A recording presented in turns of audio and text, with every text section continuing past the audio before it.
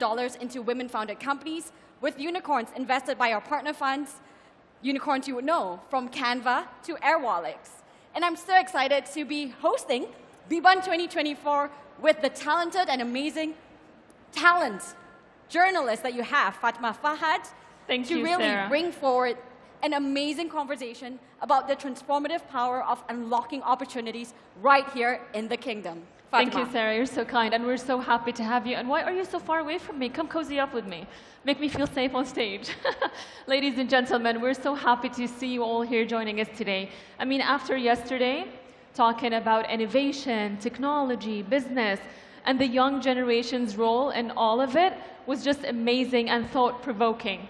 Tonight we even have a more exciting night, don't we, Sarah? Yes, we are transforming industry. So just for those of you who are coming in, please come and join us, because this is where the action is happening. This is the main stage, and we have a power-packed series of conversations picking up from yesterday, where we talked about the negative spaces in AI, i.e. what we are not thinking about, with Zach Cass from OpenAI to the minister in South Korea talking about the power of partnerships and why Korea is investing in building their relationship with the kingdom and the talent here. But of course, today is about transforming industry. So from unlocking opportunities and the power of social entrepreneurship, the power of entrepreneurship, we are going to the next level. And that comes right from the title of this event, doesn't it? Biban, doors. We are here to open doors to opportunities for leaders, dreamers, change makers as well from around the world. And we heard it all yesterday, and we're going to hear even more details today with the transforming industries that will open doors as well from entrepreneurs from around the world. And ladies and gentlemen, I mean, please be part of this conversation. We are here together. We are in this together. We are building the future together, the future of innovation, the future of technology, the future of business opportunities, entrepreneurship from around the world. The doors are open here in Saudi Arabia, Sarah, to the world. And as we mentioned yesterday, let it be noted that the journey has just begun, and the world will be watching as it unfolds. As we are watching, even on the live stream, so we've already had more than 200,000 tuning in yesterday, and I bet a whole lot more. I heard that's over 700,000 from all over the world. So the eyes are watching from America, where we flew in, to, I hear, even in the many different emerging markets that are interested in what's on the minds of the top entrepreneurs in Saudi. Absolutely, Sarah. And as we mentioned, we have a packed agenda today, and we have several interesting and amazing speakers from around the world who will be tackling main issues within the industry that we all want to learn about and hear about and have exchanged ideas about. So how about we dive into our first speaker for tonight? Yes, is he ready? Are you guys ready? Yes, let's hear some applause, some energy, because this is where it's happening tonight at Biban 2024, where the doors are open for the world. Take it away, Fatma. Who is our first guest to open tonight? So we have a very special guest opening for us tonight, and we're very lucky to have him speak to us.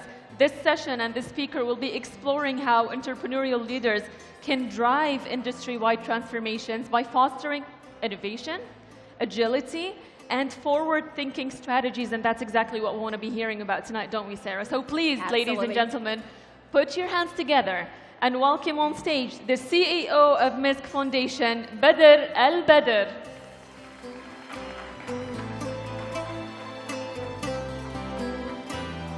Thank you. شكرا جزيلا. أيها السيدات والسادة، رواد ورائدات الأعمال، أيها الحفل الكريم، أرحب بكم في هذه الأمسية الجميلة المزدحمة، سواء خارج أو في الداخل، المزدحمة برواد الأعمال وعرض المشاريع وبالنشاط والحماس. وهذا ما سأتحدث عنه اليوم. حديثي اليوم عن الدور المهم للقيادة الريادية في إحداث التحولات لمواكبة رؤية 2030. اسمحوا لي أن أرجع معكم في رحلة عبر الزمن. قبل 200 عام في فترة ما، لا نكون محددين، كان الناس يعيشون حياتهم بشكل طبيعي، ولكن شخص ما تساءل: كيف نستطيع أن نضيء الليل ونكون أكثر إنتاجية؟ الشموع تنطفئ بعد فترة، المصابيح الزيتية تحتاج إلى عناية ورعاية وتستغرق وقت وتستغرق جهد. هل هناك حل أفضل؟ وإذا وجدت المشكلة، إذا حددت المشكلة، يوجد الحل. طبعا نحن هنا اليوم نرى الحل أمامنا. أنا أمامكم في مسرح مضاء، والحل أمامنا ألا وهو المصابيح الكهربائية. المصابيح الكهربائية اخترعها شخص كلكم تعرفونه، توماس إديسون وشركة جنرال إلكتريك. رائد أعمال قاد فريقاً قيادة ريادية، حدد المشكلة، قام بسلسلة من التجارب والاختبارات، العشرات منها كانت فاشلة، أحدها نجح، أطلق منها منتجاً، كون له شركة ناشئة ريادية أصبحت عملاقاً. ولكن ما يعنينا هنا أن هذه القيادة الريادية من توماس إديسون أحدثت تحولاً في حياة الناس منذ ذلك الزمن. brought about transformation in the lives of هذه the people. العناصر اجتمعت مجدداً في تسعينيات القرن الماضي حينما أطلق أول موقع إلكتروني ويب سايت when the first website was launched, Pizza.net, for food delivery from Pizza Hut. فكان أول مرة تدخل The first time pizza in oven at a request of internet. في عام 2012 in 2012 أطلق أول تطبيق the first Saudi application for food delivery. You know the name of this application, right? Hunger Station بقيادة الريادي led by إبراهيم الجاسر. Brahim al-Jasser, who was an entrepreneur. هذه التطبيقات Such applications started by Hunger Station, and we saw a new version of Jahez and Chefs, and dozens of applications which brought about transformation in food delivery, not only in an order, but the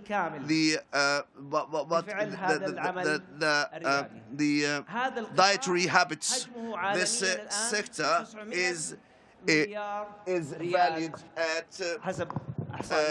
900 billion Saudi Riyal globally. This kind of transformation, we practice this kind of transformation at home. When you go back home, you can find your son ordered sushi and your daughter ordered pizza, and your kid ordered Happy Meal. And this is put an end for the family gathering. So you can see the transformation from negative and the positive aspects for the retail sector. How the marketing experience was transformed, driven by digital shopping. Digital shopping and fintech. In the past, installment was confined to the real estate. Right now, we practice installment on luxuries commodities, and I can remember some founders of Thamara company, the first startup fintech company, entered the club of the popcorn, and we take pride that Tamara was one of our key beneficiaries. Based on the report of the central bank 2 years ago, the volume of installed money is about 9 billion Saudi riyal, 10 million beneficiaries, and 30,000 stores. And I think this number has been doubled. Our world today is undergoing multiple challenges which can provide ample opportunities. If we look at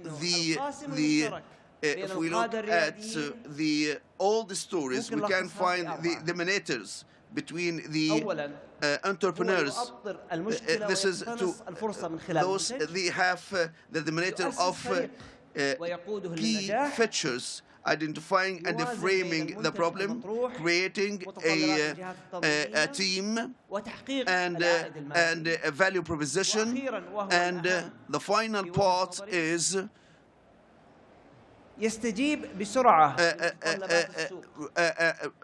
rapidly responds to the requirements of the markets, and this is pivoting. And this mindset is the unique feature of entrepreneurial startups. So the entrepreneur in this, by definition, is able to navigate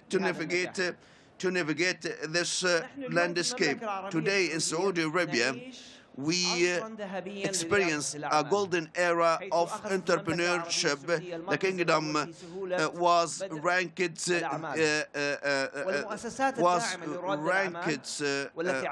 has taken the first ranking in ease of doing business, and because of the this leading role of national organizations such as Munshaat and other key stakeholders which support this kind of culture. And as a part of our contribution, we have created a special track for entrepreneurship. And we have set a target to contribute to help the startups or SMEs joining us to ريال في عام 2030 ووصلنا لله الحمد إلى تاريخ اليوم 2.4 مليار. أمامنا ما زال مشوار ولكن قابل للوصول والتحقق بإذن الله تعالى. أدركنا لنحقق معادلة النجاح في الريادة لازم نشتغل على مختلف مراحلها. فمثلا لرواد الأعمال المبتدئين في أول خطواتهم أنشأنا مدرسة مسك لرواد الأعمال التي تهدف إلى تزويد الجديدين على القطاع بأهم الخطوات الأولى لتأسيس شركاتهم.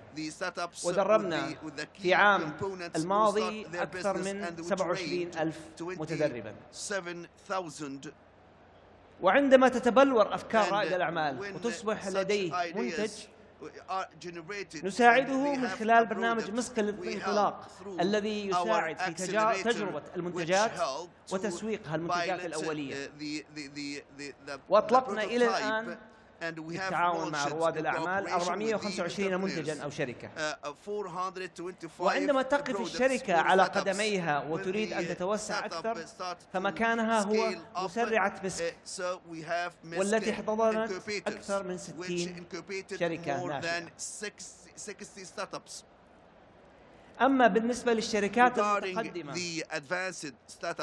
الشركات الواعدة في مراحل متقدمة التي اقتربت أو تطمح للوصول إلى المرحلة المعيارية، فتعاوننا مع وزارة الاتصالات وتقنية المعلومات والبرنامج الوطني لتنمية تقنية المعلومات، وأطلقنا برنامج الشركات المليارية الذي يركز على مجموعة مختارة واعدة من الشركات التقنية لتحويلها إلى المرحلة المليارية، والتي تعني أن تقييم الشركة يتجاوز المليار.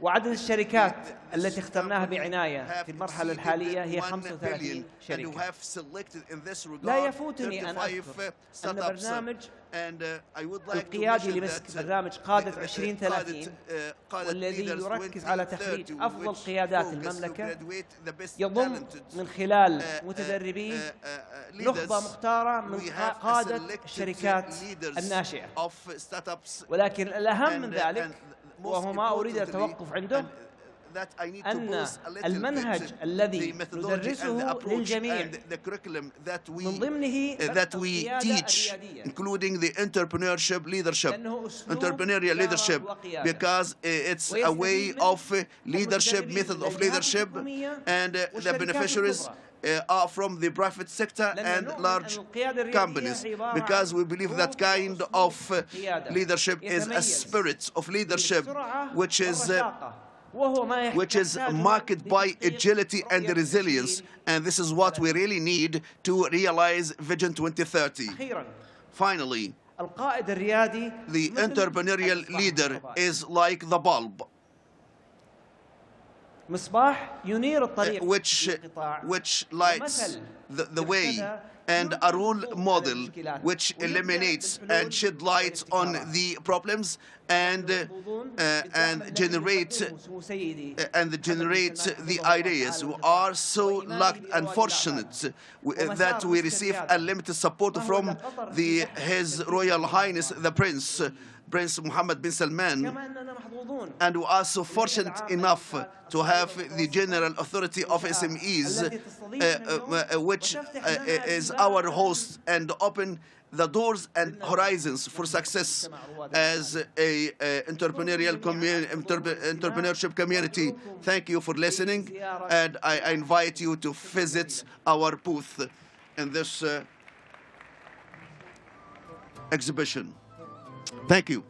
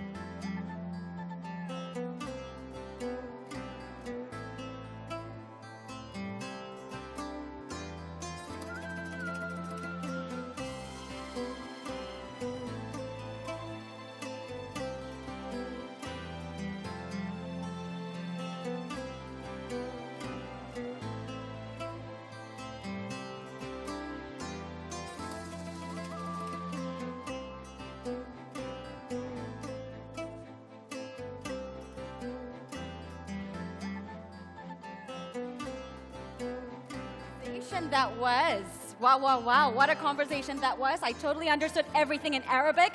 But judging from the crowd that is gathering, it was inspirational. The visionary leadership of the kingdom in empowering the next generation of entrepreneurs is truly the future. And what next on tap is a panel talking about healthcare innovations and digital health and wellness. The global healthcare market will reach $665.37 billion by 2028. And of course, we know that digital health, wearable technology is really improving health outcomes, patient outcomes, as well as increasing efficiency. But what are the challenges? What are the opportunities? To discuss this, we have an expert panel for you, and this will be moderated by an expert in health, Najat Al-Fawzan.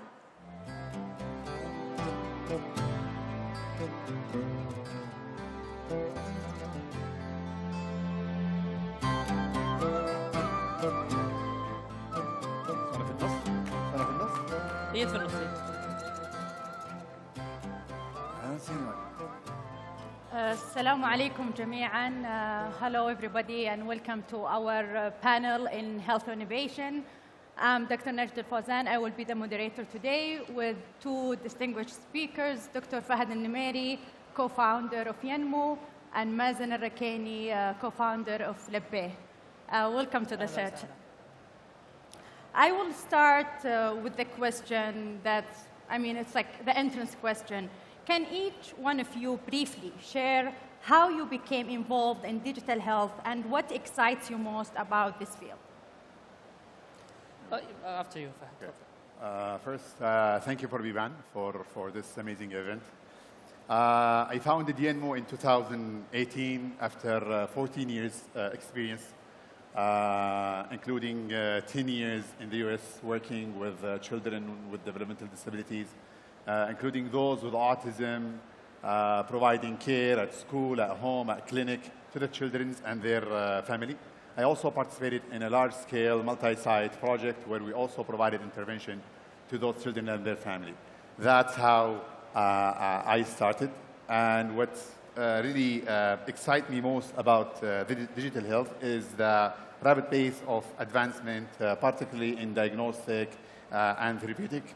We're now able to leverage advanced technology such as AI to reduce the time that the traditional way of providing diagnostic services requires. So leveraging this technology definitely will decrease disparity and also increase access to care. Thank you. Mazen. So I have always been genuinely interested in making an impact. And I think when Corona hits in 2020, I found an amazing opportunity to make an impact in people's lives. The work we do in healthcare is not actually just technology. I'm a software engineer by background, so I'm into the digital ecosystem. But I found the healthcare a very good sector for making an impact, real impact. I remember in 2020 when we started, just before Corona hits, we had only around 5,000 people in the platform. Mm-hmm. Moving fast forward to today, we have around 3 million users in our platform, and we have provided around 80 million minutes of counseling by 1,000 therapists. MashaAllah. So having all this impact, not only through technology and not only through healthcare, but through digital health as well. So having my passion in software engineering aligned with the impact that I want to make in the world through healthcare, I think this is the right combination that I found in healthcare. That sounds great. And since we are talking about health innovation, Dr. Fahad, what are some of the most significant innovations in health tech nowadays? And how do these innovations improve patient outcomes? Definitely. I'll share very quickly 5 of the most impactful recent innovation in health tech, specifically related to care, to developmental, to children with developmental disabilities and their family. I mentioned earlier AI. AI can be very leveraged to improve diagnostic services for children with developmental with disability, including those with autism. I think this will break barriers Second, I think teletherapy platform, like the one that we're working on in ENMO and also in Lebbey, will also increase access to care such as behavioral therapy, occupational therapy, speech therapy, all of which are needed by children with disability. Three, I think wearables are also very important tools and can be leveraged. They help in collecting data about these individuals, which help also in personalized care and intervention. Number four is really platform that integrates data from different sources. And I think integrating these data would really be very important, again, to personalize care as well as making it more effective and efficient. Last but not least, there is also some digital apps that are help children with disabilities, including those with autism, on how to learn wide-ranging skills, and they are like very adaptive, and they're very children and family friendly. So I think by leveraging all these technology, care and access to care for these children and their family will be improved. Thank you, that's great. I mean, when we talk about health innovations, we usually talk about wearables, which is the new hit, if you say, in health tech nowadays. So Mazen, in what ways do you see wearable technology contributing to personalized medicine? What challenges do you think need to be addressed to realize this potentially for? So I believe the power that we get from the wearables are the touch points and the data that we gather. And this is the power that wearables unlocked, the potential of having. So just imagine a world where you don't need to go to the clinic or the hospital at all. You can read all your heart rate levels and also the glucose levels and the oxygen levels in your blood and all the vital signs only through the wearables. And then you can take a session with the doctor, with your family doctor, or with your therapist through telemedicine. This is the power that we get from the wearables. All the data that we need are there all the time. You don't need to do them once a year or twice a year. You get them all the time, anytime. All those vital signs are in your mobile and also on your doctor's or therapist's dashboard. This is the power that we get from the wearables. Now, this power comes with a lot of challenges as well, and then we're going to maybe talk about them later. Yeah, I mean, you could share some of the challenges. I mean, in terms of accessibility, I mean, affordability. I mean, we have a lot of issues when it comes to challenges. Yeah, definitely. I think nowadays, having all those measurements in the clinics or the hospitals are a bit more affordable than having all the wearables. There is no one single technology that reads all the vital signs, and I think this is a matter of maybe time or innovation where we get advanced enough to have that one wearable where we get all the vital signs there. That's number one. Maybe the second one is the integration with the healthcare systems that are out there. So many healthcare systems, HI systems that are there in the market, and those wearables are not integrated well with all of them. And I think also as well accessibility. Not everyone now is able to get those wearables and to wear them, though we can see these wearables are getting more popular in society right now. So I think these are one part of the challenges. Maybe the other parts come with the regulations and the ethics of using them. And maybe we're going to talk about them more. We'll come to that later in our discussion when it comes to that. Again, we cannot talk about tech without talking about AI. I mean, so from your perspective, how is AI technology enhancing operational efficiency in healthcare settings? Let's start with you, Mazen. So I think the regulations, we all know healthcare is a heavily regulated market. And it's already very hard for any startup to come into the market nowadays because of the heavy regulations that are out there in the market. And I think wearables and digital health and AI as well will add more challenges to this as well. So when it comes to using AI, we go into the challenges of the data privacy, the challenges of the security of the data as well, and the challenges of being unbiased, and that AI model is as well fair for all the population. So I think this is one of the challenges with AI. But I mean, how can we? Let's talk about the efficiency. I mean, yeah, how can we utilize it? The positive, and we'll come later to the negative aspect. And how can we utilize the AI? I think if we gather all those data into one hub and get them fed into a data or AI model, just imagine how can we, or how many diseases can we prevent? And that will contribute a lot in being proactive, and also in being or in helping people to raise their awareness about their bodies, about what was happening, and also in the detection as well.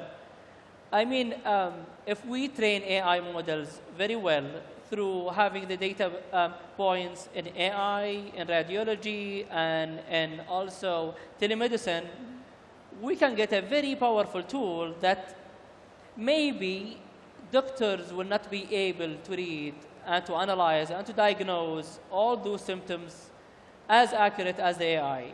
I think we're in a market that hasn't started yet.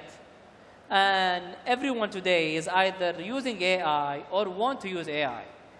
And in healthcare, the possibilities of using AI are limitless.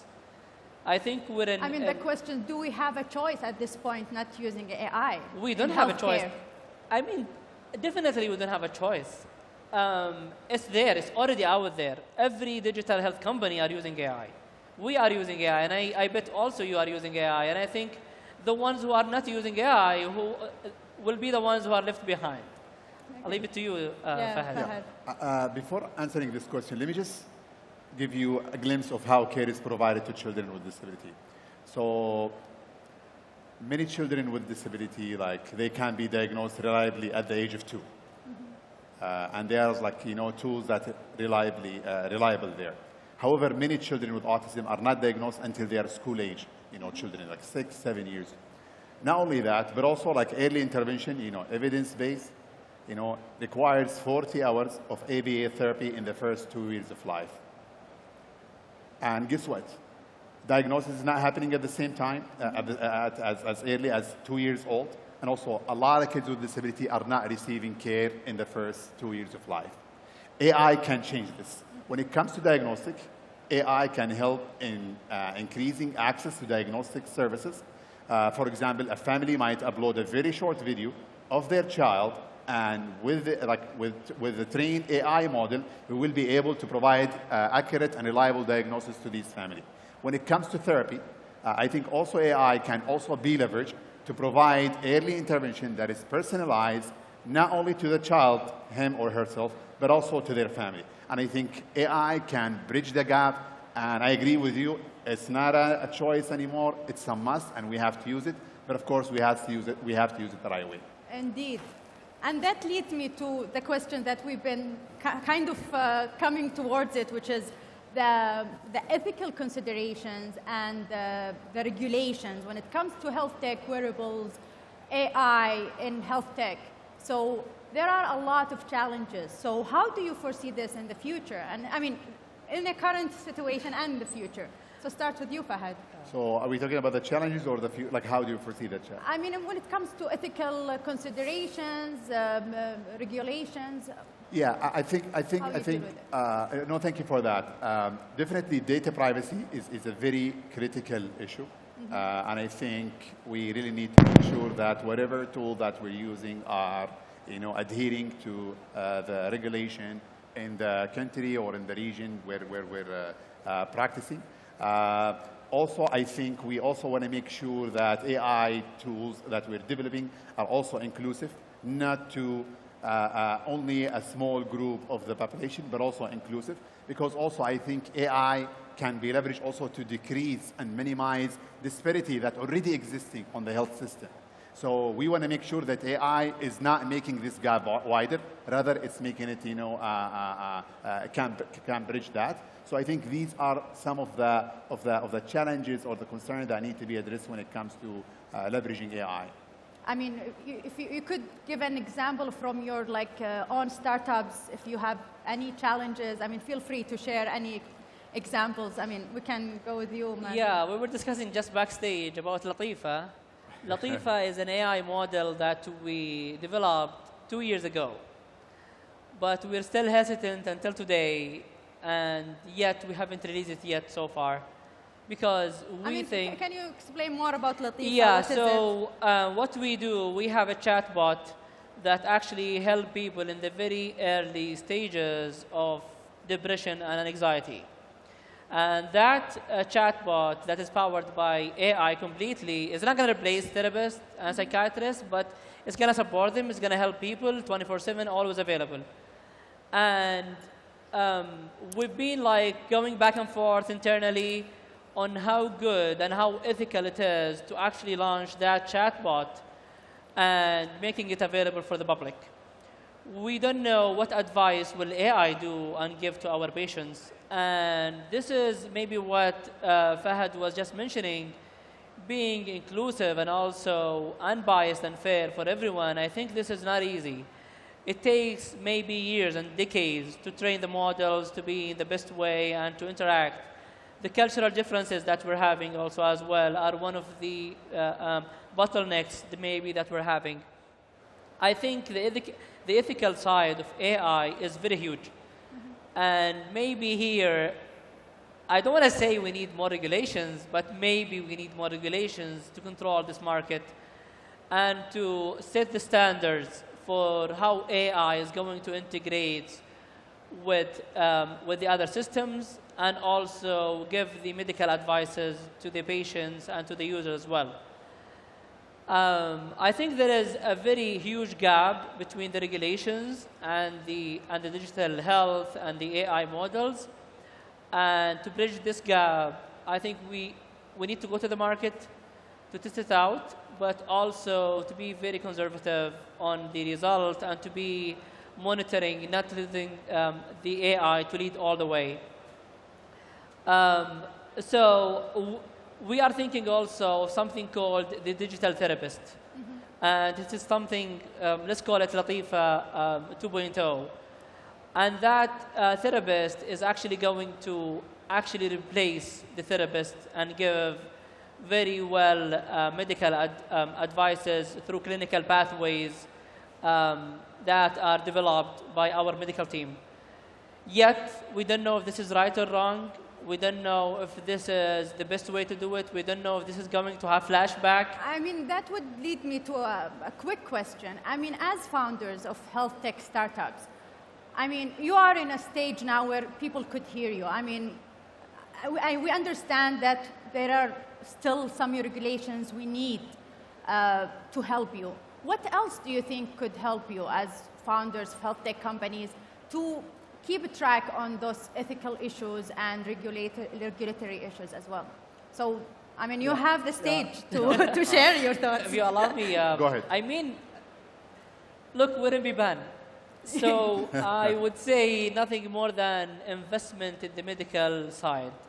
Now, I think investments are going to other sectors. They're easier, they're faster, they have higher return, and I think the medical sector takes longer time to get the return, but it's not about the return on investment only, but it's also about making an impact and helping others. That's number one. Number two, I would say the R&D, the research. Research requires huge amount of investment and requires very well-trained people to work on this and very passionate people to work on this. And I think this is something that we lack maybe as founders for tech startups and also in the healthcare system as well, in Saudi, I mean. So I think these two things that come up to my mind right now when it comes to what we really need. R&D, I think, is crucial for us to develop either in AI or in the core healthcare system as well. Yeah, I think very simply to be open-minded. I think that's very important because, as you mentioned, the field is well regulated, and also when you talk about leveraging technology, also people are hesitant. But again, like if you look, what's the alternative? People are not getting care. I'm really talking here about children with disabilities and their families. They're not getting care whatsoever, and the care is provided sometimes, actually, a lot of time, is not up to that quality. So I think being open to leveraging AI to increase access as well as improving quality, I think that's very critical. And I also agree with Mazen on the fact that more research is required, more also funding also is required also for such researchers. Great. Yeah, I know that was like a very heavy question, and it's a very complicated issue when it comes to health tech and regulations and all the ethical considerations. I will relieve you from that part. And let's talk about the future. Looking ahead, what trends or advancements in digital health do you foresee having the greatest impact in the next 5 years?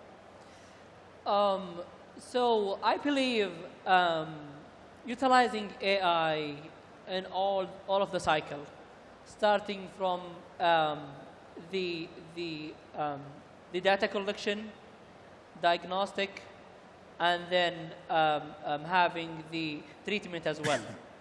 That's number one, and I think this is a very big change. This is a change, just like the cars, like how cars changed our lifestyle. This is a change that will definitely change our life and how do we deal with the healthcare systems. And this is number one. Number two, just imagine healthcare available all the time, anywhere, anytime, for everyone, and with very affordable prices, with no need to cover or to bridge the gap between the supply and the demand, between the number of doctors per the population. I think this is going to be a game changer. The way we deal with healthcare system very soon, like in the next 5 years, is going to be changed, definitely empowered by the digital side. We in Labay right now, we have patients and users from around 120 countries in the world.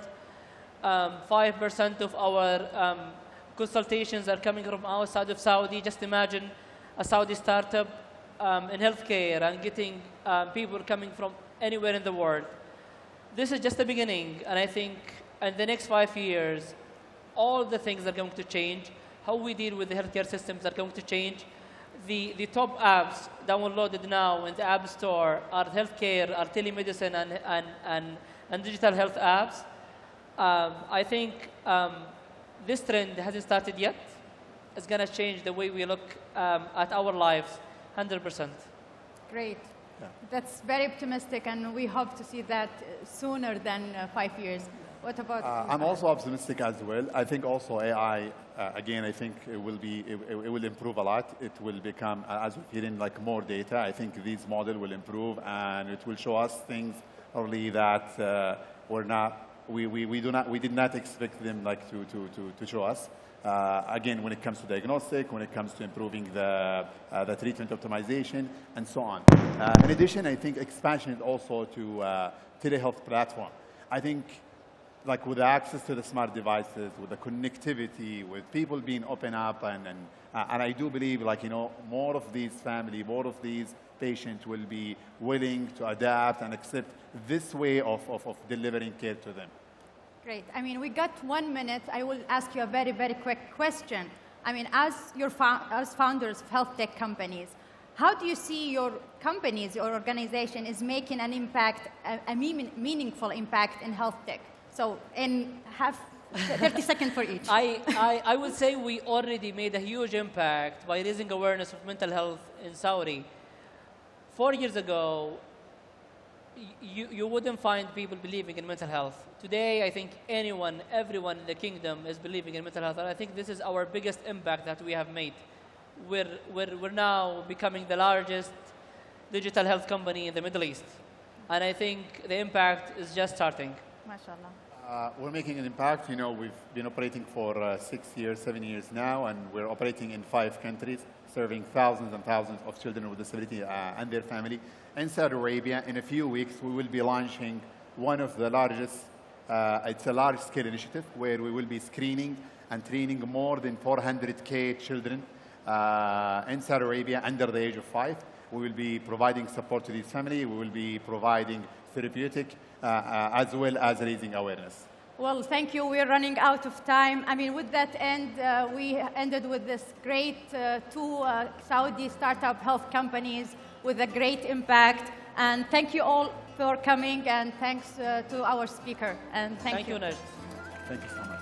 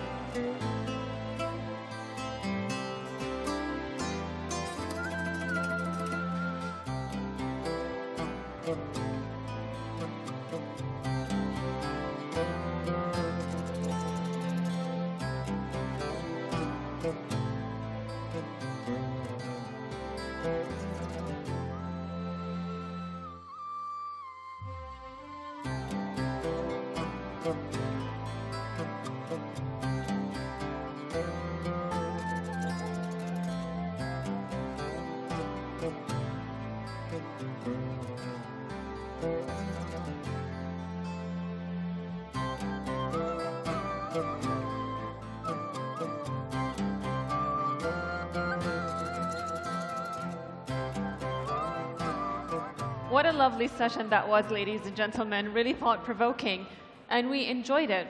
And we thank our kind moderator, Najd Al-Fawzan, for doing a great job, didn't she? Yes? We agree? Great, I see heads shaking. Good. All right, so our next session will be a consumer-centric innovation, meeting future demands. And it's all about that, isn't it? It's all about consumer demands. It's all about making consumers happy. So to that end, please put your hands together and welcome on stage our moderator for this fireside chat, Saiki Krishnamurthy, who is going to tell us more about businesses and prioritizing consumer needs to foster growth and engagement. Please put your hands together for him. A warm welcome.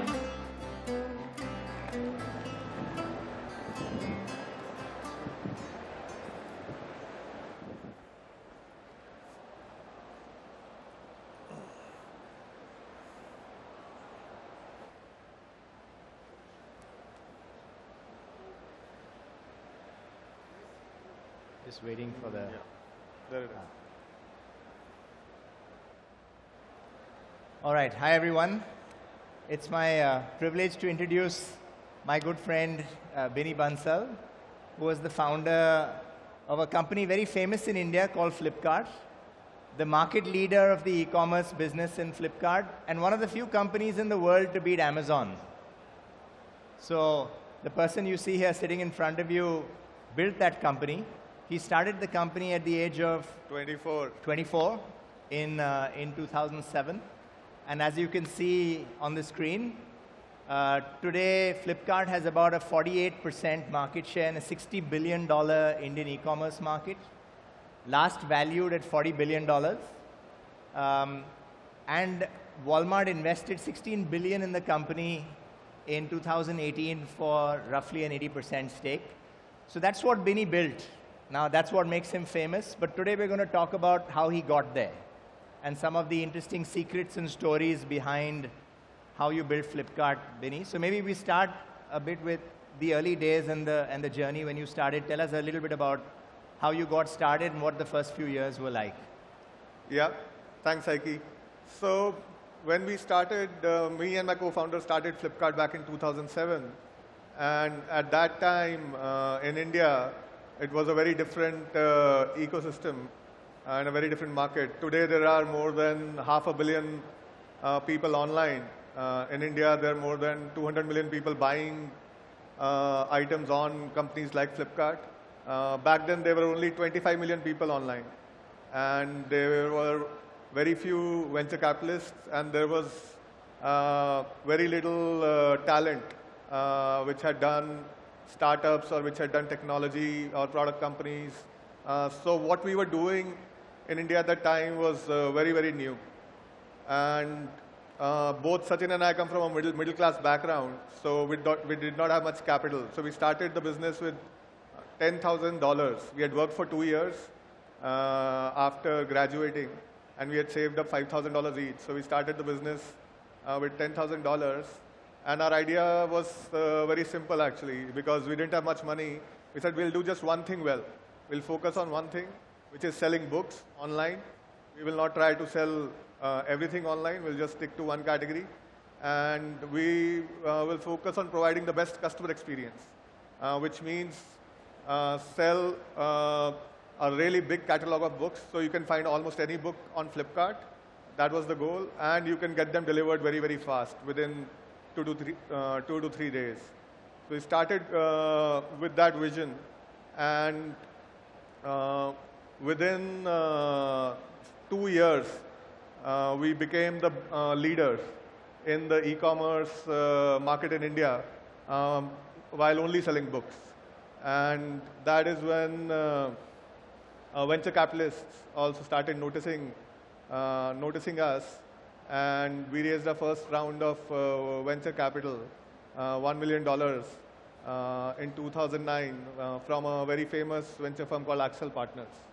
By the way, that $1 million check in 2009 was a $920 million exit.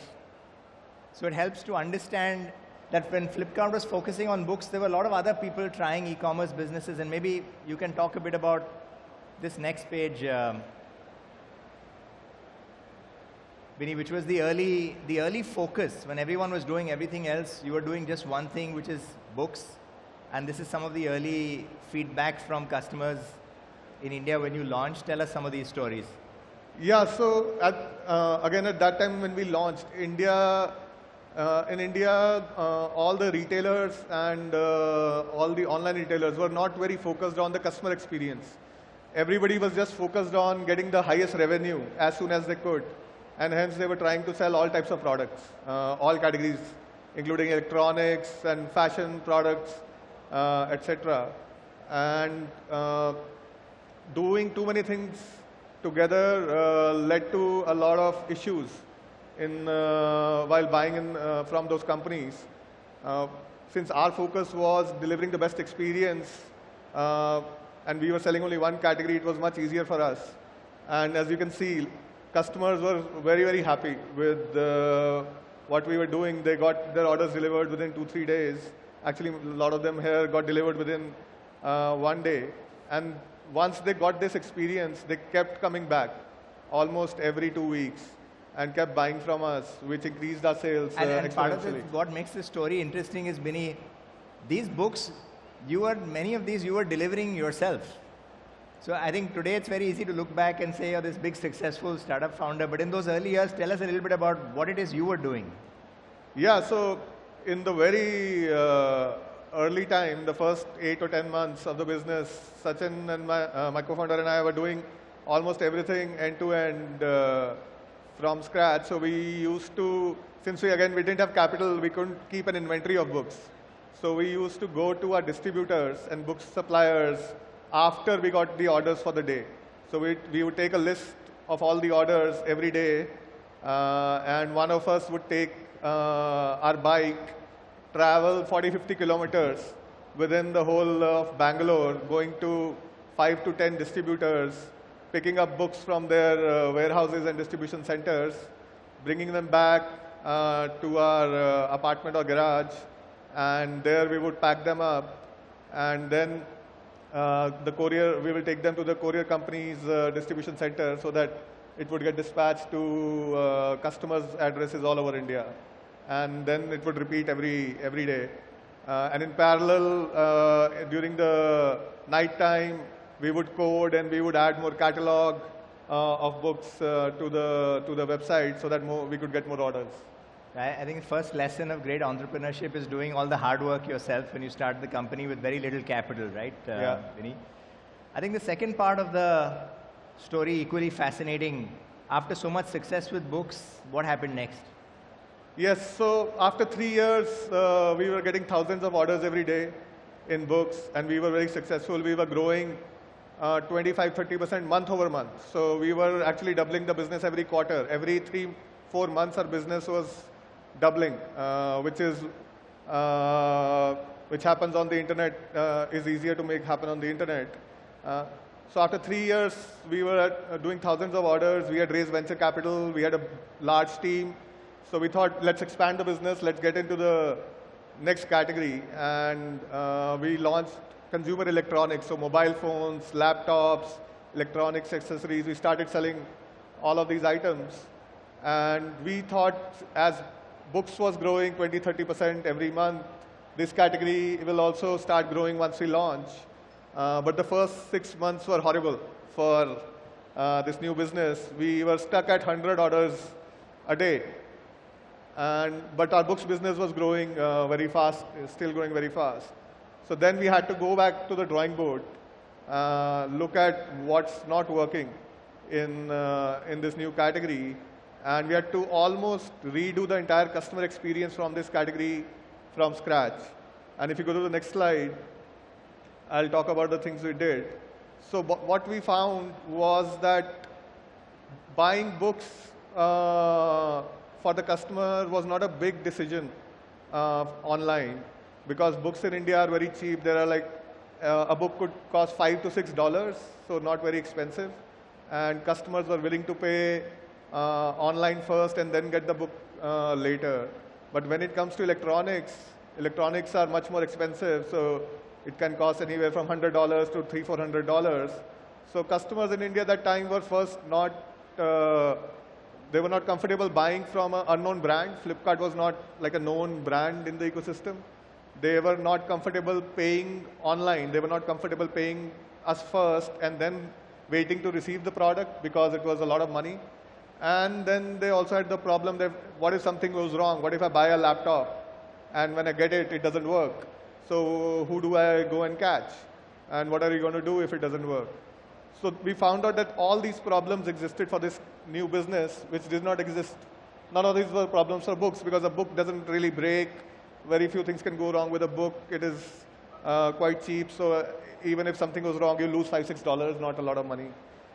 Once we saw that these were the problems, we went about solving them all together. So we started doing TV advertising to build a brand so that customers knew about us. We launched the 30-day, no questions asked, return and exchange policy. That if something goes wrong with your product, within 30 days, we will exchange it for you and give you a new product.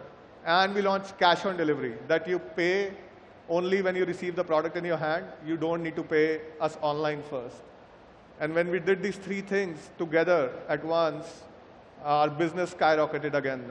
We grew 10 times within 1 year. So in 2010, we grew from $10 million of revenue to $100 million within 1 year. And it was really amazing time during that year. And we had the other challenge then of managing the supply and buying enough products to sell, because the demand was higher than we could supply. And at this stage, when you face these kinds of problems, many startups just die. And the topic we're talking about is really innovation mindset. So what is it that Flipkart got right? I mean, how did you solve these hard problems, and how did you get it right when so many others have failed who are trying to solve this at the same time? Yeah, I think for us, the key ingredient was two things. I think three things, I would say. One was like a relentless focus on the customer experience. If the customer experience is not good, then we will not, we'll stop everything and make sure that we get it right, and then we'll want to grow the business. Second thing was the talent, that hire the best people and give them talented culture and give them like complete freedom to manage their part of the business, and let them, and complete meritocracy. So it doesn't matter what you did before.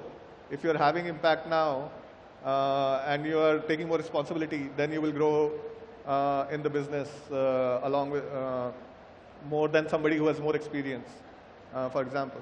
And the third was technology, that using technology to solve problems at scale. So for example, when we launched our cash on delivery, we had to start our own delivery operations because none of the vendors or the courier companies knew how to do cash on delivery. They knew how to deliver a product at the doorstep, but they didn't know how to deliver the product, take cash, and reconcile it. That whole transaction is much more complex. So we had to build it on our own. And the only way to build it very, very quickly was to use technology at every step in the value chain of that process. And so we were able to go from 0 to 20 cities delivering 30 to 40,000 orders a day within 1 year, because with 1,000 people in these 20 cities, because we built the technology for all of this in-house. Yeah. If we had waited on using some technology off the shelf or working with other vendors, other service providers, it would have taken us like 3 to 4 years to do the same thing. So I think putting talent, technology, and the customer focus and customer experience together, I think that was our recipe to really succeed. So ingredients are customer experience, talent, and technology. Now maybe we can talk about one of those, Bini, and there are 3 pictures here, obviously, that you know very well.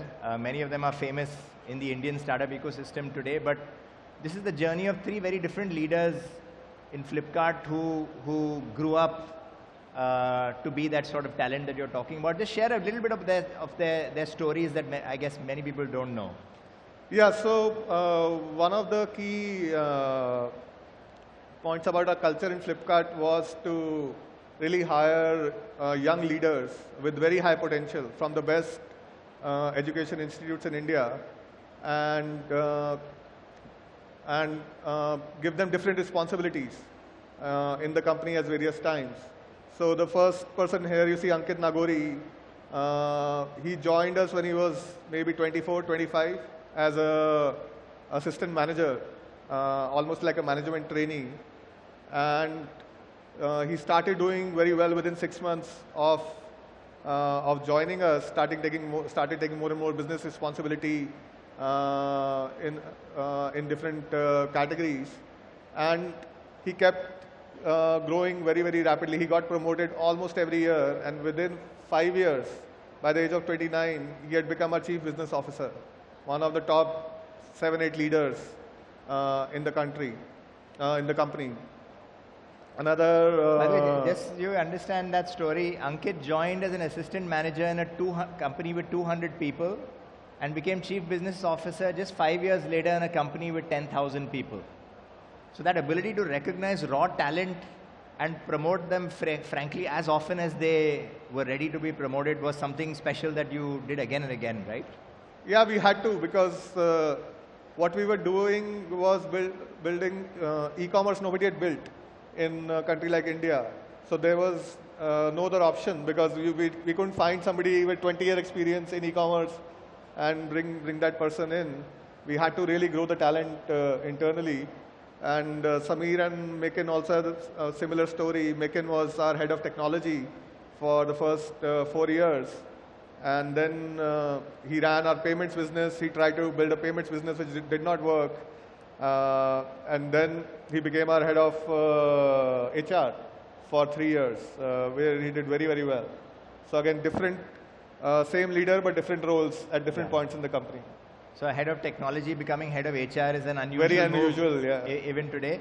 And Sameer's story is also interesting. Yeah, I mean, Sameer is I think India's best probably entrepreneur today.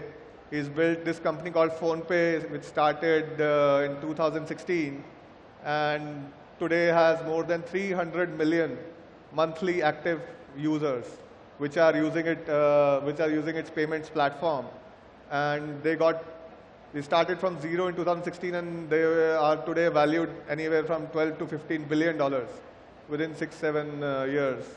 And he also started his journey very early in Flipkart in 2010.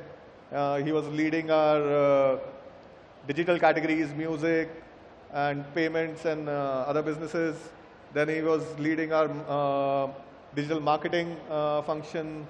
Then he was leading our engineering function for a while, and even some parts of retail. And then he left for a year, left the company for a year, and figured out this new idea in the payment space. And we ended up acquiring his company at that time, and he built out an amazing payments business. Yeah, I think maybe one lesson to take away from this talk is you said customer experience and technology are ingredients, but if you can combine them with talent like this, with journeys like this, almost any startup will be successful. Is that a fair statement? Yeah, I think if you can get these three right, there's a high chance of success. I think it's hard to say 100%, but there's a high chance. And maybe one last thought, Bini, in many ways, the startup ecosystem grew around you and grew around Flipkart. So maybe some thoughts on where you see the startup ecosystem today in India. And also, this is your first time in Riyadh. You spent a couple of days meeting with founders in Riyadh. So curious how you feel about the ecosystem in Riyadh as well.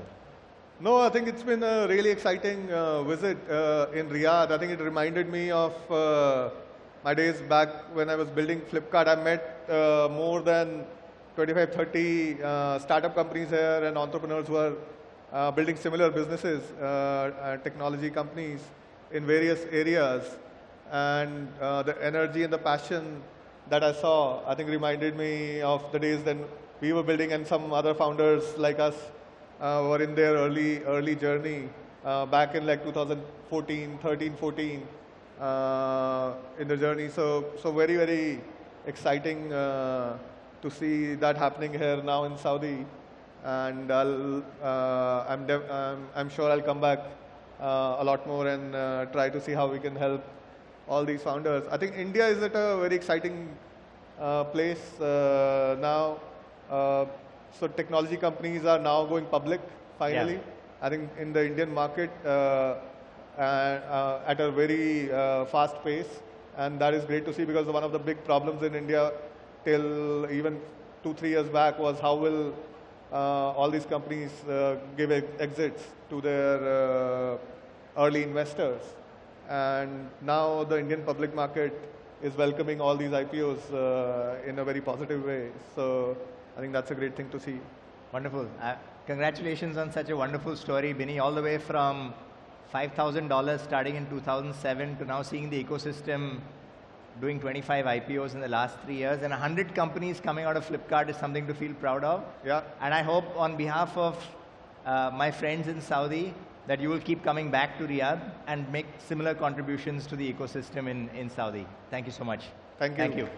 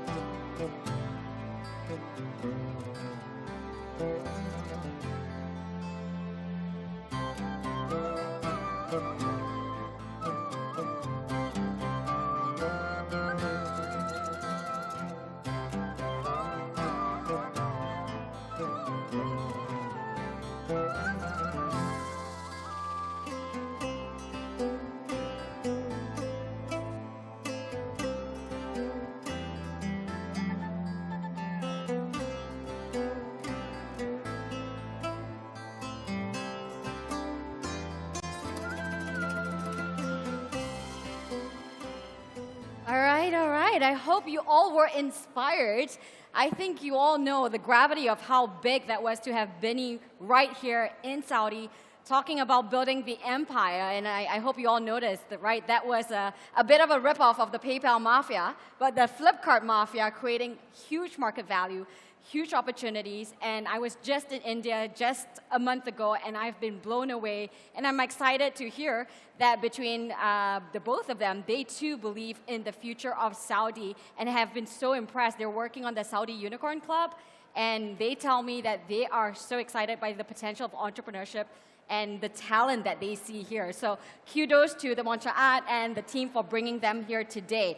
All right, up next, we have another interesting topic by Haitham Khalid, the CEO of Nawafet, who is producing actually this year Biban Talks as well. So for those of you who haven't been there, I know we've got a lot of foot traffic going around, but Biban Talks is where the hot questions are going to be posted to some of the big panelists here today, and where you can post your questions too. And I will be there actually a little bit later with Robert Herjavec, the shark, a little bit about 9:30, so be sure to join us over there.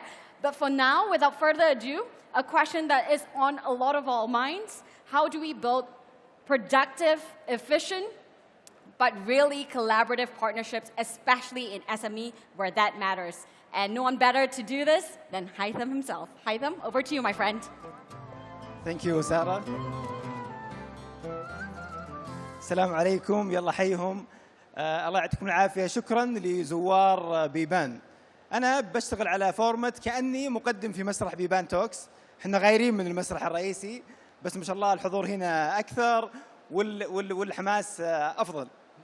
قبل ما أرحب بضيوفي الكرام في الجلسة القادمة، إن شاء الله تكون جلسة رائعة جدا، خلوني بعرف ببعض الأبواب اللي موجودة هنا في بيبان 24. طبعا بيبان موجود عندنا هنا في الملتقى فيه 9 أبواب، كل باب متخصص في مسار معين. عندنا مثلا باب اسمه باب التمكين خلف المسرح الرئيسي مباشرة. هذا الباب موجود فيه 40 جهة حكومية تقدم كل سبل الدعم اللي يحتاجها رواد ورائدات الأعمال. أيضا عندنا باب اسمه باب المنشآت المتسارعة النمو. هذا الباب فيه 30 منشأة مصنفة أنها متسارعة نمو، وما شاء الله بعضها تصنف كشركات أو منشآت مليارية. تقدرون تشوفونها أيضا في الباب المقابل للمنصة، باب الشركات متسارعة نمو. عندنا باب أيضا رائع اسمه باب التمويل والاستثمار، فيه أكثر من 35 فرصة استثمارية.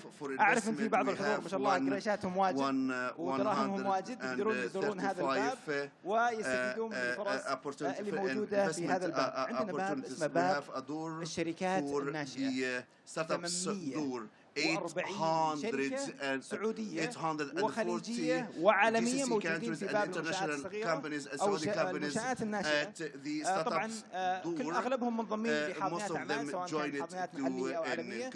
أي أحد بإمكانه يزور ويشوف هذه الأبواب. عندنا أيضا باب الابتكار يتحدث عن كيف يمكن الشركات والمنشآت and empower the startups through innovation and have e-commerce door and franchise. Franchise is a amazing door.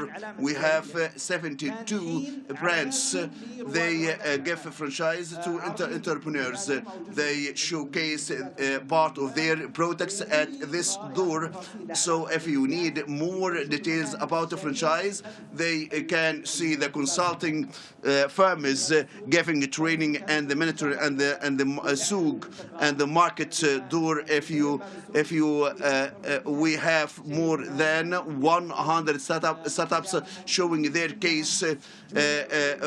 So if you need to take any food or snacks, and we have our local brands and international brands in food sector. I would like to welcome my dear panelists in the next panel discussion.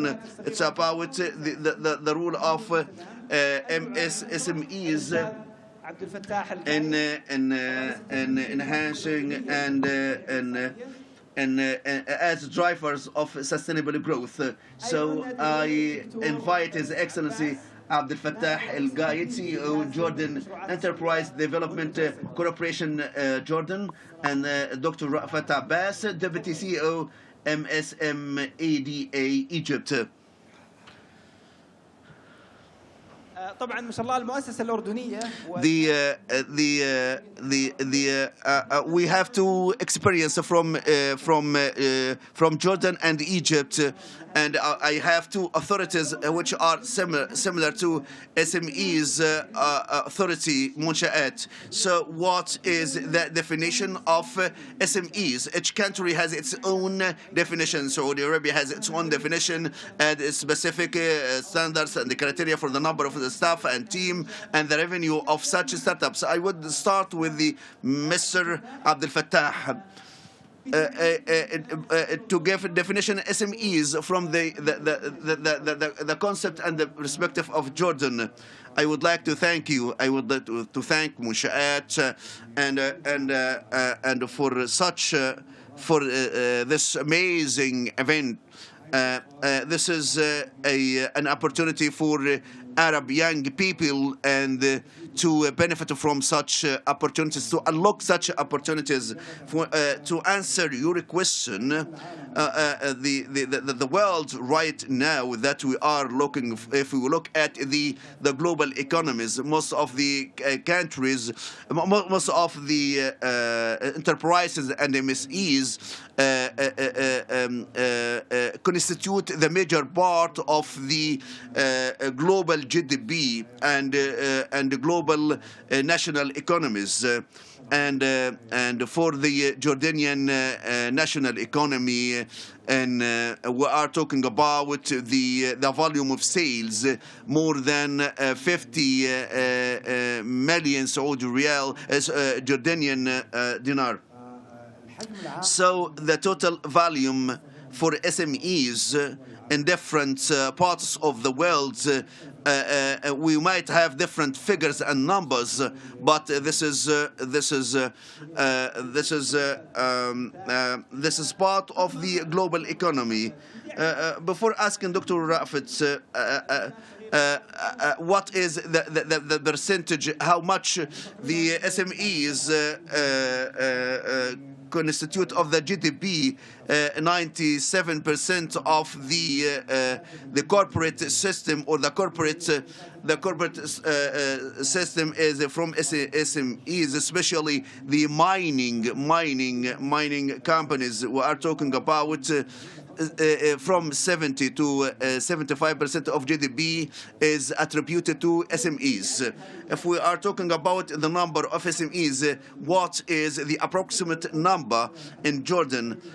To be realistic, you know for sure that we are exporting the entrepreneurship, the entrepreneurial projects, and the led by our young people, and this is what we take pride in. If we look at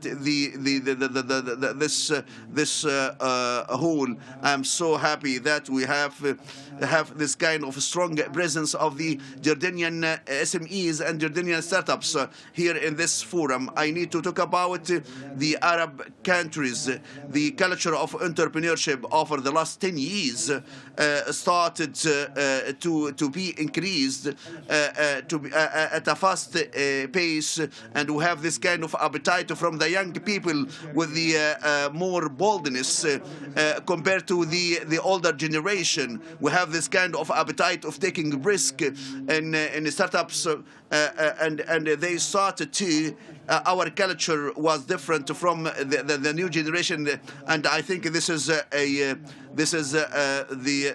real gains and for us, and this is ensure a better economy for the entire region. I'll move to Dr. Rafat. Welcome, Dr. Rafat. Before talking about different topics, I need to know the definition of SMEs. I am so happy to be representative of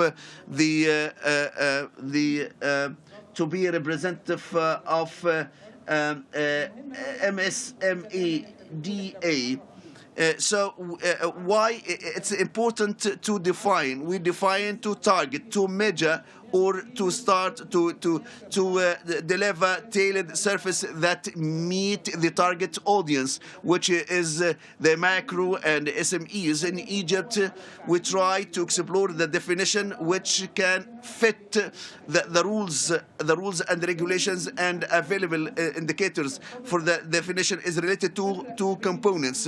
We differentiate between the existing project and the new project. The existing one, which is considered existing for 2 years, and it has annual turnover or annual turnover against which we can define as micro or SMEs. So the micro for the turnover is about billion Egyptian pound. From 1 million to 5 million is small.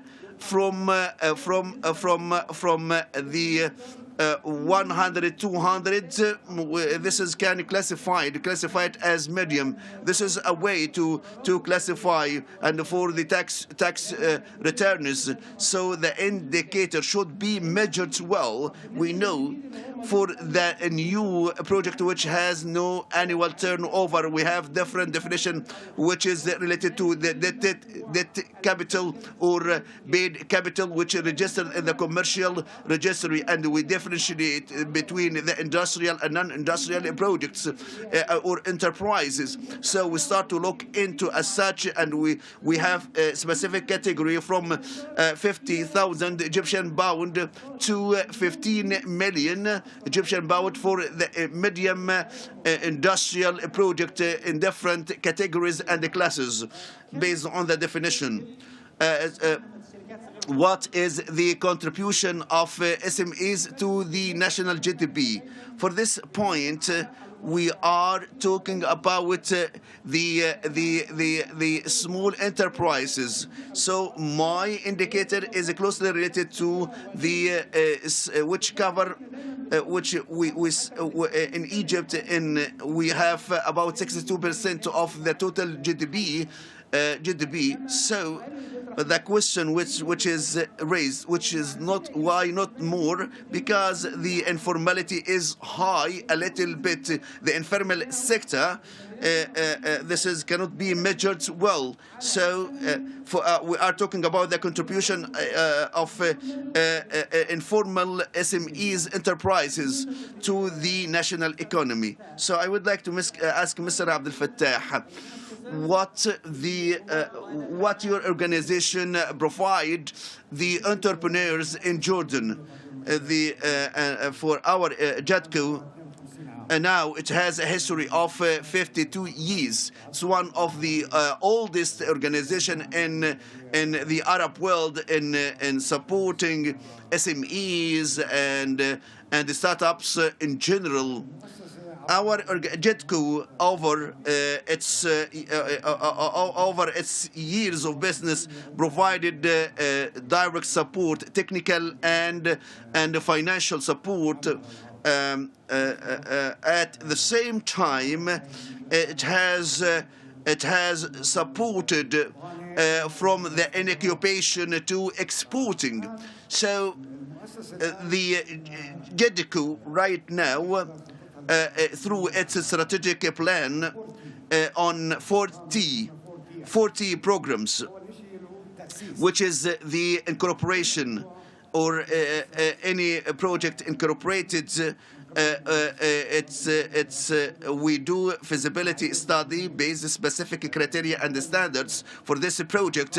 If is it sustainable one, at the same time it's feasible or viable financially. So we is funded by grant, which covers 70% of the total cost of this project in cooperation with the owner of this project as a part specific rules and the criteria that the owner should comply with. So the grant ranges from 70,000 US dollar in some cases.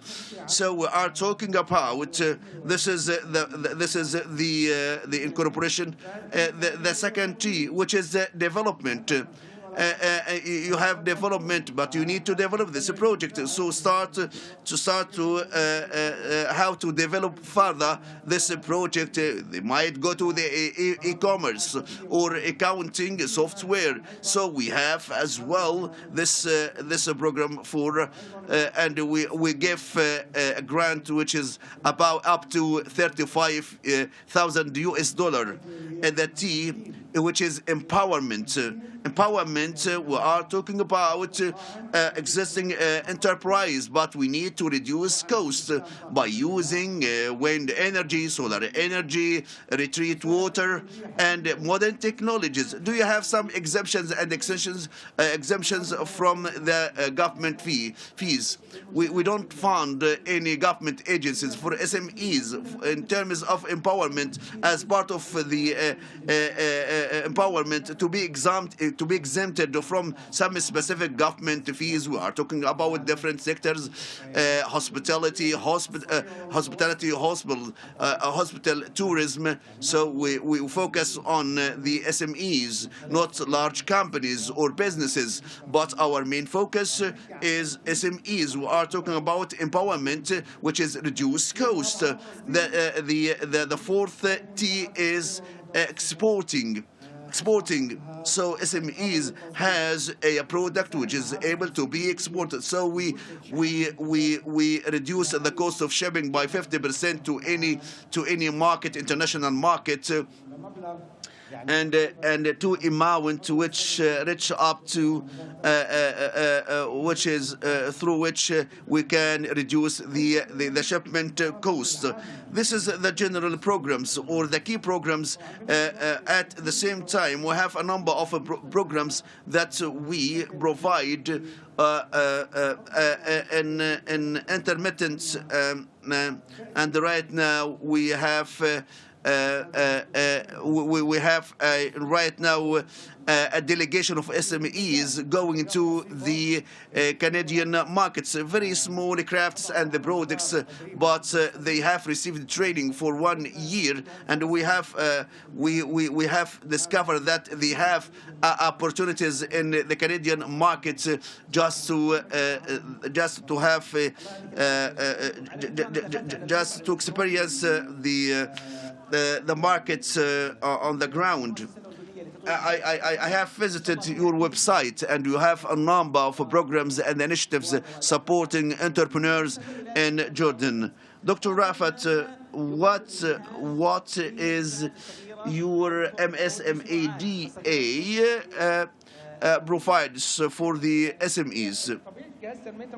The nature of our agency is to do two functions as a regulator, because this is the largest sector, and it's the regulatory agency for this sector. So it's a regulator for this sector in Egypt, in addition to being implementing and providing some financial and non-financial services in addition to its role as a facilitator for such services. So we need to focus on such three categories. It's a regulator setting the policies, not individually, but with the cooperation with the ecosystem. We do some sort of synergy and coordination among the key players. And for the time being, this agency, in cooperation with different government ministers, we set a national strategy to develop the SMEs nationwide.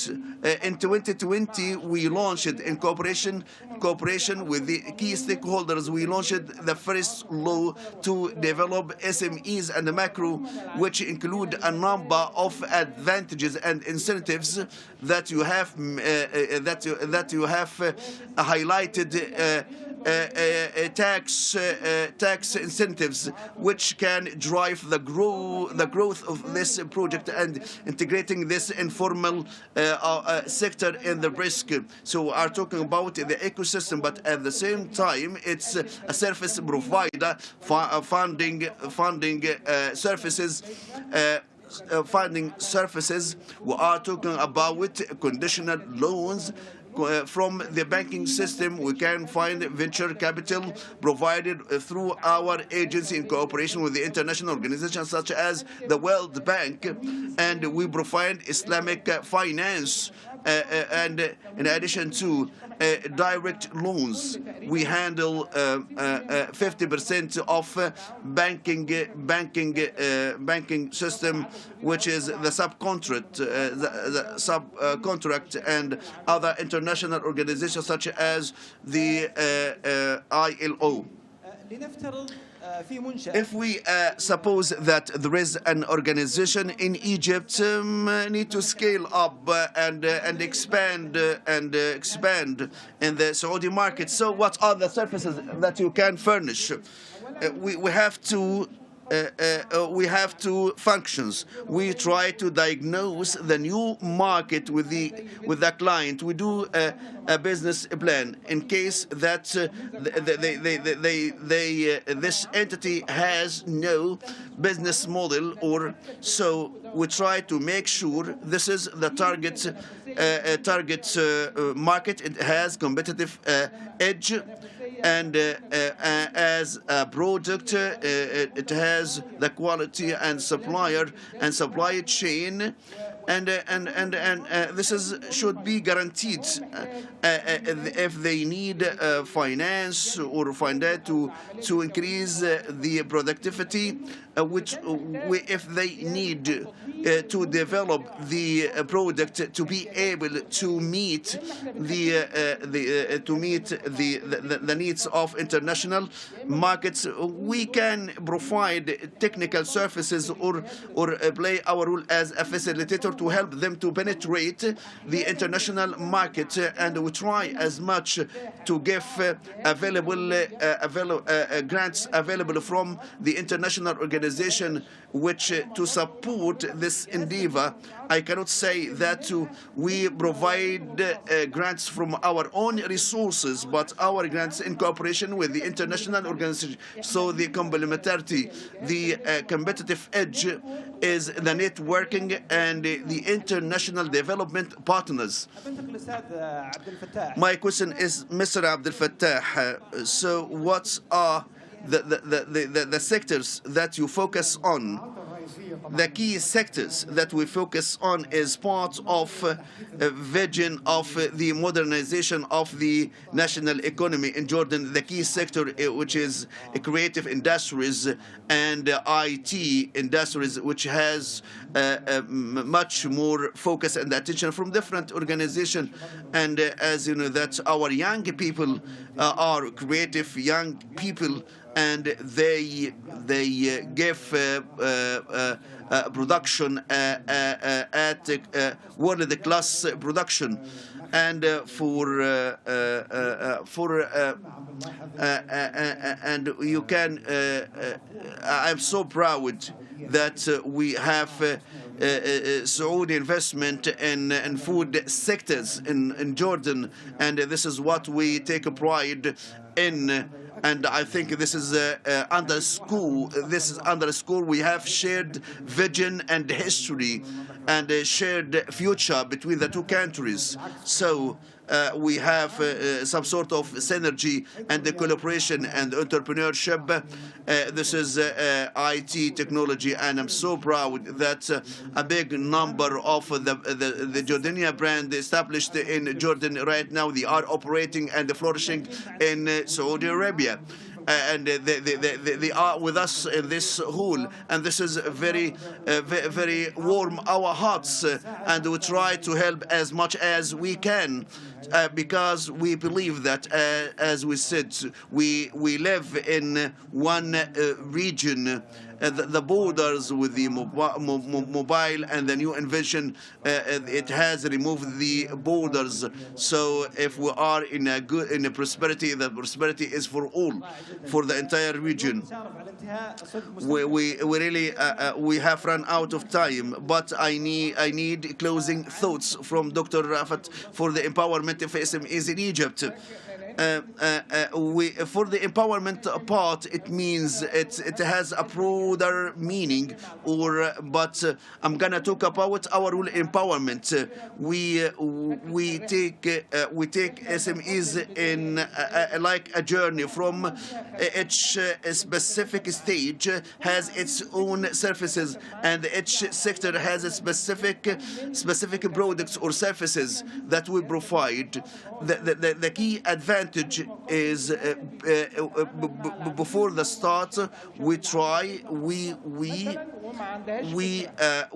to help the startups we focus on our audience from the undergraduates and to instill the freelance and entrepreneurship culture. We start at the undergraduate stage, and we start to tailor curriculum and the training and the culture of entrepreneur or freelancing. So I have promoted this kind of culture, and we have training courses to promote this culture. And we can help from the ideation to how to start a business. How to start a business, we have different programs which support the business plan. So we try to address any gaps in business plan, in training, in financing. So we try to help as much as we can to provide the service or to facilitate getting the service, and along the journey to provide technical support or financing support. And we try to motivate them to start their business in a formal manner, not in an informal manner, and to continue and grow and to be sustainable. Thank you, Doctor. And in 20 seconds, I still waiting to ask the question that you have asked me before the panel discussion. When I did my homework, I find a strange title, Atufa. It means what does His Excellency or His Excellency, as this is like the Excellency. It's or Sir. So the titles, we suffer a lot from titles, but this is what we have inherited. So we cannot trace back the source of such titles. Thank you, Your Excellency, Mr. Abdel Fattah Al Gaid and Dr. Rafat Abbas. Please stay tuned. Please stay tuned.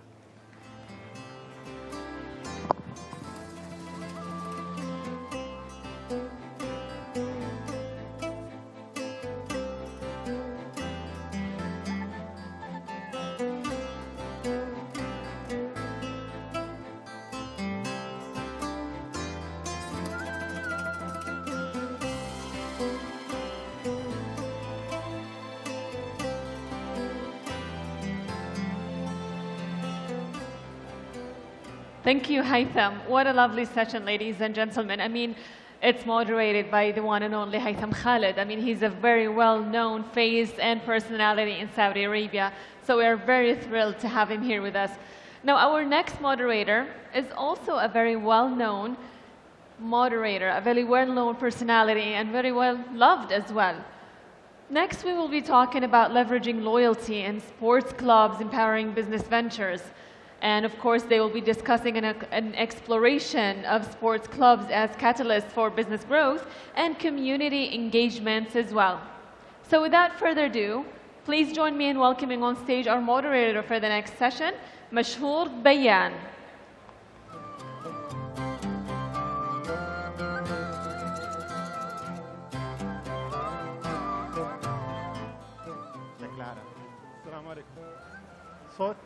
Hey, good evening.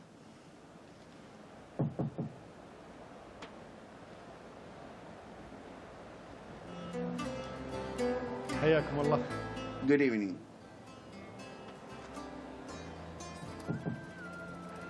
طبعا معنا في جلسة اليوم. So we have Mr. Sultan Sheikh and Mr. Hamid Al-Bakr, CEO of Jahiz, and Mr. Sultan Sheikh, the Chief Commercial Officer at Al-Hilal Club.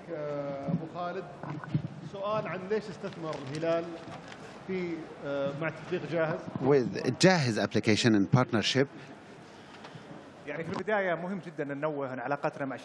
is important to mention that our relationship with Jahiz company, we need to deal with them in since 2019, and we are now in the middle of the 6th year of our relationship. We spent 5 years with successes, and these returns, a lot of returns were achieved through this relationship.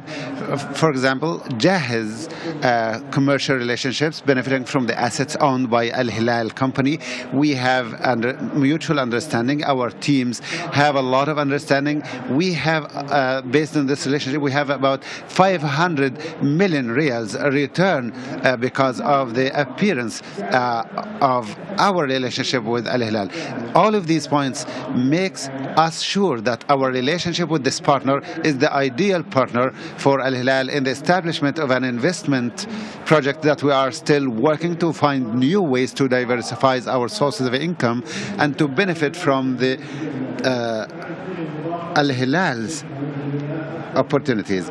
A lot of things for AlUla, and also trying to build this application. Of course, this is very important. Today, the most important thing is to start an application with a good interface, but are you ready, or are you able to work on it, to operate it, to develop it, to maintain it, and to present it to the market in the best quality possible? And also at the same time, are you going to, without having to reinvent the wheel? Now, Jahiz, in 2016, we have achieved a lot of things, and through our experience, we have the solvency and the ability financially to overcome any problem, and we have the chemia, or the inconsistency that we're having with them. We will benefit from the value and the benefit we receive and the accumulated experience in Jahiz to establish any project. On the other hand, Abu Abdullah, you have a big experience with Jahiz. Have you worked on a Blue Store? What are the big challenges that you faced in the Blue Store that were different from the previous challenges? First of all, I cannot hear you very clearly. This is a big challenge now for me. We can hear you well. Can you hear him well? Of course. As mentioned by Sultan regarding Blue, how did it emerge? As he mentioned, in one of the occasions in AlUla, they asked us to give us 3 or 4 days to have an idea, and after 4 days they said, in 2 minutes, they said, okay. Of course, to answer your question, AlUla today, as a sports club, if they try to create their own website, it will be the same idea as if Jahiz is trying to establish their own club. For example, instead of creating partnering with AlUla, what if they decide to have their own club? No, everyone has his own work path. AlUla always thinks forward, and this is important in the economic or commercial fields. When we think about projects today, if I'm selling sports, wearables and t-shirts with AlUla, anyone can do that, but with a specialized program and a specialized company, this maximizes our commercial value with 5 times. Selling a t-shirt is a win, and this goes to AlUla. Some people say that it's for Blue. No, it's for AlUla directly, but Blue is the mediator, the commercial mediator, maybe an external mediator or a mediator that you own. It's different, the different products, different services. Yes, today we're speaking not only about AlUla's store. Now we're speaking Blue with an application that is sports-wise and youth-wise, and it has the AlUla products within that Blue application. Blue application is doing its best to compete against the highest applications all over the world. Its value will be around 1 billion very soon. I think soon we'll be reaching the value of 1 billion. I think I'll return early, and I plan to return after we reach the 1 billion. Also, Blue Store and Jahiz, what are the differences in these experiences? They are different activities. and they work on the on-demand services. But when we speak about delivery of foods or products, they are totally different. Jahiz serves within the city. Blue, from Riyadh, we serve the whole world. And a lot of people might find it strange that in Blue we sell to 71 countries all over the world. Al-Hilal products are sold to about 71 countries all over the world. So Blue is different from Jahiz. It's different from a store for a club. It's an integrated sports application, and Al-Hilal, as if it's successful as a sports club, I think we will see similar things in other clubs as well. But if the commercial product or the brand in general, if it doesn't go well, if our competitiveness with Al-Hilal is not done well, if it's not done well, it will be as successful as Blue. People who work in commerce know the importance of these things. Blue, within only 8 months, could achieve profitability. And this is a record, by the way. You cannot achieve that before like maybe 2 hours. There are international applications until now did not achieve profitability, and they are there for maybe 7 or 8 years. But in the 8th month, Blue was able to achieve profitability. The cause behind that is Al-Hilal, is Jahiz, is the nature of the application and the interactivity of people. Yes, I think there were a lot of need in the market, the local, Gulf, and international market. These needs were met, and people would go to the application and buy these things. They don't have to go to the store itself. Far from selling the products of Al-Hilal, what are the other opportunities or products or projects that were open in front of you based on this partnership with Jahiz?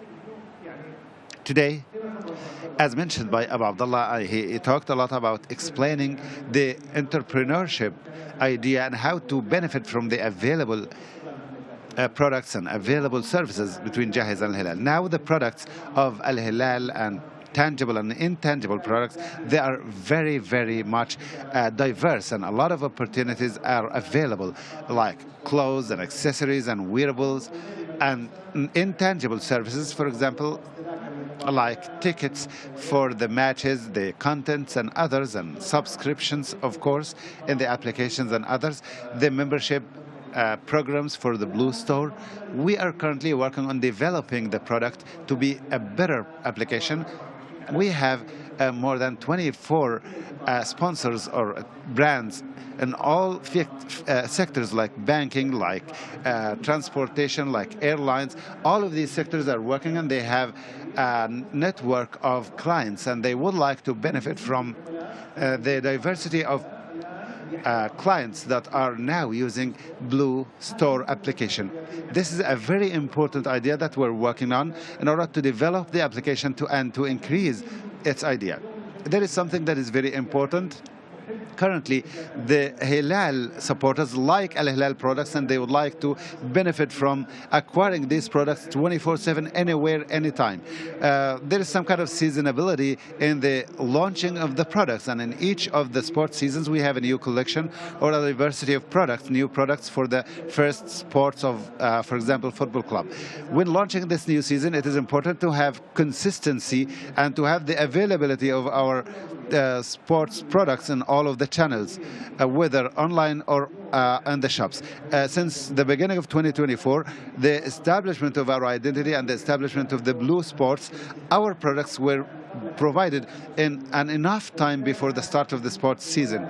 This increases our loyalty to that club and to that application. I find the post on social media talks about the product. The product is available in shop and on the store and on the application. And also, quick delivery or rapid delivery is now in Riyadh with less than 2 hours, or sometimes 1 hour, according to the nature of the order. You can have it very quick, and in any new contacts with the prominent football players, for example, renewing a deal or new sponsorship, or when we talked about Flyness, for example, soon Blue was always there, and Al-Hilal store was there on time, and in order to meet the needs of Al-Hilal supporters to wear these products in order to be able to cover their needs and to be able to cultivate the message of Al-Hilal in their hearts and to build a success story that goes on and on. How do you use that to enhance loyalty of your supporters, to be, first of all, like investing more in the products of the club and to spread them more? It is a continuation, a cumulative process. For children, for example, every family have children that love Al-Hilal and they have this this trust in order to acquire Al-Hilal clubs, in order to work for that club and find the product available, and within a few hours, if you're in Riyadh, you will receive the product. That child will be more loyal. They will go to their schools wearing Al-Hilal products. They will be cherishing and they will be proud of what they're wearing. This is something that is very important in order to wield that. Yes, children growing with the love of Al-Hilal in their hearts. Of course, I think these are some achievements that didn't happen in the whole world. To announce a new deal for a football player at 10 p.m. and the next morning you find someone at school wearing the T-shirt of that same player. In blue, 15 minutes after signing with the new player, the products are available, and I think this is something that is very important. It didn't happen before in our region. I can't say globally, but at least in our region, it didn't happen before. We're speaking about a rapid thing. When we have a new player, we sell the products 15 minutes after the announcement of the deal. Is it only connected to some products only? I think when we talk about blue, we have two sectors. We have Al-Hilal and other products. When we sell our products on blue, we have Al-Hilal and non-Hilal products. We want the sports products to be sold more than Al-Hilal Sports Club only, because blue will be a comprehensive application. They are related to Al-Hilal products, are related to winning, are related to before signing with an important, prominent player. These are important things that will help people be able to and enthusiastic to announce their loyalty to Al-Hilal. The idea, or the main idea, is to meet the needs and expectations of our shareholders. It's not only the idea of a store for a club. Blue is a new experience globally. It's not only for a club, it's a youth application that the club owns about 50% of the application. This is not available in anywhere in the world. And we are used from Al-Hilal that they start new ideas, new things, not just copy what others do in the world. Jahiz is the same thing. They always provide something new. So Blue is a sports store, youth store, owned by Al-Hilal and a technological company for an application. This is a new experience in the whole world. You will find copies of it later in other countries of the world. Abu Abdullah, sorry to interrupt, but today we're building a story, and this is an investment partnership between Al-Hilal and Jahiz to establish this store. Blue Store is not only a store for Al-Hilal only. We didn't call it Al-Hilal, right? Yes, this is an investment opportunity through which we aim at building a sustainable project that will be one day a 1 billion or a unicorn company, to be generating returns or revenues for Al-Hilal, to be an added value for the assets owned by Al-Hilal. These will not be achieved if Al-Hilal only works on their own products and their own club application. Now, selling the products, the momentum and the number of the visitors of the website and the number of transactions in the market and the number of the registrars in the market, and maybe Abu Abdullah doesn't want me to mention some of the numbers, but we have about 975,000 registers. Some of them are paid subscribers, some of them are not paid. We have 2 million downloads. We have 200 million riyals of commercial transactions conducted on the application. This is a good opportunity for all investors to think about it, to make sure that this is a promising opportunity that will have a promising future. The value of the application today is wonderful, but we hope that soon it will be a unicorn company, and at the end of the day, Al-Hilal will own this asset, and they will decide the investment decisions that whether they will have to continue or not, and maybe to have more strategic partners. I just wanted to mention, because some customers or some supporters say that Al-Hilal products are part of the Blue. Al-Hilal store is there before Blue, and it's also hand in hand with Blue. It is still 100% owned by Al-Hilal. And Al-Hilal store is increasing their revenues because of the support of the Blue. And this did not change. What changed is that Blue is having the privilege of the franchise of solding online. And also with Abu Khalid, there was a deal that the T-shirts are sold with high discounts for the traders, and in order to be able traders to compete. Blue bought the rights for selling the wholesale for the T-shirts. Now we have double benefit. Al-Hilal sells more, Blue has the exclusivity and sells more. And this is something that expresses good integrity between Al-Hilal and the Blue application. If it's owned by Al-Hilal, is it a contractual, temporary relationship with Jahiz? No. We are founders, partners for Al-Hilal Club, and we look at this as a good investment, strategic investment opportunity. Our ambition is to make it bigger and to have more investors, whether by public or private listing. No, we're not a sovereignty fund to invest, then to exit after achieving some objectives. Blue is there for Al-Hilal. This is a strategic decision, and it's good for us in Jahiz as well. Our goal is to maximize it, to have it as the #1 sports platform for any person who wants to have any sports product. As long as Hilal works in this field and works with the supporters and their fans, with everything related to that entity, and I think Blue Store should be the #1 platform for Hilali supporters. And you know, the application, news about the club, the products of the club, buying tickets, buying products, and interacting with it more and more to have more value for Blue to achieve the benefit expected from Hilali fans and supporters, to meet their needs regarding products of Al-Hilal and sports products in general. Yes, products of Al-Hilal now are growing more and more. We have diversity of official products or accessories or other products. They're not only the tangible products. We have, for example, Al-Hilal Academy subscriptions, other things related to Blue Store, tickets for Al-Hilal matches and tickets for Al-Hilal events. The museum that was launched in Al-Hilal last month was announced on Blue application. So today, Hilal supporters will own the products of Al-Hilal and other non-Hilali products through the application. It's like an e-market for the most important people. Al-Hilal will be, of course, the most entity that is present there in the application. Thank you, Abdullah. You have gained a lot of experiences and knowledge in operating this in Blue Store. Can we see this experience with other sports or other clubs in other applications? It's not that each club can start this application. This youth sports application, maybe in Saudi Arabia we need 1 or 2 maximum.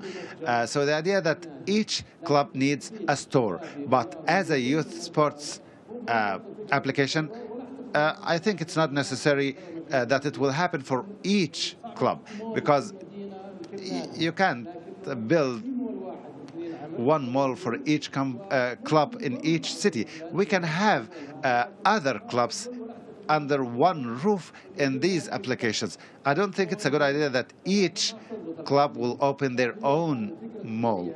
So as a commercial idea, the store is available for each club. Al-Hilal has its own store, but the mall, the big mall, is this application. Maybe one youth sports mall is enough for the kingdom. Thank you very much, Abu Sultan and Abu Hamad. Thank you very much for being with us. Thank you, dear attendees.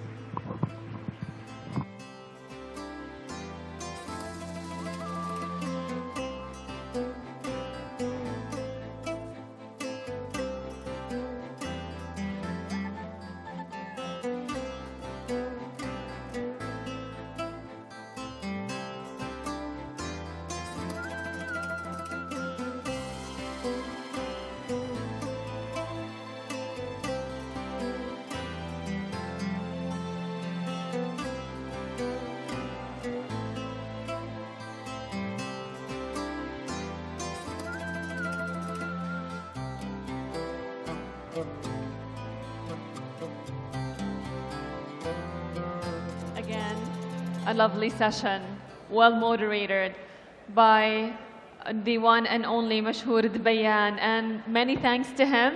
And of course, we extend our thanks to his lovely guests on that session. Let's jump right into our next session, shall we? With our moderator, Rana Nawaz, who is going to be talking to her guests about discovering how ecosystems help startups flourish into unicorns. Who doesn't love unicorns? Rana, the floor is yours.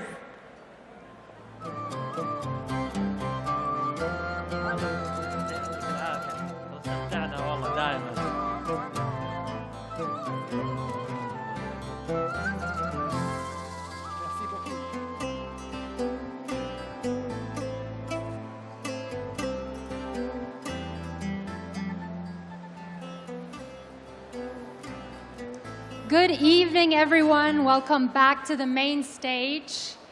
I'm going to ask everyone by a show of hands a couple of questions. Could we please have the lights on while they get, thank you. By a show of hands, who here has a startup or a company that you would like to grow, scale, grow? I see you back there. Thank you, guys. Thank you. Excellent. And who here is based in Saudi Arabia? Okay, great. We've got a treat for you. We have two very special speakers, and I'm going to invite them to introduce themselves. And the topic is how we can help Saudi-based companies grow to unicorn status. So I'll hand over to Jack. Maybe you can introduce yourself first, please. Thank you, Rana. It's a pleasure and a delight to be in Saudi Arabia and Riyadh for the very first time. Thank you to Munshaat for the very kind invitation. I'm so excited to be here with you. My name is Jack Mardak. I am the co-founder of Oyster HR, the global HR platform. We recently completed a Series D round just last month at a valuation of $1.2 billion. We launched in January of 2020. I'm excited to share whatever I can from that journey with you. Thank you so much. And congratulations on closing your Series D. Thank you. And the 1.2 billion valuation. That's fantastic. Great. Mohammed, I'll hand over to you. Could you please introduce yourself and your organization? Thank you, Rana, and thank you. I'm very happy to be back in Biban. What a fantastic event. Year after year, 10th version keeps surprising us. So my name is Mohammed Al-Arifi. I work in the Ministry of Communication and Information Technology as Assistant Deputy for Entrepreneurship. Our key focus is the digital entrepreneurship ecosystem and how can we see more VC activities and growth from pipeline all the way to Oyster HR type. And I think you shared with me that one of your KPIs is VC activity. Right? So we'll come back to that, actually. So guys, we have about 22 minutes tonight, and we're going to try and get you all of the insights and tools that you can use to grow your own company. Let's start first with the word ecosystem, because it's a word that's often used, and I want to make sure that we're on the same page. When we say startup or scale-up ecosystem, we're talking about the environment that you're in. We're talking about a number of factors like talent, like funding, like education, like mentorship, incubators, networking events such as these. So that's what we're talking about when it comes to ecosystem. Now, Mohammed, you're a policymaker. Can you tell us how you're using policy to shape the ecosystem in Saudi Arabia? So we do advocate policy change always, especially that we have a very nascent ecosystem. Like 5-6 years ago, the total VC activities was very minimal, I think less than $100 million.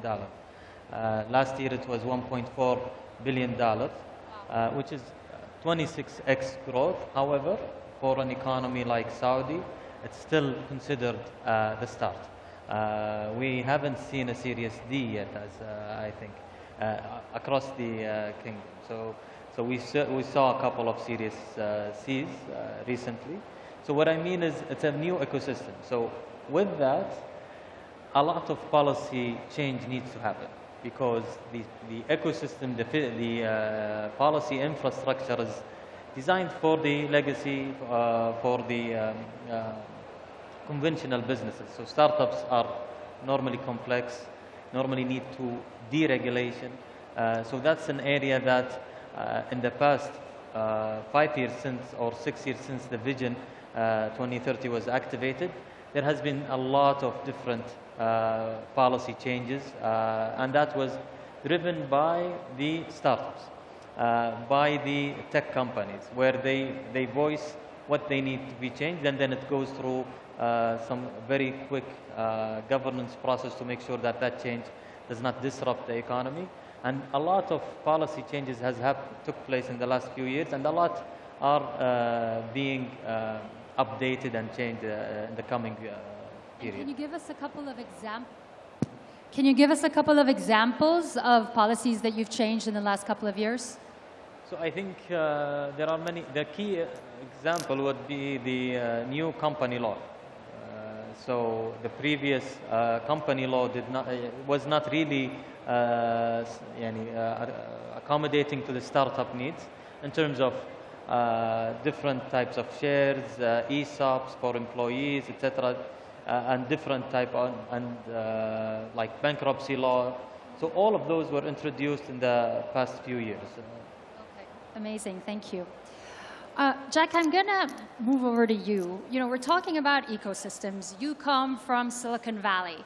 Yes. Maybe you could tell us a little bit about what elements of that ecosystem have helped Oyster have helped you. I mean, you're a serial entrepreneur, so maybe that have helped you in previous businesses as well as Oyster HR. Yeah. It is a very interesting moment to consider the significance of the word ecosystem, as you touched on in the very beginning. I'm originally from New York. I had a first career as a banker. I moved to Silicon Valley in 1998 and had a very lucky, let's call it location-dependent career. I very much was able to take advantage and leverage and grow from the ecosystem that existed there. I think Silicon Valley is the poster location when you think of tech. Ecosystem is a magical combination of elements that you mentioned, the educational aspect, the availability of capital, the influx of talent. And so all of that was a perfect combination for San Francisco for a long time. And I certainly, in my 20-plus year career, which included being a part of companies, 3 acquisitions and 1 IPO before Oyster. So to say that I took advantage of the ecosystem is not an exaggeration. But the world has changed significantly in the last few years. I think the significance of location in the ecosystem equation is changing. Let me give you an interesting statistic.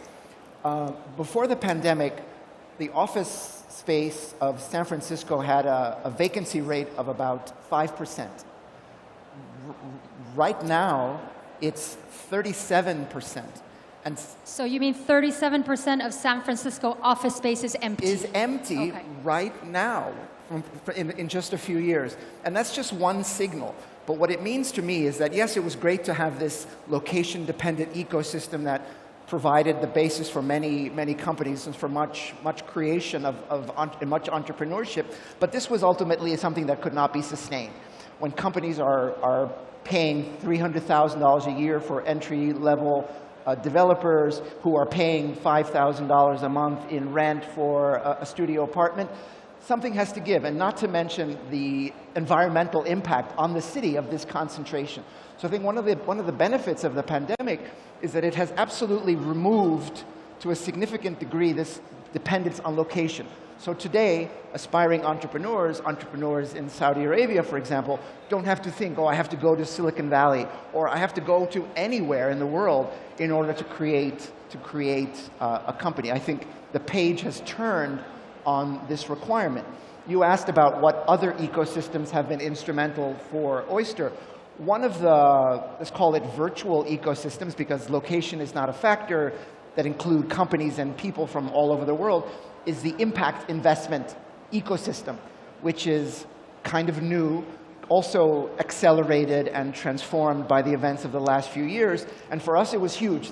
By what I mean by impact investment ecosystem, I mean the investors and the operators and the supporting vendors who are making it possible for companies that prioritize impact along with commercial success, as we do, to be successful. This, I would say, as a result, we have impact investors in our cap table, several, right? It's not an accident. I think this happened during the last few years. By the way, we just raised our seed round, our D round. We raised our seed round in January of 2020, and 100% of the fundraising was on Zoom, right? So the world is different. I was living in San Francisco in the beginning of 2020. I've recently moved to San Diego because why not? A little bit more space. But my point is, I think you can think differently about this, the significance of ecosystem, and you don't have to feel the same pressure as an entrepreneur to be somewhere in order to be successful. I think that's a big change. I think that's a big cultural change for us in the region, you know, yes. This location independence. You know, we're struggling with this in corporate. I have a feeling we're struggling with this in startup. Mohammed, what do you think? Location independence. Well, I think it varies. I mean, first of all, it would be excellent to close a Series D while maintaining a very nice tan. So that's something that you can only do when you don't have to stay in office all the time. For us, I think the pandemic has significantly changed the behavior, whether the behavior of employees, business owners, or even consumers. The use of technology, which is, I think, ultimately is very good for the technology sector, for technology providers, in terms whether it's startup or telecom or infrastructure providers. So with that change, I think place does not really matter. Yeah. We used to have to drive many minutes, many hours, spend a lot of time while during the working day going between meetings.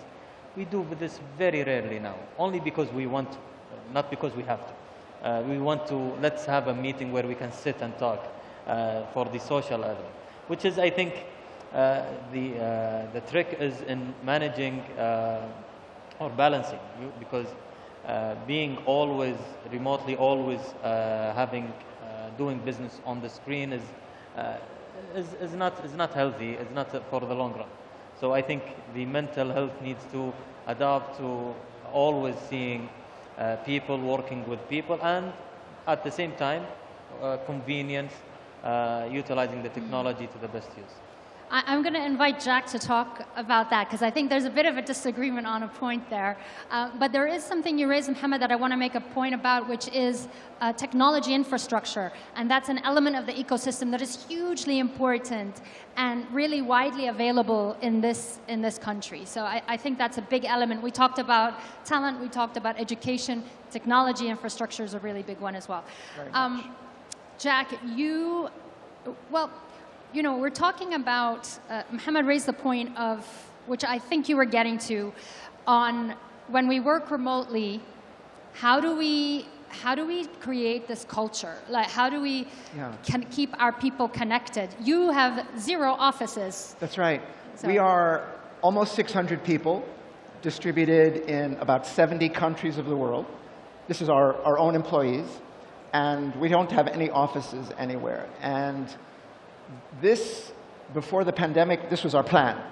This is not something that we decided to do like at the same time as everybody. We were planning to do this. We were encouraged and excited by other successful technology companies like Automatic and GitLab and Buffer that had become commercially successful and scaled without the reliance on the office. So we were absolutely sold on this idea.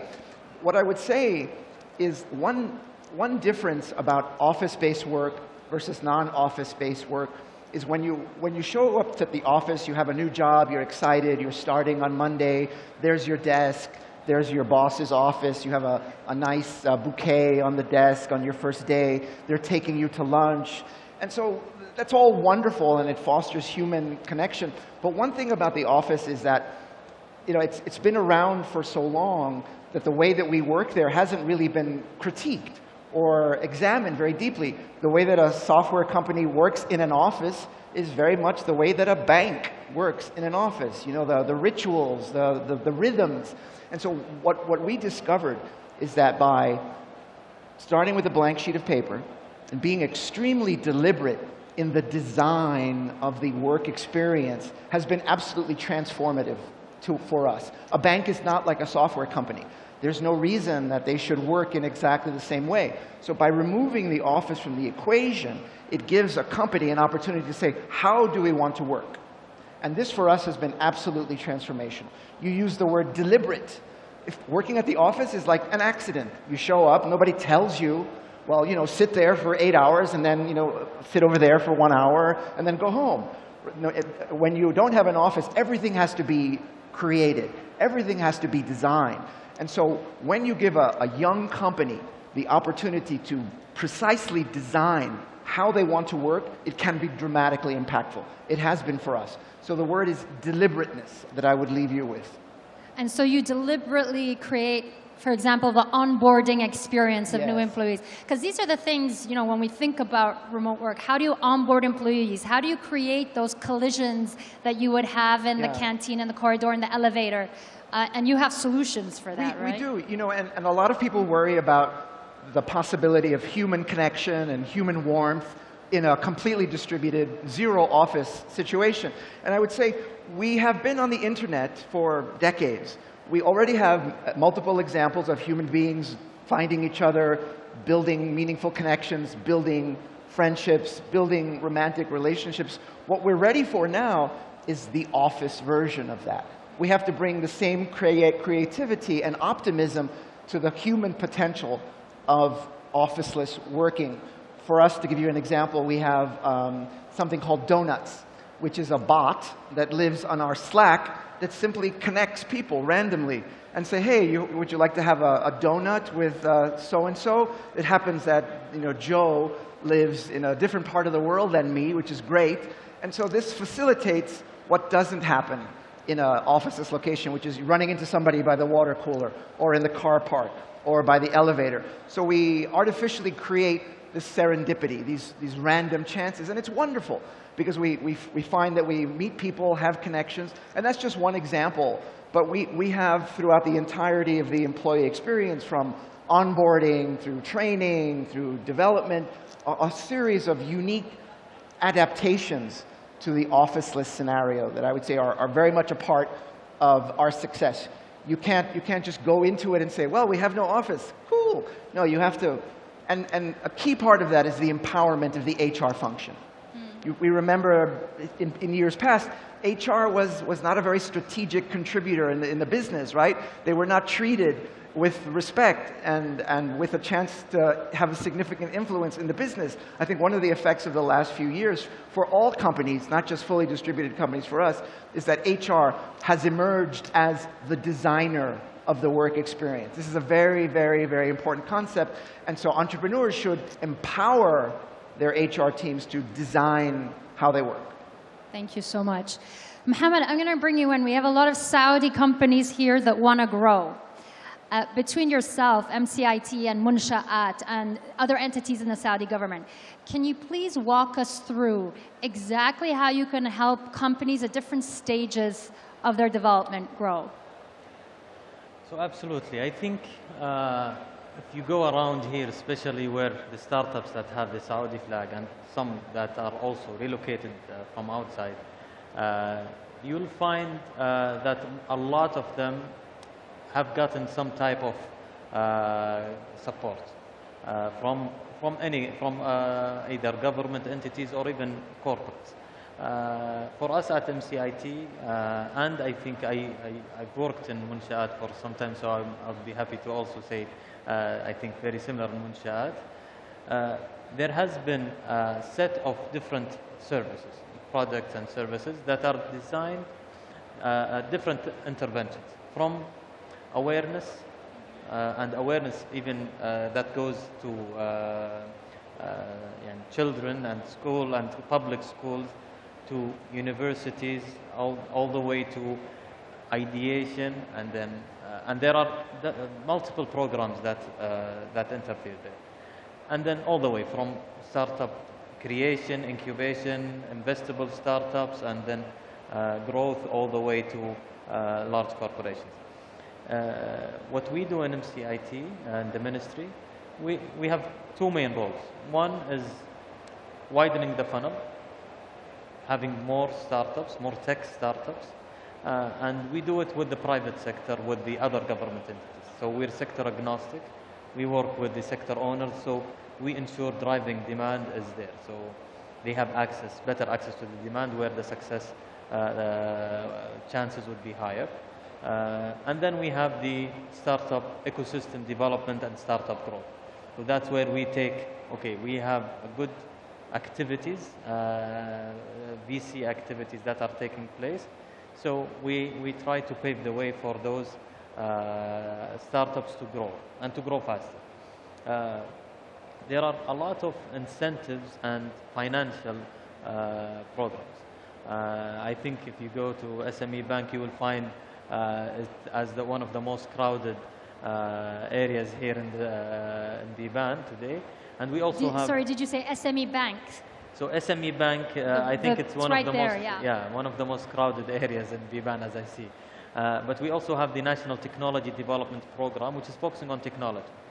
So they have it's a grant and debt financing. So grant that goes up to $1 million in some cases and higher for R&D, for exporting, for global expansion, or that goes to up to $40,000 for MVP stage, pre-revenue, or pre-startup, if I may. And then it goes. There are other types of financing, such as Lendtech, and there are other types of subsidy where you subsidize the cost of talent, the cost of if a startup is or a founder is on the job and want to dedicate like on a different job and want to allocate time for his startup, there is a product for that as well that gives him salary and for a certain period until he can start hiring people and generating revenue. So there are different products, and they're all designed mostly by startups. So the way we do it, especially in the National Technology Development Program, where we sit with the startups and then put together the product design, the requirements, etc. Then make sure that we have a very good governance, so we make sure that that product continues being offered. And then we launch it. In many cases, after we launch it, we find there are other requests that need modification. And the way now we are running is very agile and lean. So modifications take place in a matter of like a few days or sometimes a few weeks until we relaunch the product with the modification that they asked for. Thank you. And so you said that you really work on a case-by-case basis with the startup founder on what it is they need for their project? No, that's in collecting getting the information on the product design. But at the end, the product is designed for a larger group, or across. Sure. And so for people here that want to take advantage, how do they find these grants, these loans? Where do they go? Just ntdp.gov.sa. ndtp.gov.sa, guys. That's your place. Excellent. Thank you, Mohammed.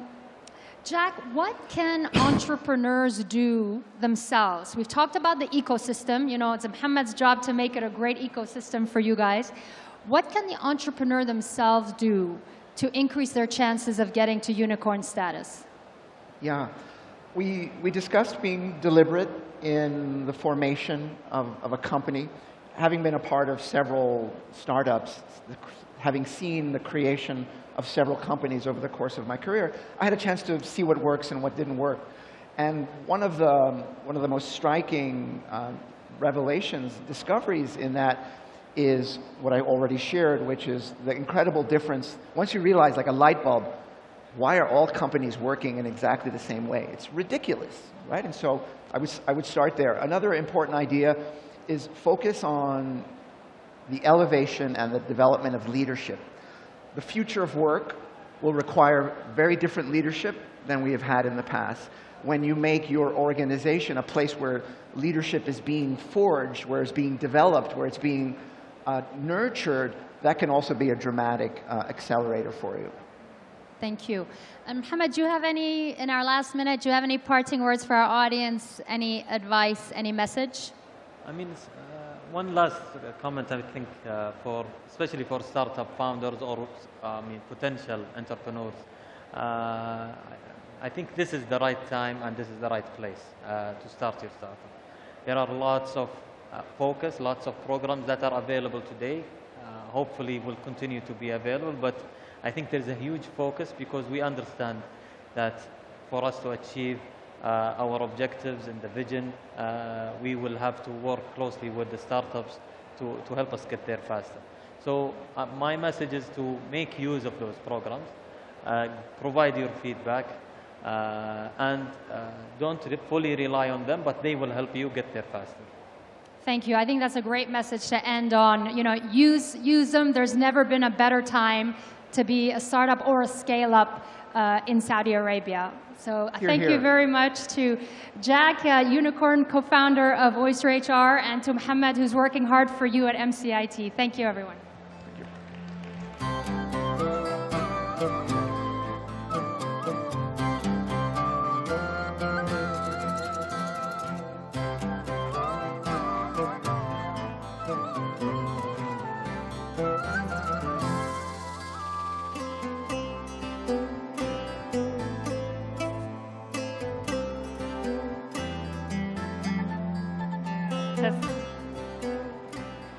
Another lovely session moderated by Rana. I mean, I can't tell which session is my favorite until now, but wait until our following session, going right inside a mind of a shark. How exciting is this, ladies and gentlemen? Next, our moderator is no one else other than my colleague Sarah Chen Spelling and her very, very special guest, Robert Herjavec from Shark Tank. Please put your hands together for them. Thank you, Fatima. Thank you, Fatima. Ladies and gents, this is the moment you have been waiting for. So come on in. Those of you that are watching from the outside, come on in because we have the shark with us. Woo! Robert. Greetings. Greetings. So I've got my special straw here, because it's going to get hot, billion-dollar move style, right? We ask you the hard questions. So Robert, let's begin. Robert Herjavec, we all know his name. He's a prominent entrepreneur, investor, who is one of the most popular leading sharks on ABC Shark Tank. But what we might not know about him is that he was actually born in Eastern Europe and came over as a child to North America at 8 years old, and really a rags to riches story, waited tables, sold newspapers, and then launched a company from your basement. And of course, today built the Herjavec Group that rakes in millions of dollars every year, and you're an expert in cybersecurity. Robert, what a pleasure it is to be with you here today in beautiful Saudi. How are you? I'm wonderful. Thank you for having me. This region is incredible. This is my third time here, and the pace of change every time I come is amazing. And what's really amazing is this is just the beginning. This is not even step one. 10 years from now, Vision 2030, I don't think the world is going to recognize this region. Absolutely. We've been absolutely blown away, and kudos to the Munsha'at, who's put together really an excellent show. But let's get started here. We're going to heat things up with a rapid fire. So I did prompt you that we will do quick rapid fire to get to know the mind of a shark. So first thing that comes to mind is probably the right answer. Who is on your speed dial? My wife. What you wish you had more of? Knee-jerk reaction, I was going to say money. But I should probably say happiness and love. I don't know. All right. Well, we'll stick with money. Hold that thought. Money or power? Power. If you have power, you can make more money. Money's just a tool. Fame or fortune? Fame. Because you can always make fortune, but fortune can't always buy you fame. There are things you can get into, especially in America, with celebrity that you just can't have access to with money. Fill in the blank. I knew I reached success when? I knew I reached success when I was able to buy So I come from a very humble, poor background. And when I first made my first $1 million, I took 600,000 of it and I went to the bank and I paid off my parents' mortgage. And I knew I made it because I paid off their house. Now the flip side of that is, a month later, my mom found out I paid off their house. And she got so mad at me, she went back to the bank and took out a mortgage and gave me the money back and said to me, "We are so proud of you. We will never need anything from you except for you to be happy." It's all you need sometimes, just somebody who loves you and supports you. Wow. And on that note, what would be your family or your wife's biggest complaint about you? I'm obsessive when I get into something. When I want to learn about technology, I become obsessed 24 hours a day. You wake me up at 2 in the morning. Right now, I'm on a real big AI kick and how it affects cyber and big data and learning models. You wake me up at 2 in the morning, I'm talking about big data, AI, crypto, all that stuff. Oh, gosh. And finally, a lesson that still sticks with you from childhood that influences your leadership today. The biggest lesson and regret I have is I wish I would have dreamt bigger. Mm-hmm. When I was 21, my entire goal in life was to make $1,000 a year for my age. So when I was 50, to make $50,000 a year, to buy a used Corvette and buy a condo. That's all my mind could learn. And then I met a guy who, when I was 24, who owned his own airplane. And I was like, you can buy an airplane? How does that work? Where do you fly? And so I think if I would have dreamt bigger, I would have been more successful. And I think that's the thing that really excites me about Saudi. Look at the people here. And 5 years ago, 3 years ago, this building didn't exist. 5 years ago, most of the stuff that you see didn't exist. By 2030, stuff that you could only imagine will be real. So how do you, as a young entrepreneur, believe that you can change the world when the entire world around you is changing every single day? I just find this so inspiring. Yeah, and speaking of inspirational journeys, right? Thanks so much for sharing that, because I think that shapes a lot of where we end up, right? To dream bigger means really seeing and believing and knowing that you are capable of bigger things. And the question that I think comes to a lot of our minds is, how did you dream, sort of manifest the vision that you are today? How did this come to be? Was it, did it feel natural, or did you have to strategically plan, okay, we're going to do this, next thing, and next thing? Sure, that's such a great question. And many young people come up to me and say, I wish I was born to be confident like you. And are entrepreneurs born, or are they made? Nature or nurture? Yeah, and I certainly wasn't born this way. I think that in life, you either do everything for pain or pleasure. Mm-hmm. And my life was so not great that I just got to a point where I didn't want to be wealthy. I just didn't want to be poor anymore. And I think that just forced me to change. And I think in life, you either change or you accept your circumstances. Right. And I think if you have enough pain in your life, you'll change. And I did. But I guess a question for us thinking about business is, was there a particular deal that changed things for you in a big way? No. People always think that business is one thing that happens, mm-hmm. and everything changes. But business is, a friend of mine said to me, great businesses are built on the ability to go from failure to failure without any lack of enthusiasm.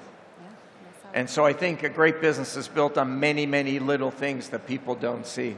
Yeah, and so you chose cybersecurity as, I guess, your ticket to your first financial freedom and wealth. How did you land in that path? I guess I'm thinking about the entrepreneurs out here that have so many options. Everybody is excited by AI. It feels like, oh, maybe this should be what I should be doing. But how did you land in cybersecurity and choose that as your path? You know, when you're 21 years old, like these guys that I just met backstage, how do you know what you want to do? Right? Like, I think when you're young, you have to be naturally curious about anything. I think your passions find you. You don't find your passions. And I think the biggest advice I have to people is you have to be obsessive about what you do.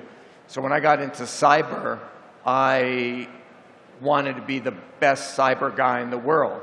And I was. I was the most Googled person in the world on cybersecurity. And the beauty about technology is every 3 years, it eats its young, meaning whatever existed before is no longer relevant. And so you can start at any time, and in 3 years, you could be a global expert. Look at crypto today. Look at AI. Look at large language models, LLMs today. Like, look at longevity. I mean, I just met an amazing man who has a longevity clinic here in Saudi. It's one of the biggest growth areas in the United States right now. All of these are brand new technologies. And the beauty is nobody cares about your background. Nobody cares who your dad was. Nobody cares who your mom was. Nobody cares how much money you have. It's simply about how much value you add every day. Yeah.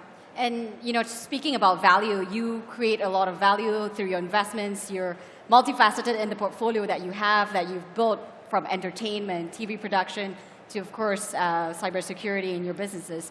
What would you say is the most underestimated approach in creating value in business? I think people underestimate the ability and the requirement to work hard. There's a guy on my show, Mark Cuban, he owns a basketball team, and he has a great saying, when you have nothing, you have to out-hustle your competitor. When you have nothing, you have to outwork everybody in the room. And when you have nothing and you're starting out, you have to be the hardest working man or woman in the room. And I think people underestimate that. Now, the flip side of that is my dad worked in a factory. He swept floors. He was the hardest working person I'd ever met. So just because you work hard, if you work hard, you'll never be poor. Yeah. But just because you work hard doesn't mean you'll be rich. You have to work hard and you have to work smart. Yeah. And how did you get smarter about working smarter? Just failing all the time.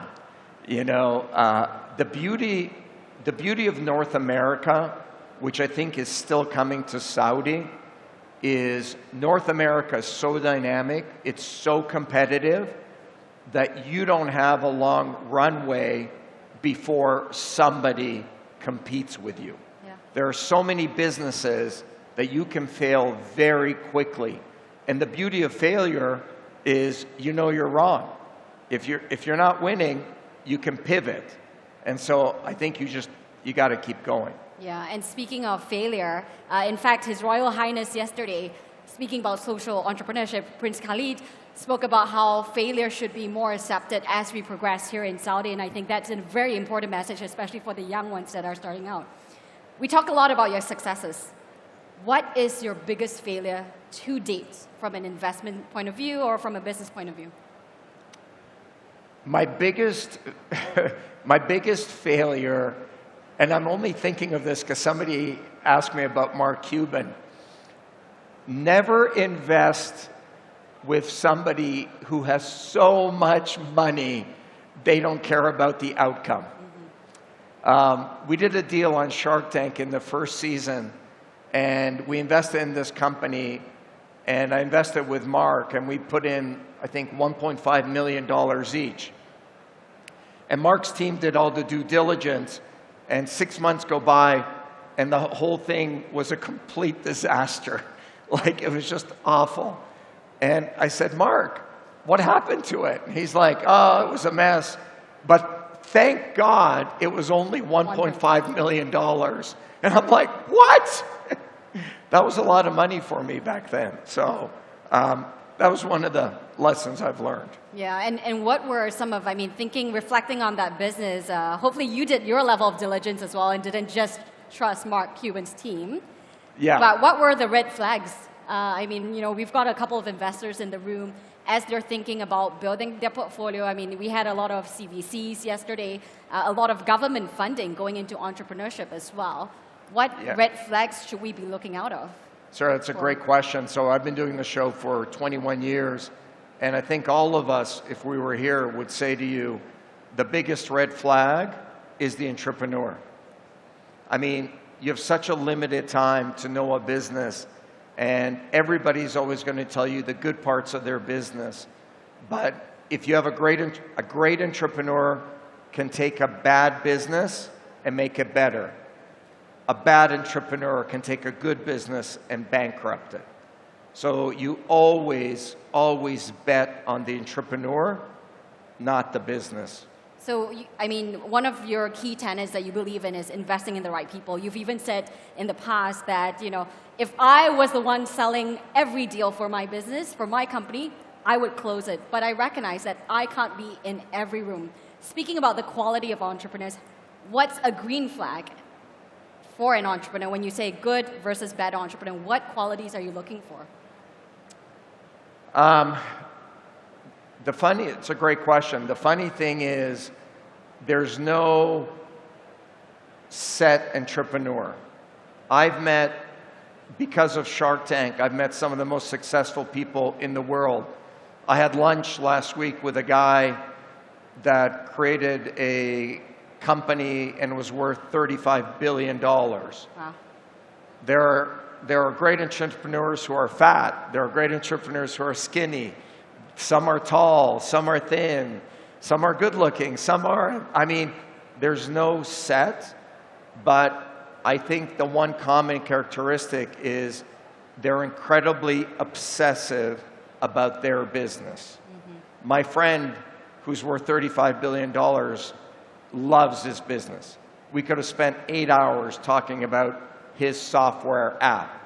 My other friend, who's in a completely different business. So you want to find people who are obsessive and are experts. The world does not reward mediocrity. The world rewards value. Yeah.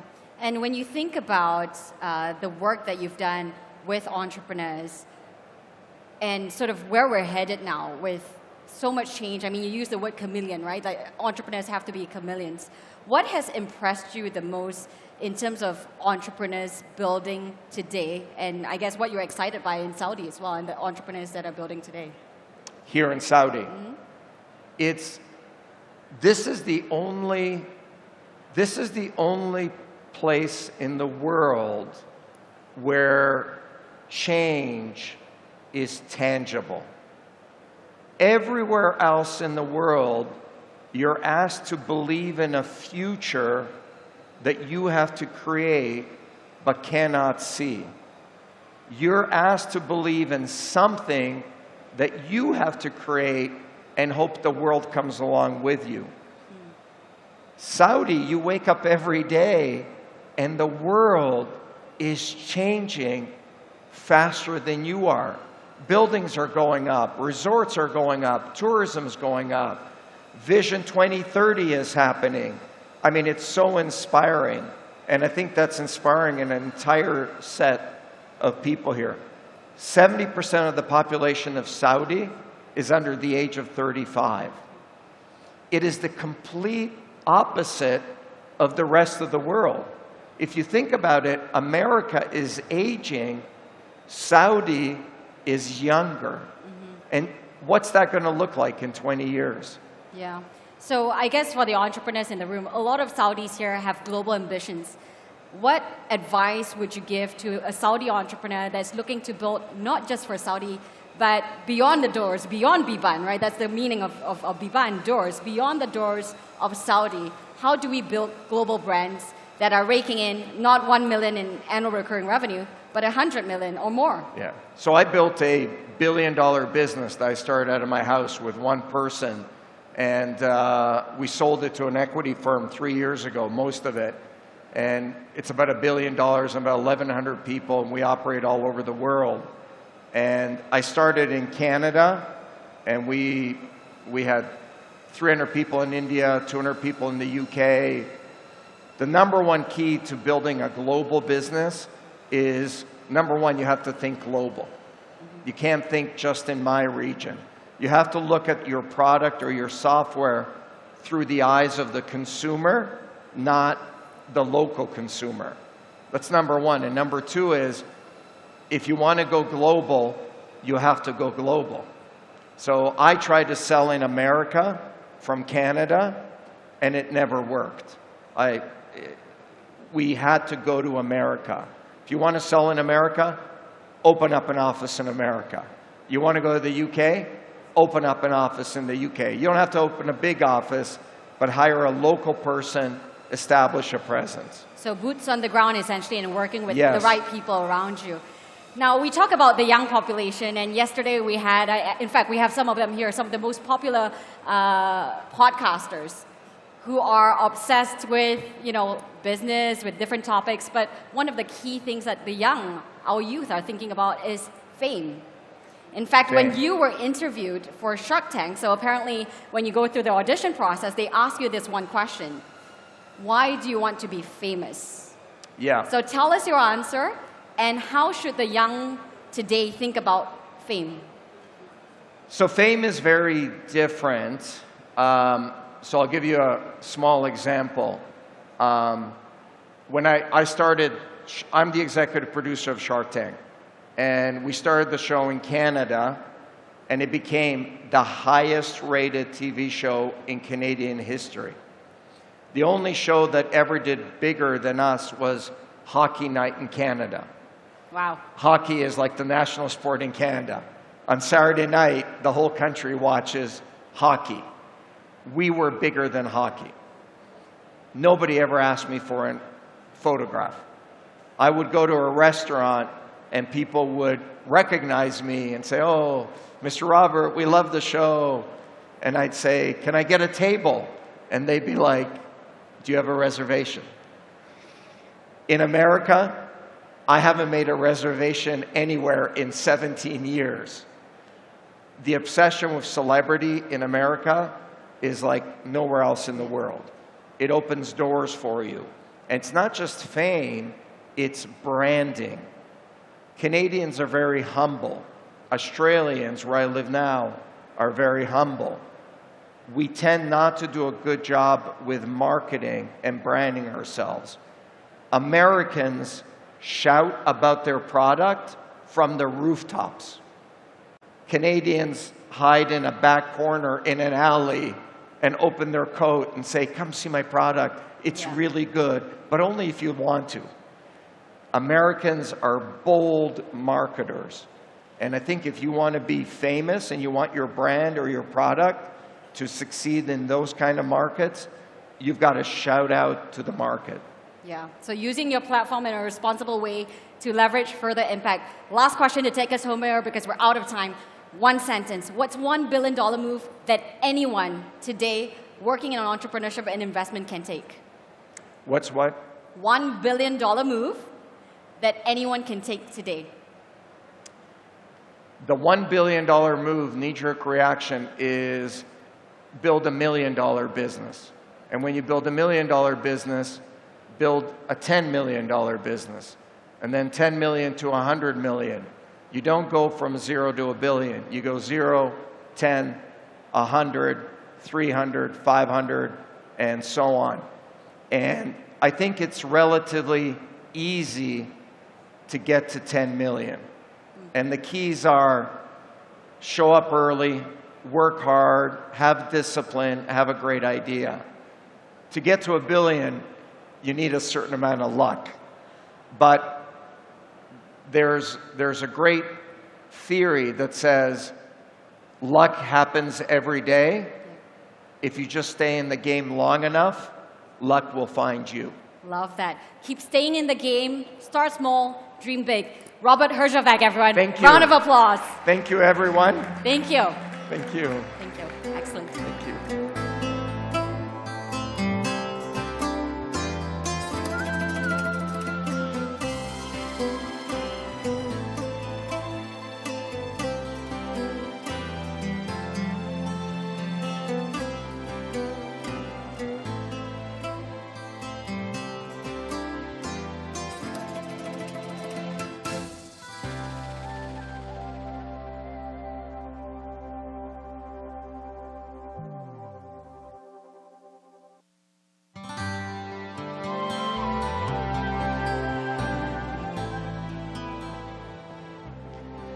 So, ladies and gentlemen, after picking on the mind of a shark, let's talk more about money, but this time for startups and ensuring access to finance for startups and SMEs. And for that, please join me in welcoming on stage the moderator for this session, Mr. Abdurrahman Al-Jufri. Warm welcome.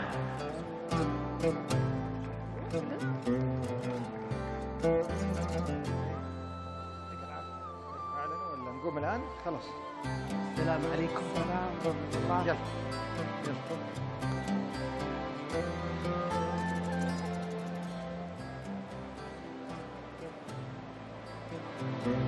هلا عبد العزيز.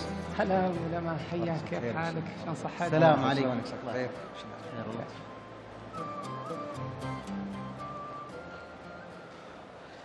السلام عليكم ورحمة الله وبركاته. نتكلم إن شاء الله على موضوع شيق ومهم لجميع من الرواد في هذه الغرفة، موضوع التمويل، موضوع كيف نتأكد إنه النظام هذا والمنظومة كلها تقدر تستفيد، وبحيث إنه التمويل for the finance is not shouldn't be the impediment of the scale up of startups. So we will introduce the leaders behind driving the growth of startups. First of all, give a small introduction for our panelists and how was their professional career and their Mr. Sultan and the perspective of Mr. Sultan in development bank to look at the industry-wide transformation. In the name of Allah, Mr. Merciful, Most Compassionate, thank you, Abdurrahman, and good evening to you all. I am so privileged to be part of this prestigious event, and that we are waiting on an annual basis, which has a greater impact on financing SMEs and the funding solutions. And the government is the key supporter and enabler of this sector, which is a key pillar of the Vision 2030. Inspired by and launched by His Royal Highness Crown Prince, and I'm so honored to be part of this panel, the discussion with the Mr. Abdurrahman from the Social Development Bank, and the last 5 years I spent at the Social Development Bank and the commercial bankers, and from the perspective of the commercial bankers, we focused on the profitability, but we have different means of supporting and financing. So we look at from different dimensions of non-financial services. Our journey started at the Development Bank in 2019, and up till now we are supporting this ecosystem of entrepreneurship. Mr. Abdurrahman, your professional career and your journey, you have a great profile and the different programs that how was your professional career and what is your future perspective? Thank you, Mr. Abdurrahman. I would like to thank Munshaat for organizing this flagship event, creating new figures and records breaking numbers at Biban. Biban is international platform and forum, international forum. It's not a national forum only, but we can see entrepreneurs, CEOs, and successes and stories which inspire us.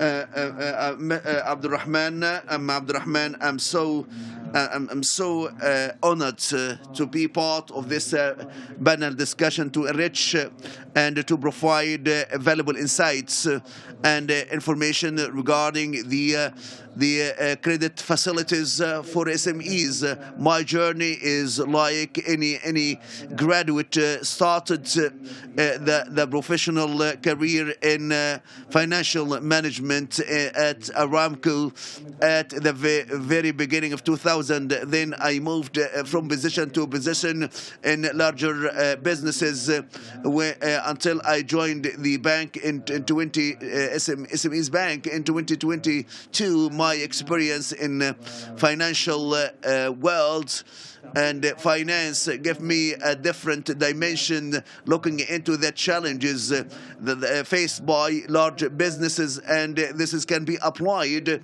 and how can we benefit from the journey of large businesses to be applied at SMEs sector and focus on the growth and how to foster and drive growth. This is accumulated experience. I am individual right now, and I am part of a team. I just try to be a catalyst for success at the level of the bank, and I am part of Munshaat team.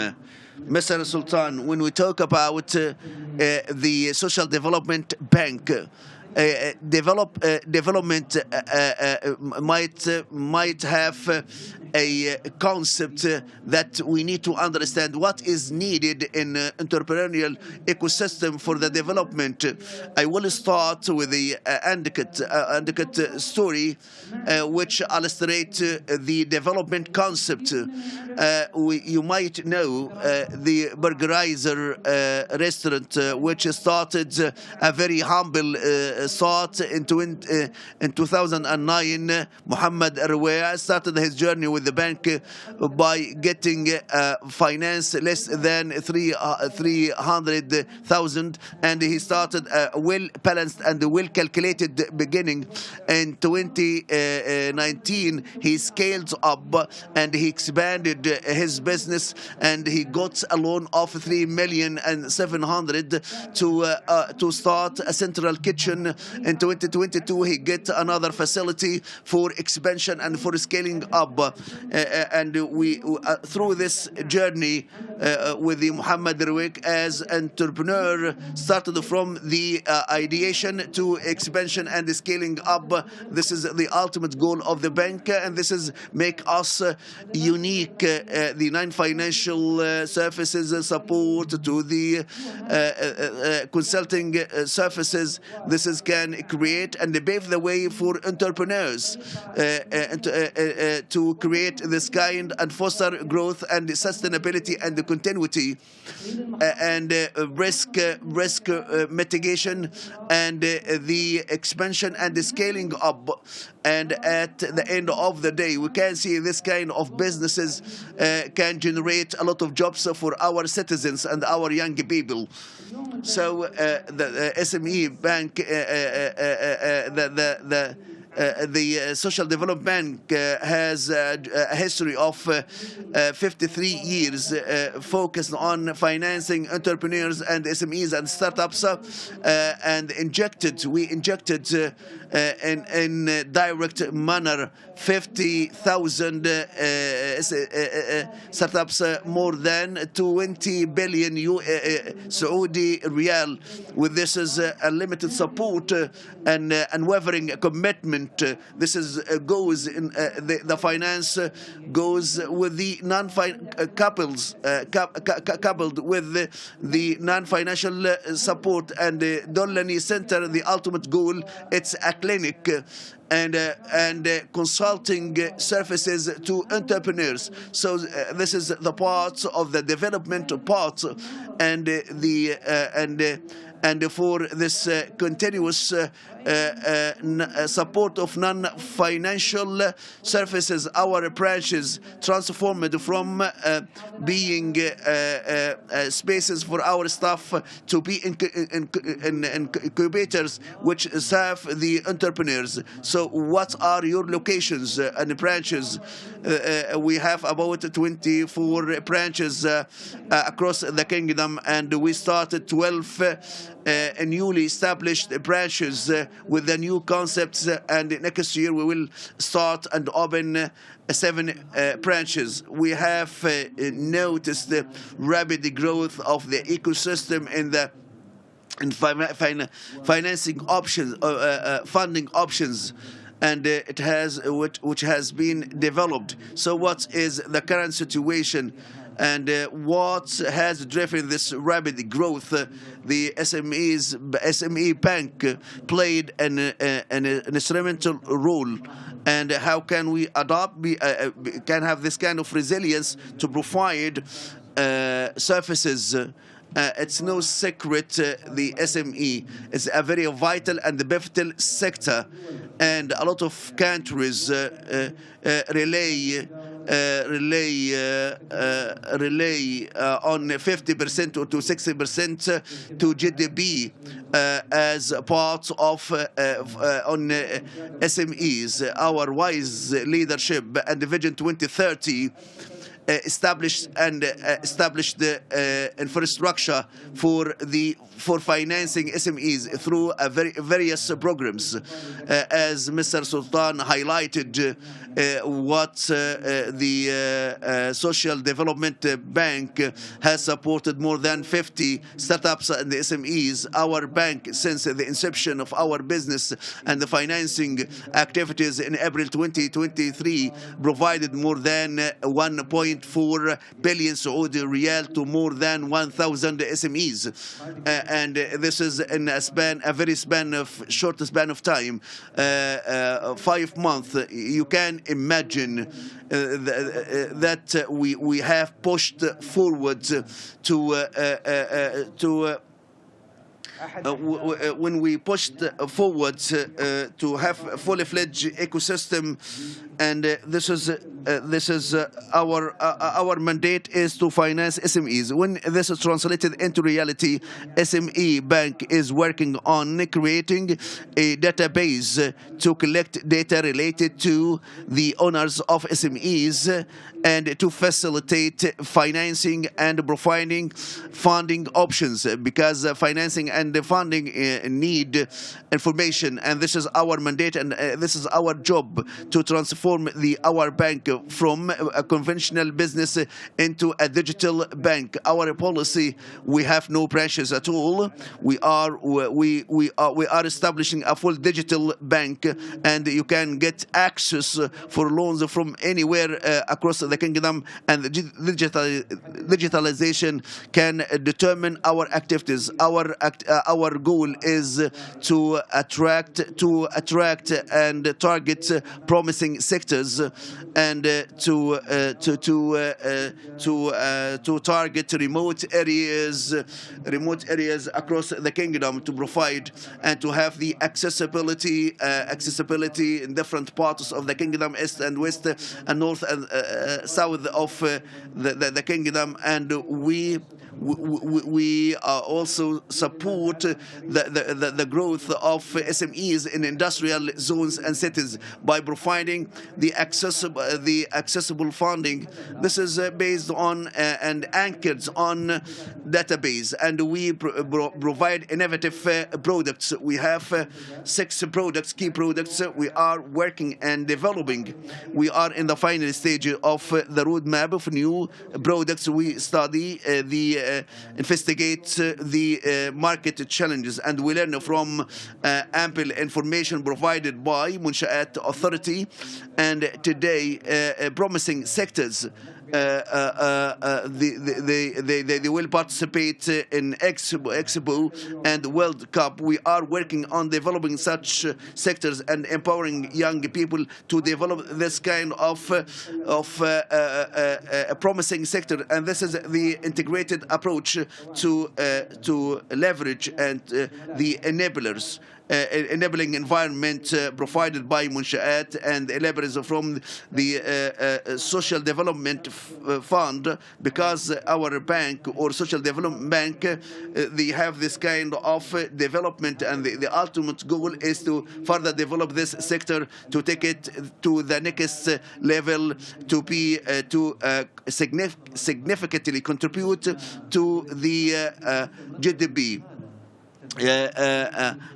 We have witnessed a session organized by Kafala, and we have seen a lot of activities to support SMEs. What is the role of the private sector in the development of infrastructure to help the ecosystem of startups and SMEs? The infrastructure that we are talking about is the database.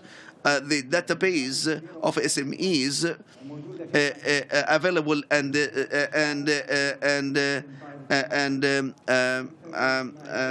spread over large database with the Munshaat, with the Zakat income, Ministry of Commerce.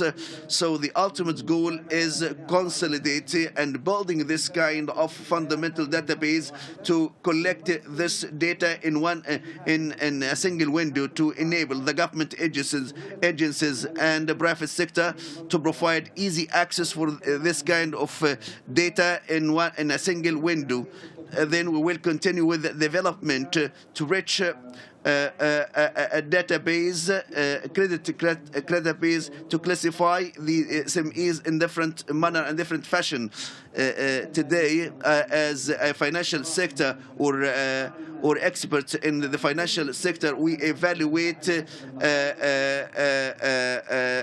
SMEs based on performance and risk and other data. So we should look at different aspects, not only the financial statements or the cash flow, but we should look into different factors, because Munshaat today or SMEs face formidable challenges related to multiple challenges, accounting challenges in producing financial statements and how to manage cash flow.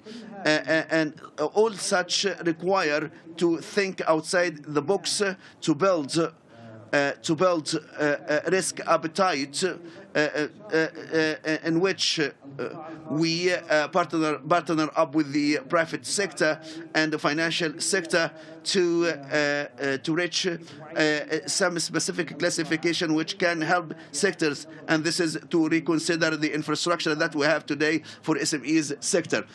Thank you. Mr. Sultan.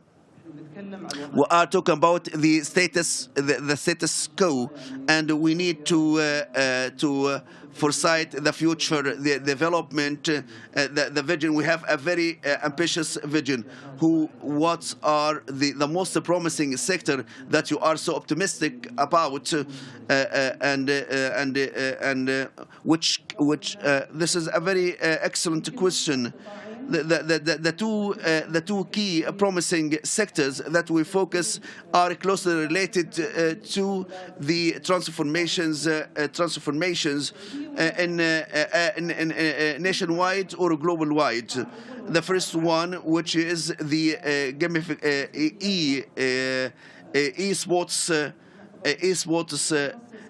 His Royal Highness launched a portfolio of esports, and the bank is focusing on this portfolio, and we have huge attention, and we have seen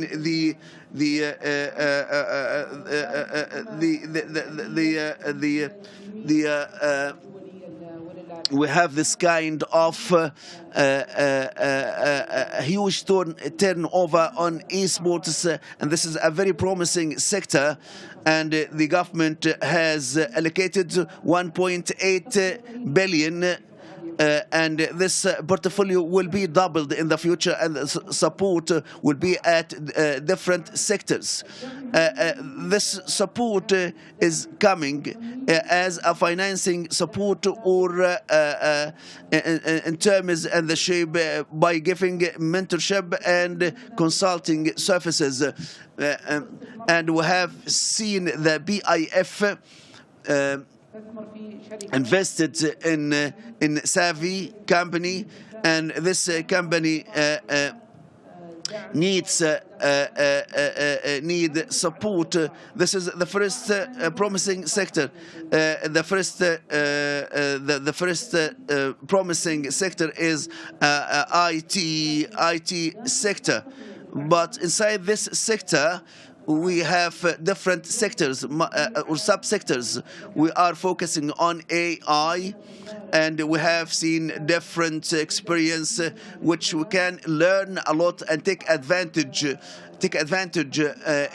in SMEs sector and industry, or even in larger businesses. And we have seen a lot of applications of AI, not only just or mere ideas, but right now they have been translated into the reality. IT, the portfolio has reached 750 million Saudi riyal, and we are injecting more money. And the program led by the Ministry of Communication and Information Technology, and they have specific targets and objectives for driving the growth of this portfolio, and we manage and operate this portfolio. Different sectors, a sector like as industry, and transportation, and electric vehicles. Such sectors need supply chain, and this is what we want to focus on to support entrepreneurs, which we illustrate largely that they should think on supply chain. They should think, and I will narrate a story on a very simple entrepreneur, a man who was working in a factory, and he found that Ha'il and the northern borders lack a factory of paper cups. So he got a loan of and this entrepreneur export to Ha'il and the northern borders. The demand was met before in the central region. The next step, the paper cups will have the logo of the entities that will export to. and we can find the Ministry of Industry and the NEDLib. They focused on this principle, and the 1,000 miles who generated ideas and their factories have seen the light in Al Qasim and other different parts of the kingdom. Good news. The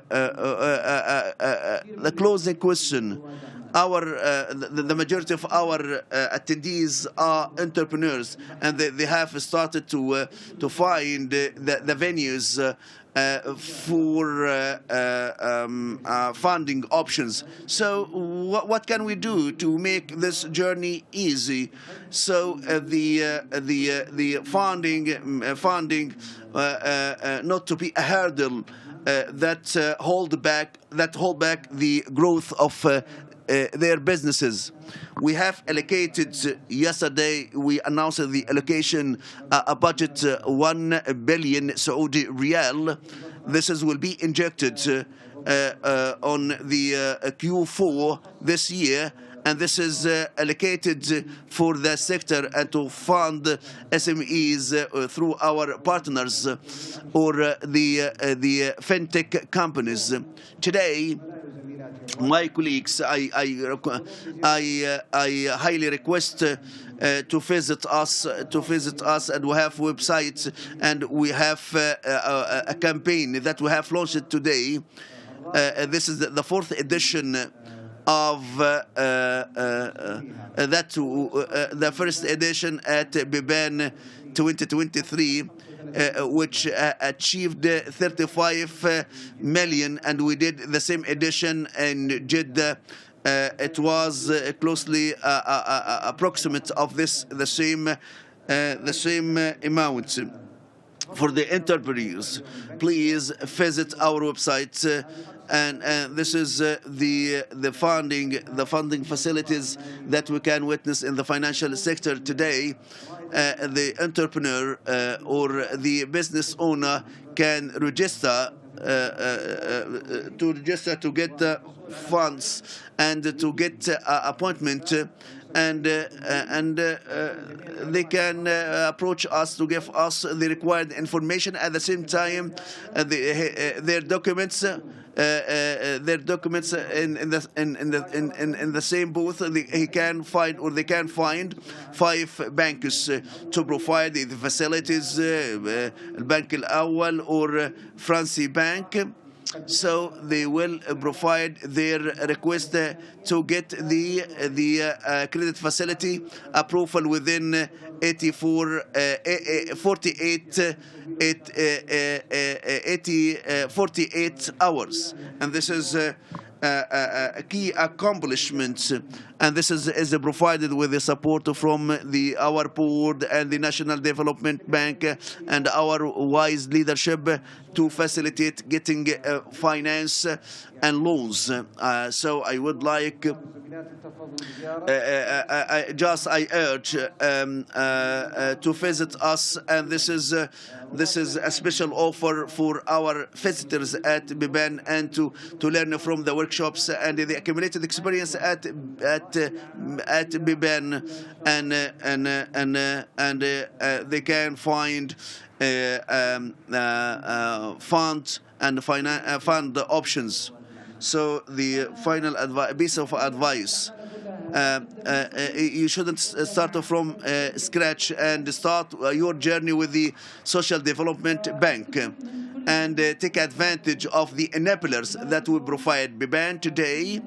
All those who are attending and such accumulated experience under one ceiling and under one roof. We have different funds. They are here to enable the entrepreneurs and the entrepreneurial ecosystem in Saudi Arabia.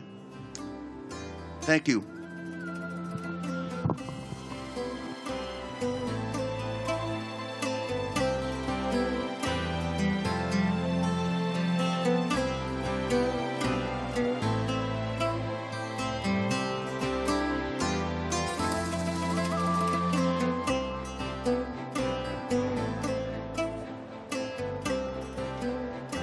Thank you, Abdurrahman, for such a great session, well moderated, and really plenty of thought-provoking ideas from our lovely guests, so we thank them as well for being with us. Now that we've heard some great, amazing ideas about how to finance startups, let's dive into policy and talk more about what we can do in terms of frameworks and policy, and how well-crafted policy frameworks can serve as key drivers for the success of startups and SMEs. So without further ado, ladies and gentlemen, please join me in welcoming on stage the moderator for this coming session, Wael Njedi, Director at PwC Financial Services, and his very special guest, His Excellency Erkki Keldo, Minister of Economy and Industry of Estonia. Please join me on stage, and the floor is yours.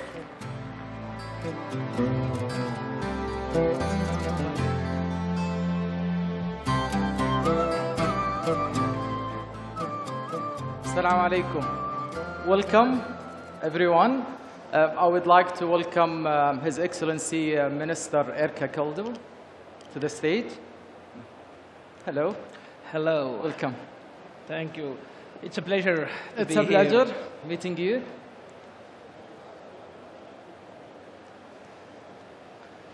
Welcome again. So, good evening, everyone.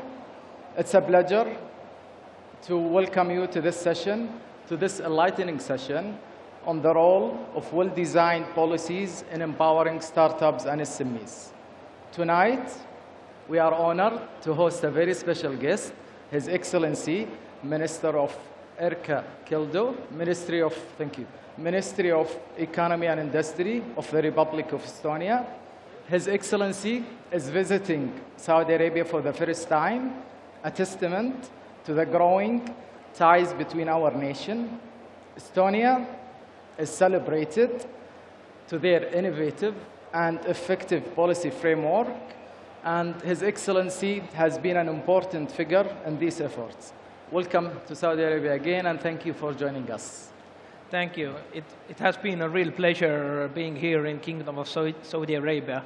I've had so many inspiring and fruitful meetings with your leadership, and it is my honor to say that the two countries' leadership it's in so similar vision, looking always to the future as your Kingdom of Saudi Arabia Vision 2030 and our Estonian vision of 2035. And there are a lot of new areas where two nations and private businesses can cooperate. So it has been a pleasure being here in Riyadh. Thank you.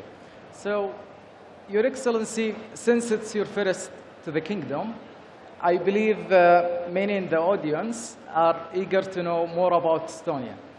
So, would you could give us or consider, what would you consider Estonia's elevator pitch? Estonia's elevator pitch. Estonia is the most digitalized nation in the world. Entrepreneurship is not an option for us, it's a mindset. Estonians are really dynamic. They're always looking for options and solutions. And what would say Estonia? Estonia has a really great entrepreneurial mindset. And people there always find new ways and new technologies. And of course, everybody knows that Estonia is the hub of digitalization and technological companies. Let's take, for example, Estonia has the most unicorns per capita in the world. And if we're talking about investments, we have more investments per capita than any country in the European Union. So if anybody wants to do business inside the European Union, Estonia is the place to be. Indeed it is, and I have many questions around those great facts as well. Now, maybe one of the interesting area during my research regarding Estonia's efforts are being recognized globally in e-governance, even by the United Nations. I remember at GITEX, you spoke about developing strategies in collaboration with local enterprise, which is quite very interesting to me, and it seems that you have bridged the gap. So could you explain how Estonia successfully has engaged the SMEs on the government procurement process? Yes, as Estonia is in population, we're quite small, 1.3 million, but as I already mentioned, the mindset, entrepreneurs always want to think bigger, and because of our internal market is smaller, then from the day one, our entrepreneurs are thinking globally, how to export, and as a government, it is really important to support those innovative ideas. What we can do about that is definitely the legal framework. The ease of doing business has to be excellent. We want to see entrepreneur mindset thriving, not being burdened under regulations. And of course, the access of capital. As small and medium enterprises and startups, there's usually a discussion how we can get capital, how can we actually build our technology or find resources. And the other thing is definitely the access of innovative people. So the possibility what the nation can do basically thrives on 3 pillars. The technology itself, then human side of it, and of course, as already mentioned, the access of capital. So what we have done, we have formed a couple of different public funds where those kind of startups and small and medium enterprises can actually ask for money, so to say. And we have, in recent years, we have founded 2 these kind of funds. One is specialized in green technology, and the other is in defense sector. So as a public entity, those kind of funds look for new innovative technologies, where to find the next unicorn, the next startup, the next great innovative ideas. So this is what government and a public sector can do. We can make frameworks and we can give access to special resources that all the startups and small businesses actually need. Indeed, and it's a very success approach. Now, speaking maybe of success, and during my research, I had a lot of great facts. And then maybe one of the facts that I get more interesting on, which is maybe a key objectives to the kingdom, which is attracting foreign investments and your FDI strategies. So let me give you one fact that 51% of ICT sector revenue generated by international clients, which is quite incredible, and it seems that it's boosting the local enterprise. So could you explain the impact of your FDI strategies? How have they fostered the economic development? And maybe in more particular, the supported SME ecosystem? Yes, as I started, what is the Estonian mindset? As we mentioned, the Estonian entrepreneurs are always thinking globally. That's one of the key reasons to attract foreign direct investments, because if we have such great ideas, such new innovative companies, foreign investors want to come and join the possible ride what we can have on such good technologies. The other thing definitely is the business environment, what we have achieved in Estonia. As a representative of the government, it is crucial, it is really important for us that the legal framework, the regulatory framework, would be as simple as possible. And Estonia, of course, as I mentioned, the most digitalized nation in the world, we have everything possible to do online. So the ease of doing business is really, really simple, and that actually attracts a lot of foreign investors and possible investments inside of Estonia. So what public entities can do, as I already mentioned, is we can attract, we can say that we are seeking for new investments, and we are really dynamic and helpful in the public sector wise, and the private sector itself can definitely then find new innovative ways. They can cooperate with each other, and of course, as already mentioned, one benefit that Estonia has, when you have a company or a joint venture in Estonia, you have the whole European single market as a home market. So there's access to more than 500 million people to share your new products or technologies. Amazing. Thank you. Thank you indeed. Now, let's move to the Estonia's partnership, which is one of also the interesting area. And then, Your Excellency, Estonia has a range of partnerships through programs such like Startup Estonia or Trade Estonia. So maybe my question is, how have these initiatives contributed to the economic development again, and for the startup and SME ecosystem as well? I would say a lot because, as mentioned, for entrepreneurs and startups, the ecosystem itself is really important. For us, we want to support new entrepreneurs in every way. So we have a lot of different networking events. We have public funds that support starting a business, as already mentioned, a couple of funds. We have funds especially for startups, and now we're looking more deeply into dual use and deep tech.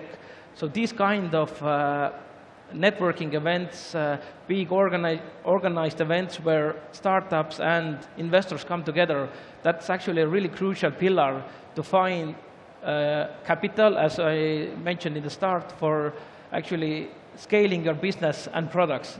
So as a country, we definitely want to see more these kind of events, organizations being held, and that's why we have this entity called Startup Estonia.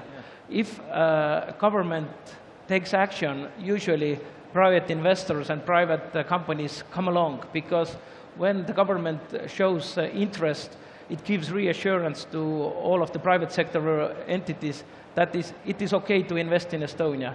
They know that the government is helping with the regulatory framework, helping access of capital, and again, finding really smart and innovative people.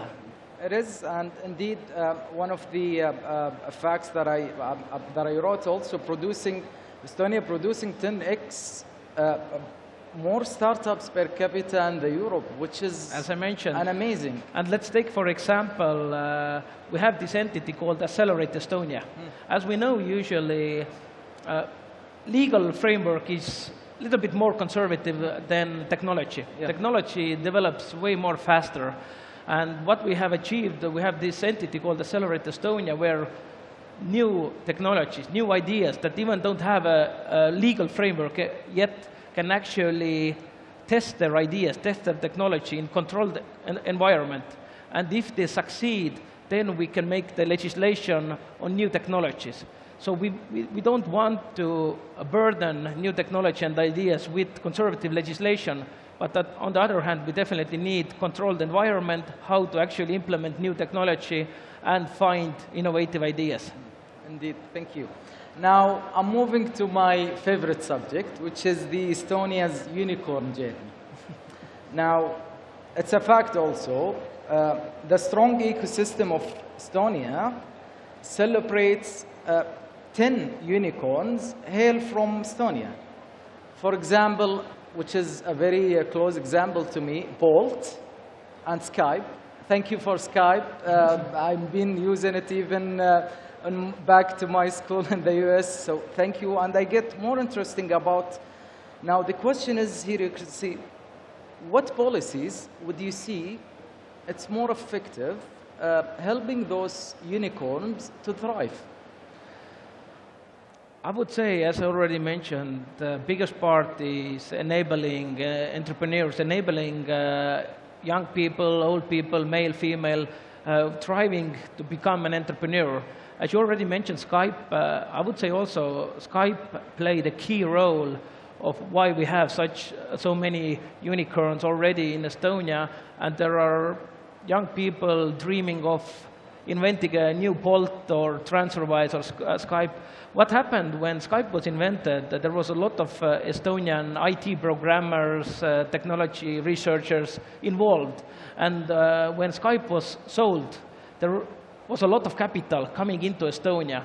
And what we had a lot of talent. We had a lot of inspiring people who wanted to create something more. They helped to create Skype, and Skype made so-called spillover effect. So the people who were there to help Skype to reach the sky actually started inventing new technology, started making new startups. And that's what has been our great success story. That's why always when as you asked, what is the most important or crucial part, is definitely the ecosystem. And the government has a really big role to play, that we have to empower the people. We have to give them reassurance that our legal framework, our, let's say, government actions are based on how we can empower the people who want to go and make some new technology, crazy ideas, find innovation, do something that nobody has ever done before. So that's the mindset that the Estonians have. It is indeed. And maybe that's one of also the key objectives, as you may be aware of the Saudi Unicorn program that the Kingdom has as well, and more of collaboration of 3 great entities, NTDB, the National Technology Development Program, part of the Vision 2030, in addition to the Ministry of Communication, in addition to a very pioneer, let's say, non-profit organizations who's focusing on the entrepreneurs, Misk Foundation. In addition, looking to also the commitment of the financial services having more of, let's say, fintech of unicorn. So what would you give us an advices looking at those programs within the Kingdom? So first of all, why I'm actually here, I'm honored that today we launched the Estonian Kingdom of Saudi Arabia Business Council. As I'm the Minister of Economy and Industry, for me it is really important to enhance the two nations' bilateral relationships, especially in different economic areas. As this is a great example how two nations can benefit from the both of us. We can exchange ideas, we can exchange the best practices and knowledge. And we are already agreed that honorable delegations on both sides will visit Estonia, and our delegation actually, I can say hello to them, are here. We have more than 16 companies present right now here in Saudi Arabia, and they're finding new contacts. They're finding businesses to cooperate together. They're starting with digitalized technological companies, ending with energy and furniture companies. So it doesn't matter which sector you are. As I already mentioned, if you have the will and you have the mindset, you definitely will achieve your goals. It is, indeed. As we're wrapping up, it's extremely been insightful learning about Estonia, its digital governance, and the startup support. And as we're wrapping up, maybe a short question of what's next for Estonia in terms of digital and startup policies? Next would definitely be personal government.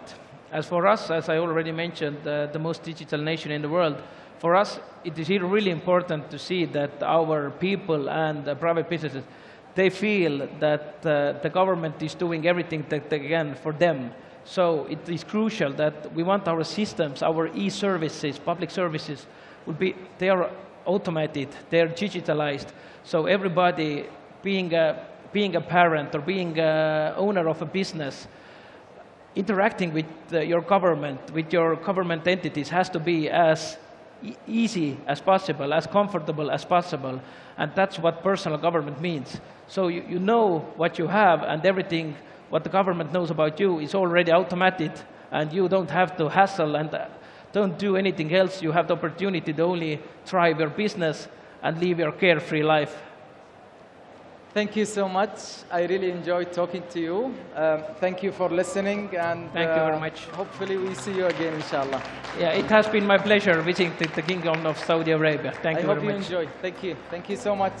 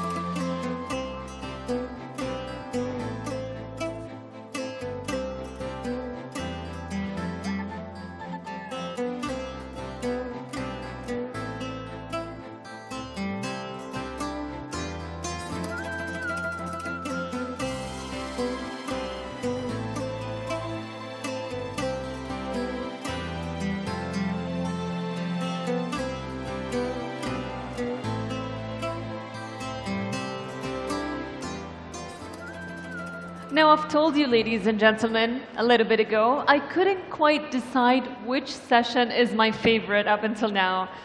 But I think I'm about to make my mind up, especially with this coming session, focusing on women shaping the future of Saudi business.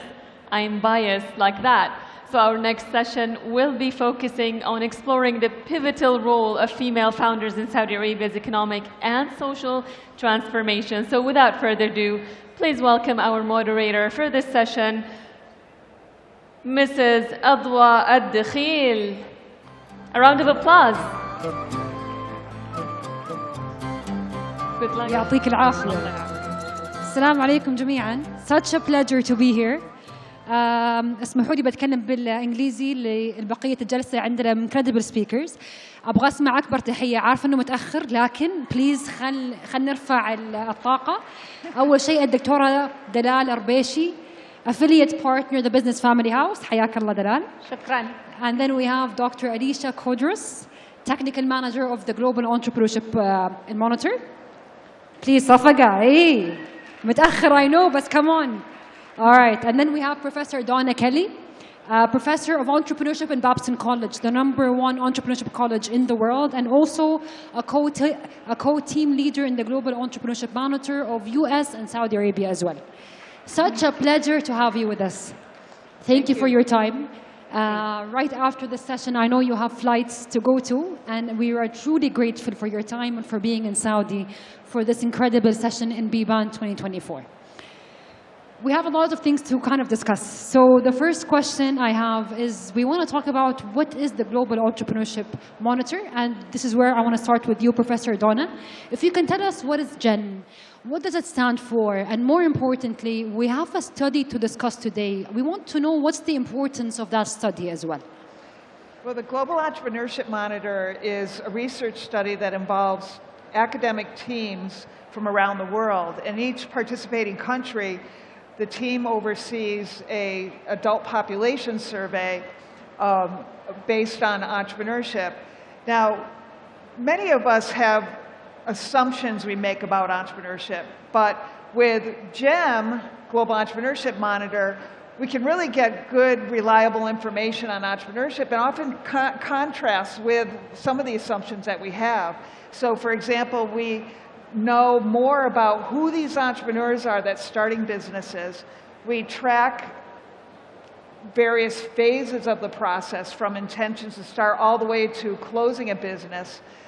We know more about societal attitudes which can contribute to entrepreneurship and signal a readiness for entrepreneurship in society. So over 25 years, we've collected data on over 120 economies around the world. And we've had impact on policymakers. We've had GEM used in a lot of research studies, as well as used by educators and practitioners. And so it really brings a very research-driven, reliable data and results to the globe about entrepreneurship. Amazing. And we definitely need much more of these insights and reports because I think they really shape the entire trajectory of understanding entrepreneurship. So we thank you on behalf of that 120 economies that you are benefiting from these incredible reports. Right. Dr. Alicia, I want to take a deep dive. You being the technical manager of GEM, we want to know what insights you can provide us today. So this panel is of females entirely, right? So one of my first questions to you is, what insights can you provide us in terms of the female participation in entrepreneurship as per the GEM report? Well, as you can imagine, the huge data that we have give a lot of information. But I am trying to summarize. Using GEM data, what we can see is that women's contribution to entrepreneurship is increasing, and there are different models depending on the type of the economy. Okay, for example, in developing countries, it's very usual, not all countries, but it's very usual that they show high rates of women entrepreneurship by necessity. understand. For example, Ecuador has one of the highest rates, even above the male rate. But this entrepreneurship is not of very high impact, but for survival. Then, on the opposite side, several developed countries show very low rates of activity, of female activity, because women prefer to be employees, especially at the public sector, you know. And then there is a third model, which is different. This model is about countries with a very deep-root entrepreneurial culture, or that are in the middle of a huge economic transformation. This is the case of Saudi Arabia, okay? And in these countries, we can see a totally different model. Women who are entrepreneurs for opportunity and that are increasing their presence in the economic arena. Then, for example, in Saudi Arabia, since we started measuring this activity, women started with a rate around 9%. Right now, 9% in 2016, okay? Nowadays, they are around 23%, and very close to their male rate, which is 27%. But the most important is about the established business phase, those that are older than 42 months in the market, because in Saudi Arabia, this in 2023, the gender gap was closed, and both are at 30%. And the volatility has been fixed in this country, which was a high problem in the past. So congratulations to Saudi entrepreneurs. Okay. Amazing. This is incredibly impressive. The fact that we can look at historical insights and we can compare it to where we are today. We know for a fact that the kingdom's efforts in general, in all of those years, we are seeing the fruits of that labor right now, and numbers don't lie. So I thank you very much for that. Yes, thank you very much. Thank you. Professor Donna, I know you are a co-team leader in GEM in both the United States and in Saudi Arabia as well. So I wanted to know, what impact do female entrepreneurs have in Saudi businesses, and what are the key attributes, if we look at the key attributes that make up male-dominated businesses versus female-dominated businesses? What would they look like for the female businesses in general? It's really important to look not just at the numbers of entrepreneurs or the percentage of entrepreneurs in a society. We know that in Saudi Arabia that entrepreneurship among women is increasing and generally on parity with men. But we also want to know what the contributions are to such things as job creation. Are these entrepreneurs creating jobs? Are they introducing innovations in society? And are they contributing to the country's global competitiveness? So just a few numbers. 25%, about 1/4 of those women that are in the process of starting a business are already employing more than 5 people, which tells us a little bit about the job creation element. And then over 50% are selling nationally. Similar to men on those two indicators, but where women are slightly higher than men is in introducing innovations that are solutions that are novel at a local level at least. And another area that women tend to be very strong is, really most women, I think I have 89 or 83.5, they prioritize social and environmental impact. So those are some things that I think that are really important for Saudi Arabia, and it does tell us that it is important to invest in women entrepreneurs. I love that comparison, especially when you mentioned the social and I would say cultural topics. Right. This is very true, especially in the Saudi context as well. I remember one of the first social incubators ever established in Saudi was done by a Saudi female entrepreneur. And she incubated multiple NGOs and social businesses as well. So I think this is definitely important for us to compare attributes, because entrepreneurship is the fuel of job creation, end of the day, right? Dr. Dalal, we are coming to you. So I know all of your efforts, mashallah, tabarakallah, not only in entrepreneurship, but also, and more importantly, in your work in family businesses and so forth, as an affiliate partner. We want to know how would you describe the types of businesses or the types of women starting these businesses based on all of your experiences?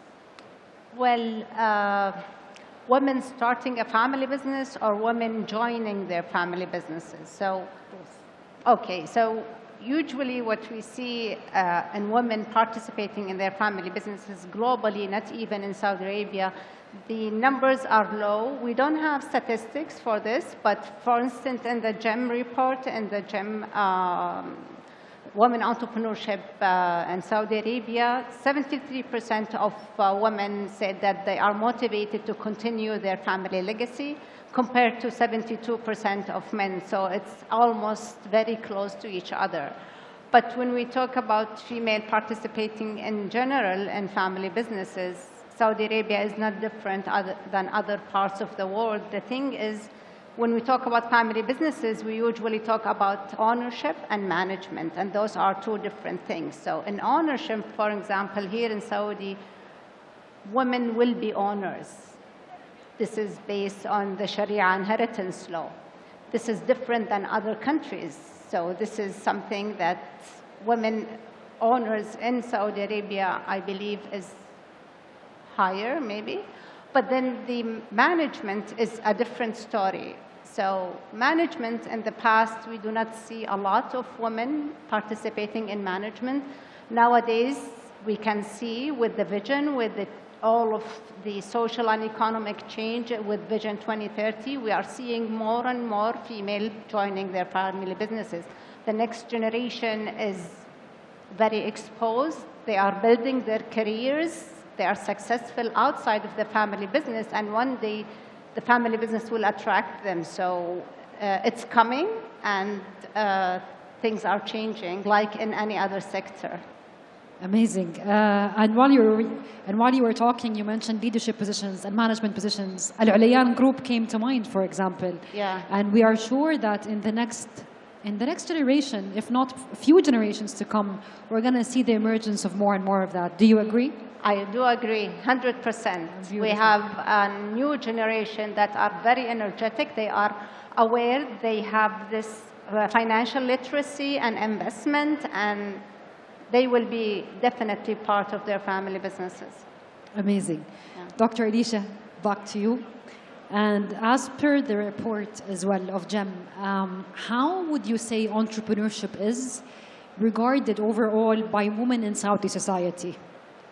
Well, at this moment, Saudi Arabia is at the top of the ranks about indicators on societal attitudes, affiliations, and all these features that are expected in individuals who want to become entrepreneurs. Then you have 92% or more of the adult population believing that entrepreneurship is a good option as a career. And the matter is that there is no gender gap. So the programs and all the actions, the governmental actions, in order to impulse entrepreneurship have impacted the whole population, men and women. So these rates are for both. So more than 22% of women think that entrepreneurship is a good career choice. They also attach success and good status to entrepreneurs that remain in the market. They also think that the media attention is doing a great work around entrepreneurs.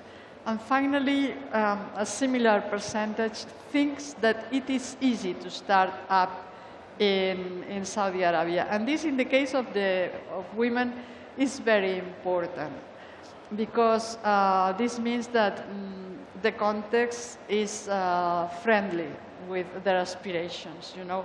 And at the same time, more than 80% of female recognize that they are able to see opportunities, that they have skills, that they know entrepreneurs. And the only worrying indicator is about fear of failure. Okay, the precedent guest said things are happening in Saudi Arabia and we can see them. So all these indicators show this picture, but something has to be done with fear of failure.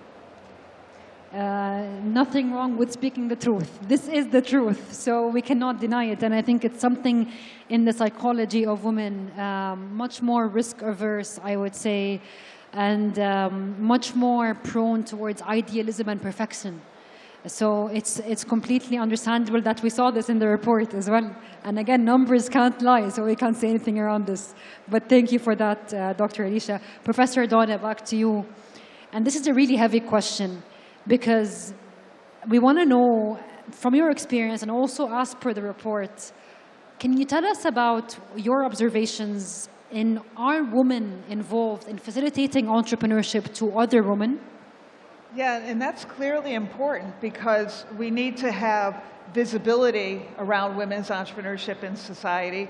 We need women with positive attitudes because they energize women and they also become potential entrepreneurs. Also being stakeholders, of maybe being co-founders, suppliers, being part of the value chain activities or involved in the companies, maybe as advisors. But also as part of the ecosystem. What is the ecosystem or the conditions that really facilitate entrepreneurship? And one of the interesting, I think one of the most interesting results that we found in this last women's report was that 1/5 of adult women in Saudi society informally invest in entrepreneurs. That's a lot. And out of those investors, 3/4 are investing in family or other relatives. So they provide a critical source of early stage funding. But one thing that's even more interesting is that 63% of those women investors invest in other women, whereas only 13% of men investors invest in women. So this just really tells us about the importance of women on the finance side being involved. Thank you very much for that. And the numbers are incredibly important on that. And I know we're almost out of time, so I want to jump straight to you, Dr. Dalal, what conditions and factors are facilitating women to start a business if you zoom into the Kingdom of Saudi Arabia? Well, in the report, we have two kinds of surveys. One is for the population for entrepreneurship, and the other one is for experts. So the expert survey is based on two key areas, which is the support and the resource accessibility. When it comes to support, experts rate support for women. Support, we are talking about childcare, after-school programs, home services. Experts rate it moderately at 6 out of 10. So, however, when we see at the support of culture, which is cultural encouragement, it's 7.1, which is very high considered. So another kind of support is the regulatory support, and experts rated 6 for women. But then this indicates that some women are more inclined to go to traditional employment rather than going to entrepreneurship. It goes back to what you said, that they are more risk-averse. They want to think about perfectionism more. And also another factor is because of the Vision 2030, we have a lot of attractive job opportunities out there.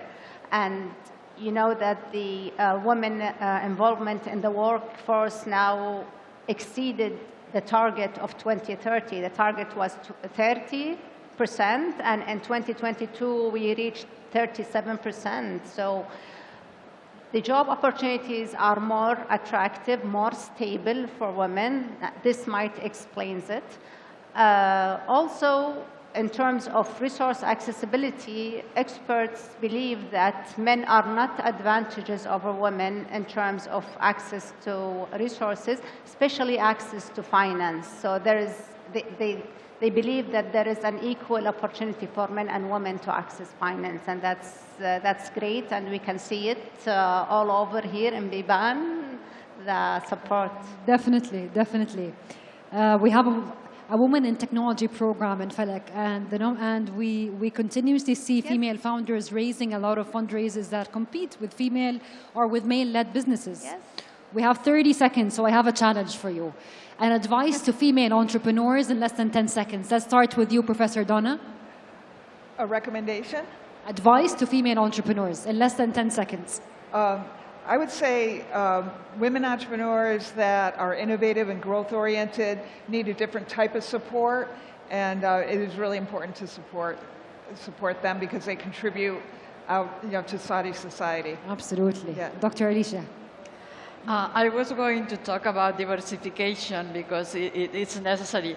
But after talking to several entrepreneurs in the Biban, I saw that they already have this perception, and it's a pleasure to see many entrepreneurs starting up at the business services and education, which are key sectors for the future. Thank you. Absolutely. Dr. Dalal.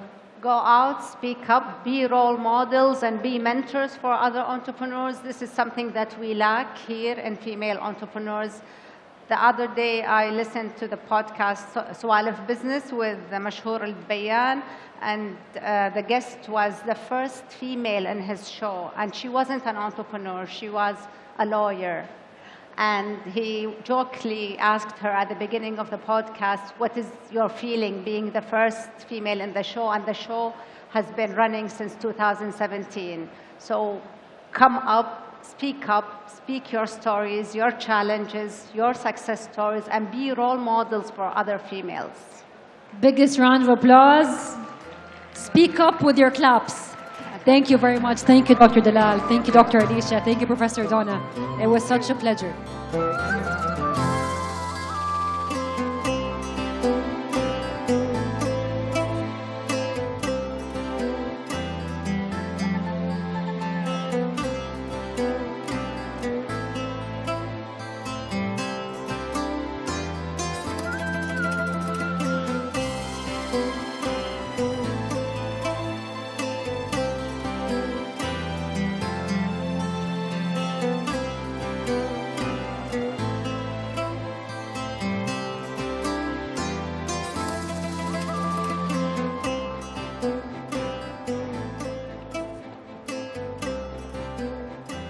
I must say, this is one of the sessions that had the most rounds of applause, and it was very, very well deserved.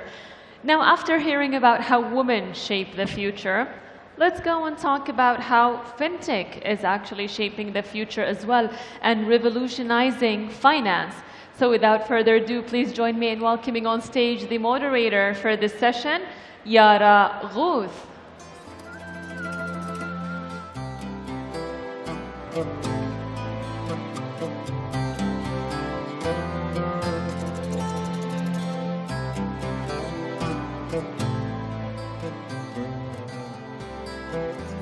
Assalamu alaikum. Good evening, everyone, and welcome to tonight's session. I'm super excited to be discussing Fintech and the financial industry and the revolution that is currently happening. As we know, finance has been traditionally slow to innovate, but thanks to advancements in technologies like AI, blockchain, digital platforms, we're witnessing an unprecedented transformation in how financial services are designed, delivered, and experienced. Today, our esteemed panelists are at the forefront of this revolution. They're not only making financial services faster and more accessible, but also creating new growth opportunities for businesses and improving consumer accessibility. It's an honor to introduce tonight's speakers, Naif Abu Saida, founder of Habka app, and Munthir Al-Shiddi, General Manager of Tarabut Gateway, and Abdul-Majid Al-Askar, founder and CEO of MoneyMoon. Thank you all for being with us tonight. Thank you. So to kick off tonight's session, each of you is using cutting-edge technology in unique ways. Could you please explain to us and tell us a bit more about how your startup is using technology to really, go into an industry that's very traditional business model? ثانك يو يارا. اتوقع ما في اشكاليه اذا تكلمنا بالعربي، الحضور شايفه كله بالعربي واخر الليل، فيعطيكم العافيه. اذا نتكلم عن التاثير التقنيه في Thank you very much. Speaking about the technological impact and the Fintech companies, what distinguishes us is that we are specialized in a different stream of work, which is saving and how to be creative and innovative in the field of savings. It is maybe easy to go to either wallets or electronic wallets or any kind of different digital works. But in savings, it's a totally different story. And this was the biggest challenge that we have faced, which is to build the technological solution for innovation based on habits. We're not going to take it out of the shelf as a ready-made solution, but we're going to take it and implement it. The most important objective is to have this product from Saudi Arabia to Saudi Arabia and to the world after that. How to create an added value. So in the design of the product from the beginning, in the designing of the creation and innovation, it is important to know the needs, expectations, and desires of the clients. Why do they save? Why not save? What are the challenges that they face? First of all, peace be upon you all. Thank you very much, and thank you for hosting us here. There is some kind of connectivity. We started as an open banking company, and since our start, we utilized technology in the heart of all of our transactions and processes.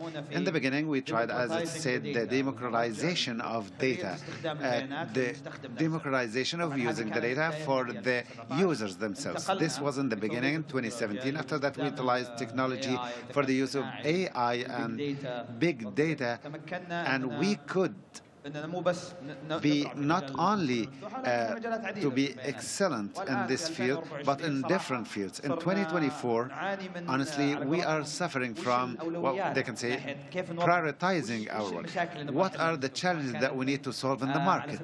For example, the points programs and the responsible funding and the mechanisms of investment. Very good. Thank you, Yara. Thank you very much. I'm happy to be here, and I'm happy to have you. My fellow panelists, Munthir and Naif, يعطيكم العافية وشكر جميع الحضور. Thank you very much. I'd like to thank all speakers. MoneyMoon, in simple terms, we're pioneering the one-to-one lending model and the peer-to-peer microloans.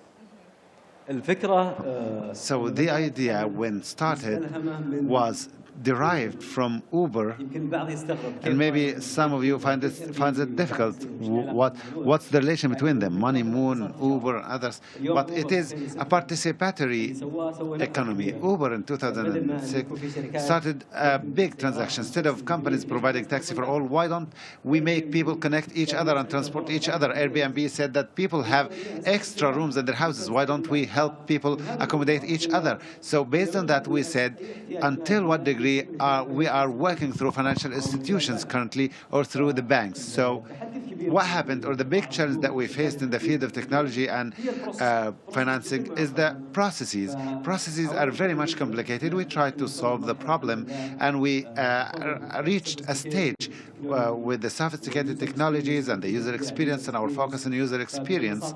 We simply are now working peer-to-peer and usual benefit, whether someone needs money or someone has money. So simply speaking, this is MoneyMoon, and this is our start. Beautiful. Naif, what are the most important challenges that you faced? Of course, many of startup founders face a lot of challenges, but especially in fintech, what are the biggest challenges that you face and how did you solve them? The biggest challenge is that I'm still early now. I'll ask the audience, who of you know Hakta saving application?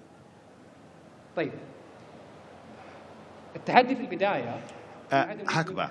The challenge is that there was no on-the-shelf solution. We needed to build the solution from scratch, starting from the architect design solution, the journey of the user or the client and the customer journey and others.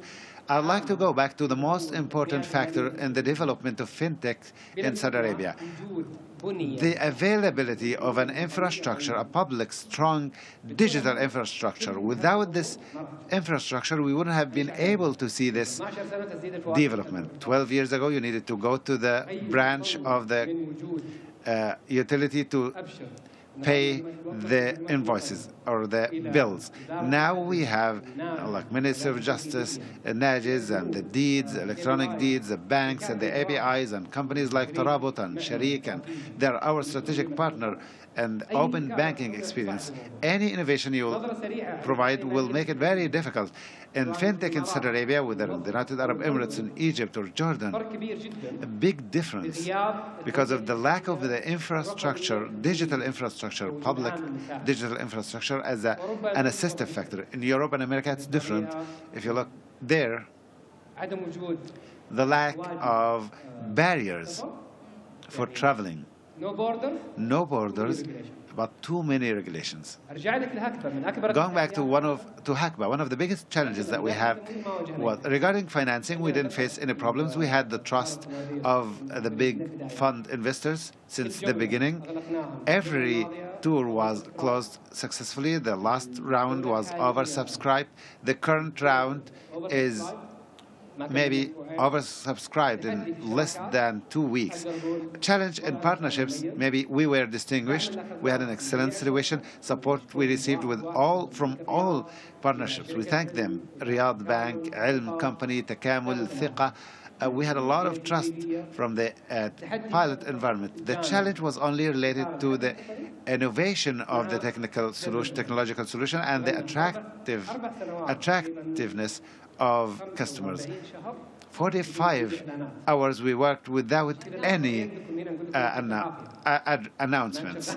So we worked on the word of mouth without any marketing. We worked on psychology, the behavior of clients and how clients find 5 without any rewards, and because they trust our product. And if they come this month, I know that they receive their money 3 or 4 months later they come. So we changed, we developed, and we reached another level. And sorry for a long talk.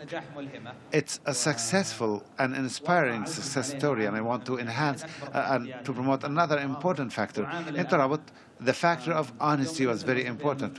When open banking started in Britain in 2013, it was meaning that you need to possess your own data. But how can you deal with the data? How can you process the data? Because banks and public governments spend a lot of money, millions of money, to protect their data of their clients. And the biggest challenge is that you may be not taking much care of data. This is a big challenge. One of the biggest challenges or hazards or risks is cybersecurity threats, how to use our data and who's capable of securing data. So that's why in Tarabut we faced this challenge, and we took the approach of being not only the biggest financing for open banking, but to be the most open, secure banking platform, not only in the Middle East, but also globally. And many people forget that open banking is just sharing data, but also with the announcement that we saw or advertisement from the central bank months ago, they will be pushing towards open banking. And tomorrow, Hakba and other applications will be there. You can pay your rotating savings and any debt using open banking. And at the end of the day, this is what we want to find. And that's why we want to mention the factors of that. How can we make platforms and the interfaces for APIs for our applications to be more secure? To give an example with what we're doing with Tarabut, open banking and how to open a new field for innovation based on the engineering of data and how to exchange and extract information. If we get the access or authorization for access for the bank and all of your bank accounts in Riyadh Bank, Rajhi Bank, Saudi Fransi Bank, in the bank statement we noticed, for example, that in 3 or 4 months we have like 3 to 4 days, you don't have much of money, you have commitments that you pay every month, for example. This gap can be analyzed through the last 12 months, and we suggest a saving plan. For example, in March and September, we found that something is happening every 6 months, and your credit goes down because you have financial commitments. This is a saving account plan for 30,000 or 50,000 or 60,000 riyals, according to your income, according to the behaviors of your similar clients in your age, in your city, in your field of work or sector of work. You'll have a good benchmark, and you don't feel guilty that you're, for example, wasting your money. For example, you're less of the average, more than average in terms of your age segment.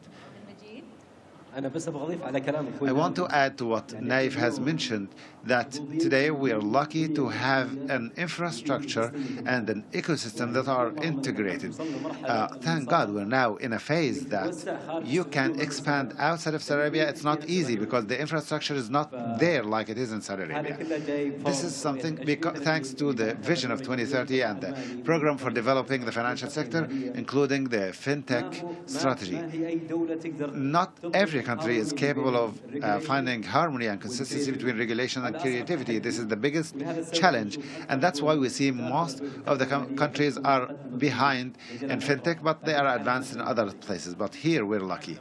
I totally agree with you. The infrastructure factor is very important. Tarabut works in 4 countries, but one of the most important successes for us was in Saudi Arabia because of the infrastructure that we have. A lot of people misunderstand that Saudi Arabia may be because we have more people, more citizens. No, it's because the infrastructure is here that helps us. The train will not work if there is no railway. That's why I'd like to thank you for mentioning that, Abdul Majid. Thank you very much. Also, how do you see the role of banks with the rise or the growth of fintechs? How can they work together? How can banks work together? And also, how can banks, what are banks needing to be aware of for fintechs? Anyone here works for a bank? 4 or 5 years ago, things were different. It depended on individuals, the individual, their impact, their conviction as a manager, as a responsible person in the bank. Most of the banks didn't have the strategy, and that it wasn't basic. And I remember that in 2018 or 19,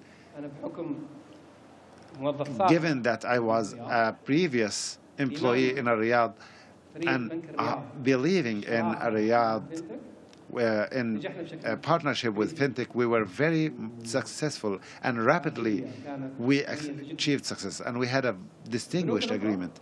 With other banks, it didn't have this the same. Maybe it was all in with the bank, like a big fence and everything, we do it ourselves. And until now, they're a bit slow. Maybe 1 or 2 banks are working with us, but the rest are working with us quickly on transformation. At the end of the day, the goal of the bank is to provide a financial profitable service for their clients and customers and investors. Fintech is not going to replace banks. We're not competing with banks. The role of the bank and the role of fintech companies, we can have debates. Is the bank is going to be like a back office in the future and you're going to be a bank as a service? Or are you going to take care of some of their operation services or outsource, like what happened with GDIA, with the banks, for example? Point of sale is now outside. It's still not clear yet. not here, not abroad. There are digital banks that are successful abroad, not because they're super like the new bank in Brazil, but they have their luck in the Saudi and the Brazilian environment was there, and having a digital solution or a digital bank helped them spread there.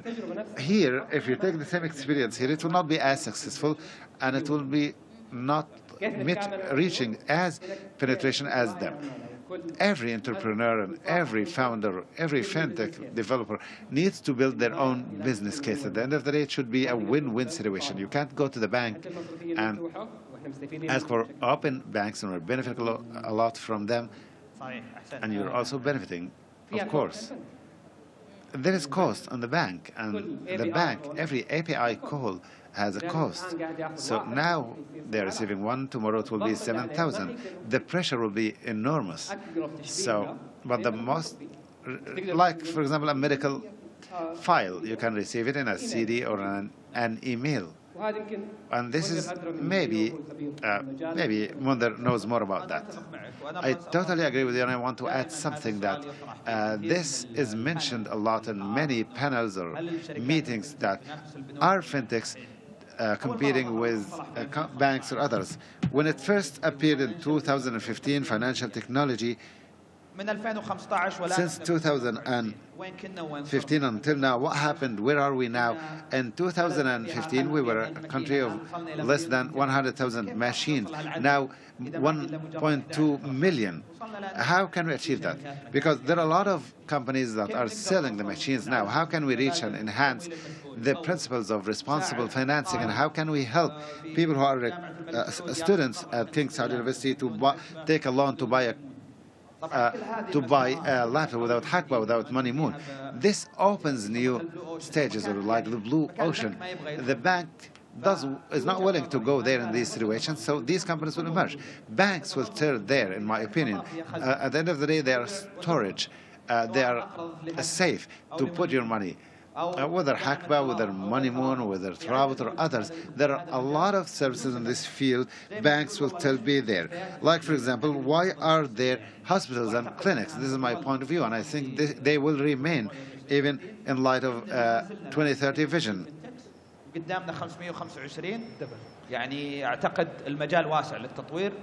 And it's a lot of room for experience, and they will integrate each other. So fintechs and banks will be working with each other. And now banks are the infrastructure, or they are the backbone. How can people move to fintech in some of the fields? It's simply the user experience. User experience will not come from a startup that will. We need startups that can take decisions now and implement it tomorrow. But banks, they can compromise some things. But banks need to think about other things. Banks will maybe at the back ends, and fintechs will be the frontliners to provide use cases for all customers, and we can. And banks maybe won't know what are the things that they are doing and what are the things that might be doing. Also, some of the customers that are currently available in Saudi Arabia, we have 4 million housewives. They have income, but they don't have salaries. They have bank accounts. Yeah, they can open bank accounts anytime, but they are not benefiting much from any service that is providing. They can take loans, they can have a card, and a lot of conditions. They have 1.3 million students in university. Also, freelancers are there. Freelancers here. They have income, but not a salary. The volatile income. So this sector, if we take this segment alone, I'd like to add, given that we're speaking about Munshaat, small and medium enterprises, 97% of them don't have bank agreements. Their employees, whether they have high salaries or not, they can't benefit from bank products, including investment funds. Investment funds, they don't have bank agreements for their employees. The solutions that are provided, in addition to what Abdul Majid has mentioned, not just the user experience, but user case. They provide sources or access to funds through these fintechs. Very good. Very good. Also, one last point I want to mention, that there are still some segments. Although we are fully banked and every person has 1, 2, or 3, or 4 bank accounts, but the importance of fintech service is not there. Maybe I'm the oldest of all of you, but previously no one told us about financial comprehensiveness or savings. If I want to take a loan or to borrow, it was nearly not available. How many people work in Uber or Careem or these applications? They don't have any access to any financial product, whether saving or financing. So I'm sure that in 2030, by 2030, consumers will have so many options and choices. One last minute, so I'd like to ask Abdul Majid, what is the thing that you are enthusiastic to do in future of fintech? Open banking. Open banking is very important for us. Open banking that is happening today is very important. I think it's a revolution, and we'll go back to the last one I mentioned. For example, we have use cases, and one of the use cases for open banking is PFM. PFM is very important to operate your transactions, and you can even implement the transactions through open banking. So I think open banking will make a wonderful transition. Very good. Thank you very much. Thank you for your time. Thank you for being with us. Are you still here? Are you going to be here for more? Thank you very much. Thank you very much. I will take the last question. What are you excited about the future of fintech? What is the most enthusiastic thing for you, like trends of fintech in the future? Is it open banking, or is there anything else? Definitely Hackba 2030 globally, but the most enthusiastic thing, specialized in tailored financial solutions, from lending, saving, investment, and more. Excellent. Personally speaking, I'd like to add to what Abdul Majid has mentioned. I'm open more to open finance. And when we have a situation not only to integrate our bank products, we like in our society to quantify everything in our life, like our sleeping hours and what's in our bank account, how much money we have. So I hope we reach this situation from open data and open banking and all things. We are admiring your session a lot. Naif is an encyclopedia. I wish that we had more time. But maybe one last question for the founders. If the audience has any question, if someone wants to work in fintech, we want a question from the audience. Is there any question?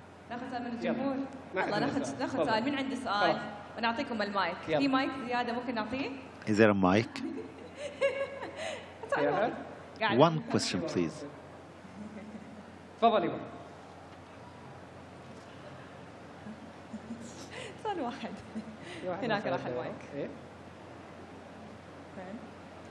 بس اعطوه سؤال صعب يعني دام سأل من الجمهور نتمنى تعطونا سؤال يعني. It's an important question, and I hope you give us a question that is right, hits the nerve. Not from a question, not from a person welcome for Hackba. I hope. No questions. Thank you very much. Good. A question. One advice for fintech entrepreneurs. May all have a very good evening. Nice speech for all of you. We are enthusiastic in open banking more than you, but the question now is open banking. What are the things that might hinder them? We are enthusiastic. So in your opinion, from your own point of view, what are the things that, when can we see open banking in the market, and what are the things that might hinder this? Are you going to be upset with my answer? One thing will hinder that. In light of having these use case, win-win regulations, use case, win-win situation between fintech and banks, it will not be implemented. There will be cases for use that are profitable for both of them. For banks, as a supplier, they have the data, and for fintech, the open banking platforms, and also the companies that will benefit from that as a third party like Hackba and others.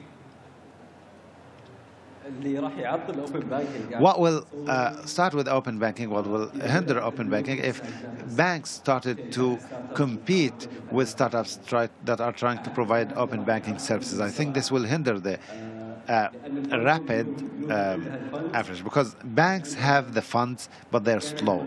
And sometimes funds, I don't want to see it, but sometimes they're misused. Funds are misused. I agree with you in two parts, but I'll add something else I mentioned before, which is security.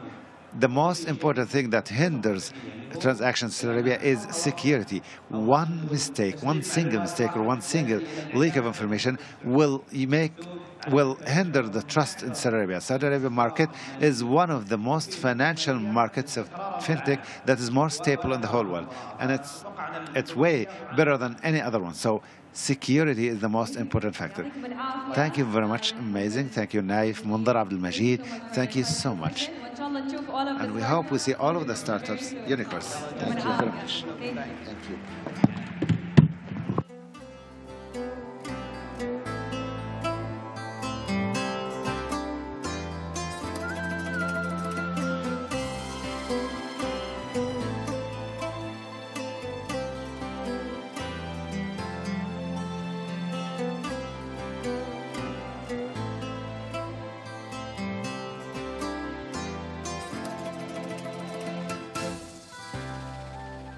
We have a saying in Arabic that goes, "Khitamuha misk," which means the ending is musk. Well, we're way far from the ending. We still have 3 more days to go. But for now, ladies and gentlemen, we have a very special speaker talking to us about the turning cultural heritage into business potential. How exciting and hopeful is that?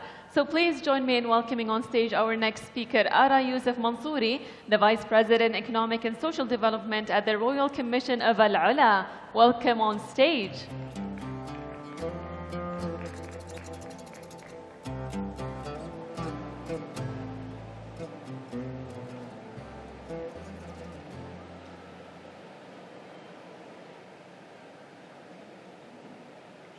Distinguished guests, esteemed leaders, and friends from across the globe, welcome to Biban 2024. In Arabic, Biban means doors. Doors are more than mere entryways. They are invitations to explore, to envision, and to step into new realms of possibility. Today, Saudi Arabia is not only opening doors to the world, we are reconstructing what doors represent and what lies beyond, extending an invitation to join us on a journey of purpose, ambition, and boundless potential. Through Vision 2030, Saudi Arabia embarked on an unprecedented transformation. It is inspired by the Crown Prince himself, a leader with an entrepreneurial spirit who sees not only what is, but what could be. It marks the dawn of an era where aspiration, heritage, and innovation converged to shape a thriving future. AlUla stands as the embodiment of this vision. It is a place that echoes the stories of ancient generations in every stone, while each new endeavor adds a verse to our story of progress. In AlUla, we witness Saudi Arabia's blueprint, deeply rooted in tradition, yet boldly reaching for a future that uplifts, enlightens, and unites us all.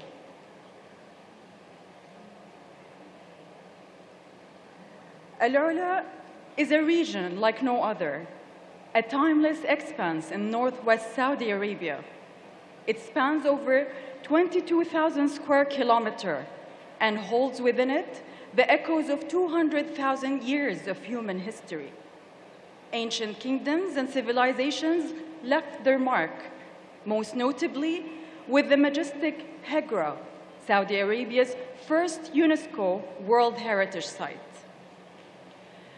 AlUla invites visitors in an extraordinary landscape of magnificent canyons and serene desert stretches, where the beauty of silence reveals itself under star-filled skies. It is a place where stargazing becomes a journey through time, and the natural artistry of towering rock formations and hidden alleys stimulate marvel and wonder. Today, AlUla is home to a flourishing population of 60,000 men, women, and children whose prosperity is at the heart of our mission. This vibrant land breathes life into history, where the richness of our past fuels the ambitions of our present. When the Royal Commission for AlUla began its work in 2017, we encountered both an energetic youth and a scene brimming with potential. We envisioned a path forward to elevate AlUla's living cultural roots and enable its people, honoring our history while igniting a future that belongs to all. Entrepreneurship became the stimulus, empowering our community, celebrating its unique spirit, and opening AlUla's unfolding story to the world. AlUla is more than just a destination.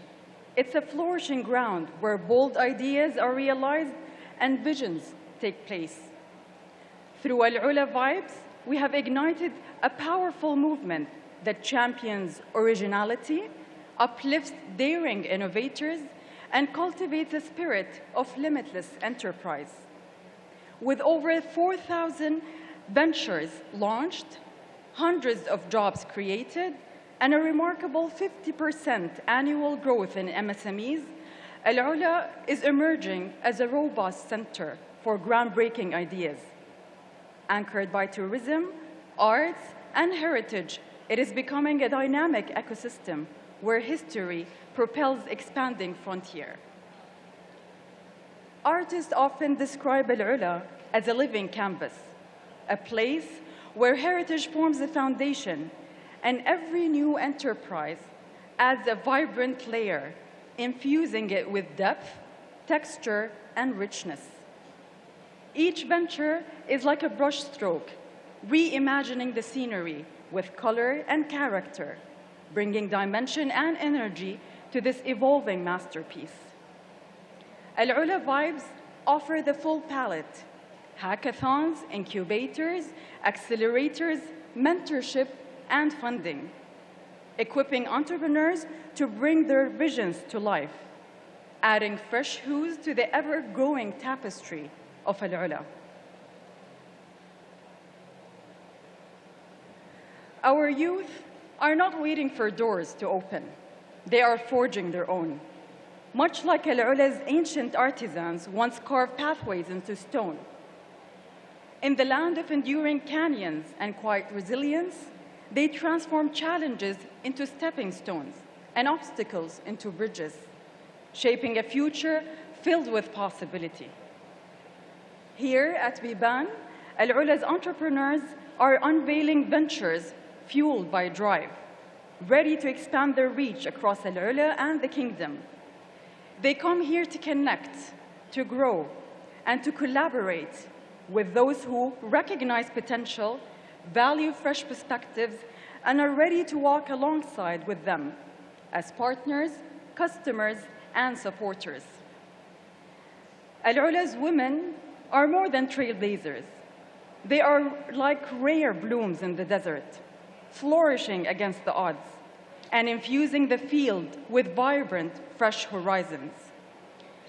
Just as ancient carvings have preserved AlUla's history on stone, their enterprises leave a footprint of courage and ingenuity, a mark that future generations will look for insight.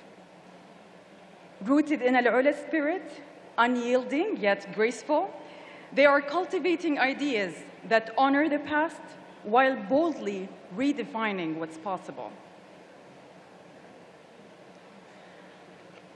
Our vision for AlUla is to empower communities, cultivate talent, and ignite growth from within. Through the Hammaya program, over 6,400 residents have gained essential skills in arts, culture, and tourism, becoming the hands and minds shaping AlUla's evolution. AlUla Scholarship Program has sent more than 700 of our brightest abroad, gathering new perspectives and knowledge, returning home as catalysts of change, ready to enrich AlUla with insights from around the world. They bring back more than expertise. They carry the spirit of a region rising confidently onto the global stage. Each of these initiatives reflect our unwavering commitment to investing in people, planting roots that will sustain and raise AlUla for generations. Together, we are nurturing a lasting source of pride, a place where talent grows, and every story is woven into the fabric of our progress. In AlUla, our approach to leadership reflects the spirit of Biban, doors that open not only to uncharted avenues, but to lives transformed. True leadership is not defined by titles or authority.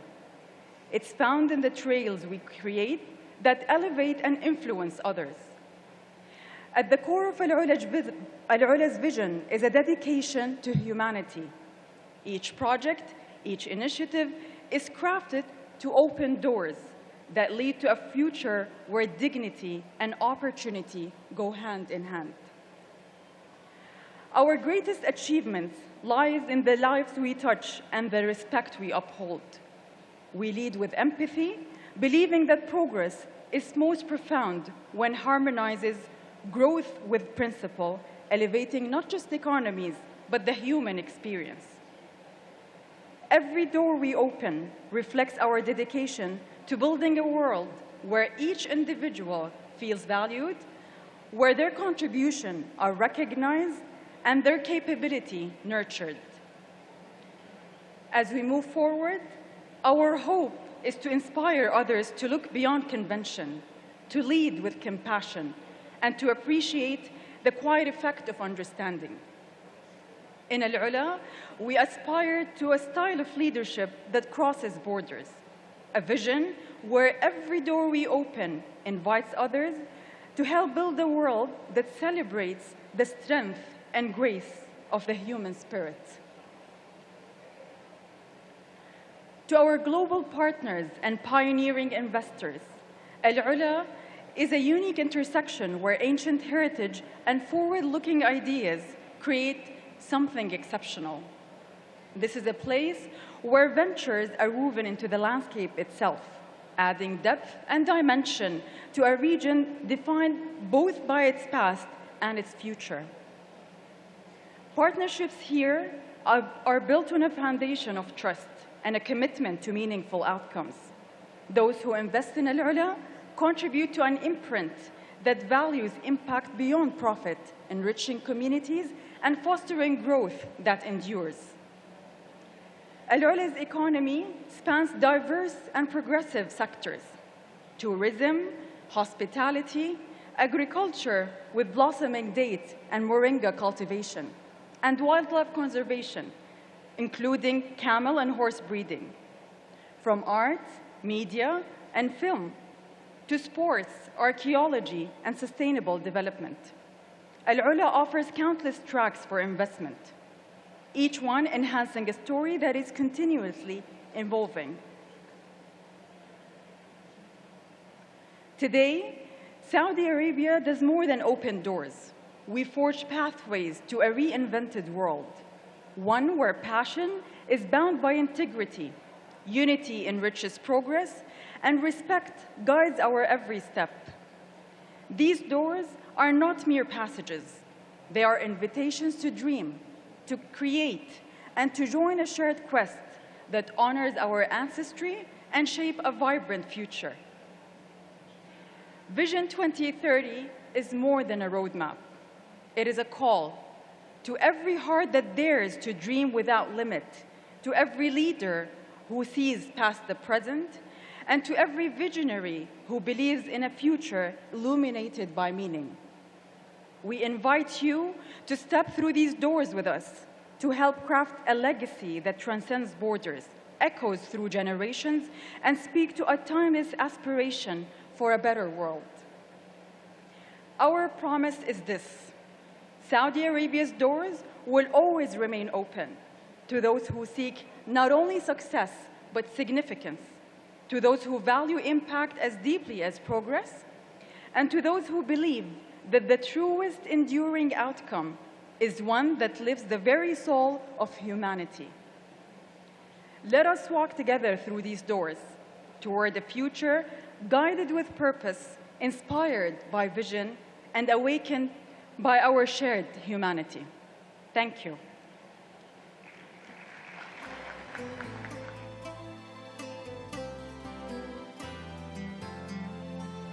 Spirit. I love the spirit. Thank you, Ara, for a lovely speech. And this is a wrap for today, ladies and gentlemen, day 2 of Biban24. However, the journey is just beginning.